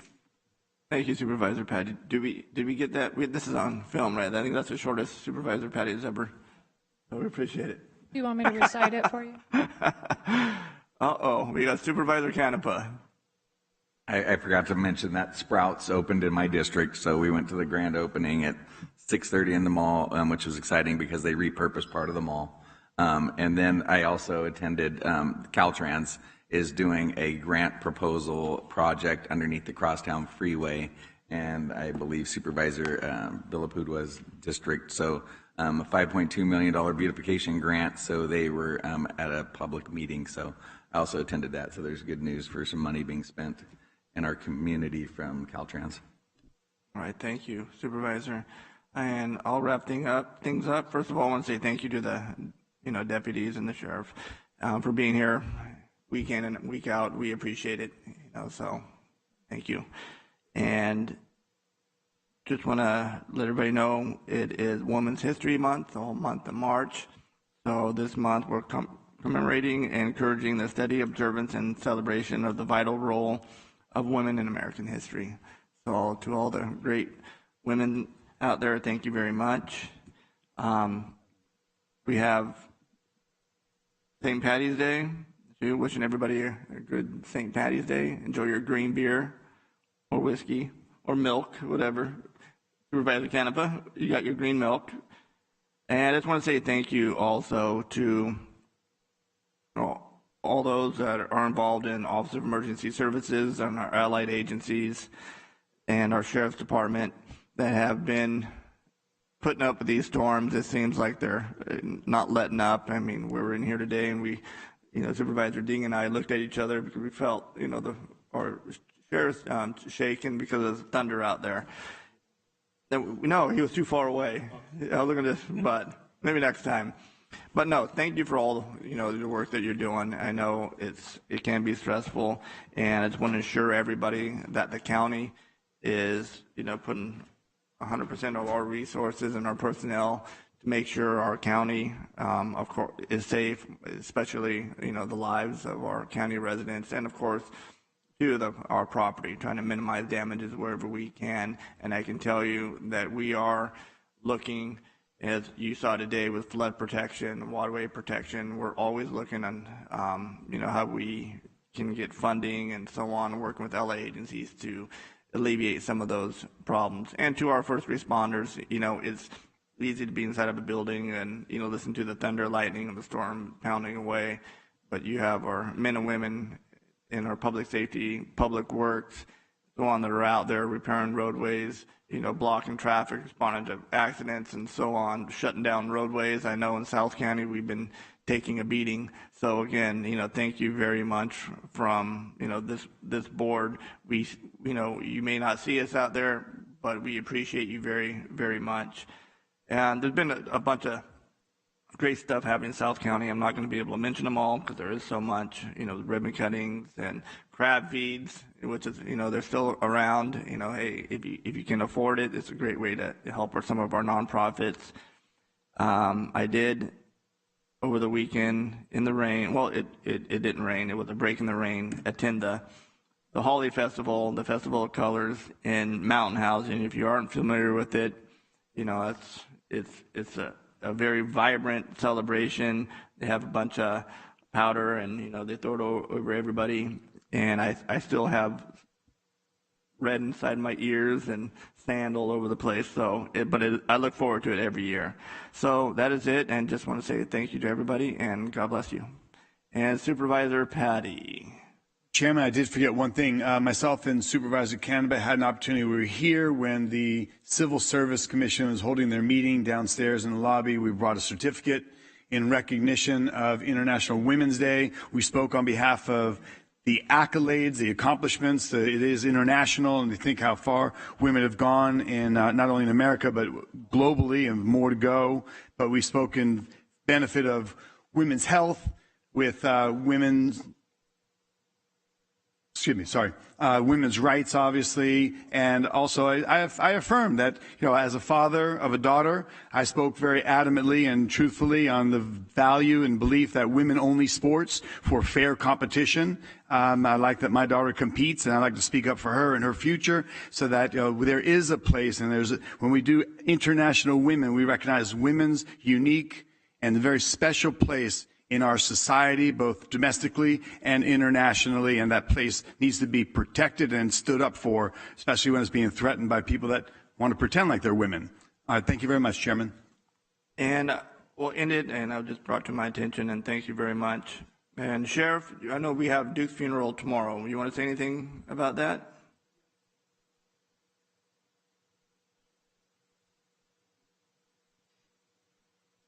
Yeah, thank you. There's just want to remind everybody there's a memorial tomorrow for Duke, our canine that we lost a couple weeks ago. There'll be a memorial out at the Cabral Ag Center. It's at 10 o'clock, so we would love all of you to be there if you could be, if your schedules allow you to. If not, we understand it's very busy, but thank you for bringing it up, and thank you so much for your letter of support against AB 742, I believe it is, that would eliminate canine use in law enforcement. So thank you guys for supporting us in that. We really appreciate it.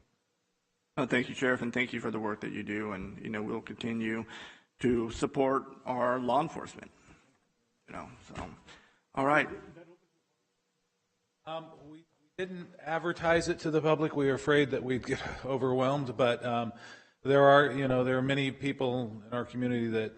The outpouring has just been incredible. So those who arrive will obviously be let in, as many as we can. And well, Sheriff, they can have Miguel's seat or the vice chair's seat. So, all right. With that is all we have. We are going to go to closed session. County Council, you have anything? The board will now meet in closed session on the items listed on the agenda. There are no announcements expected out of closed session. All right. Thank you, Counselor. All right, we will adjourn the regular meeting. So thank you very much, and we'll see you here in about 2 weeks.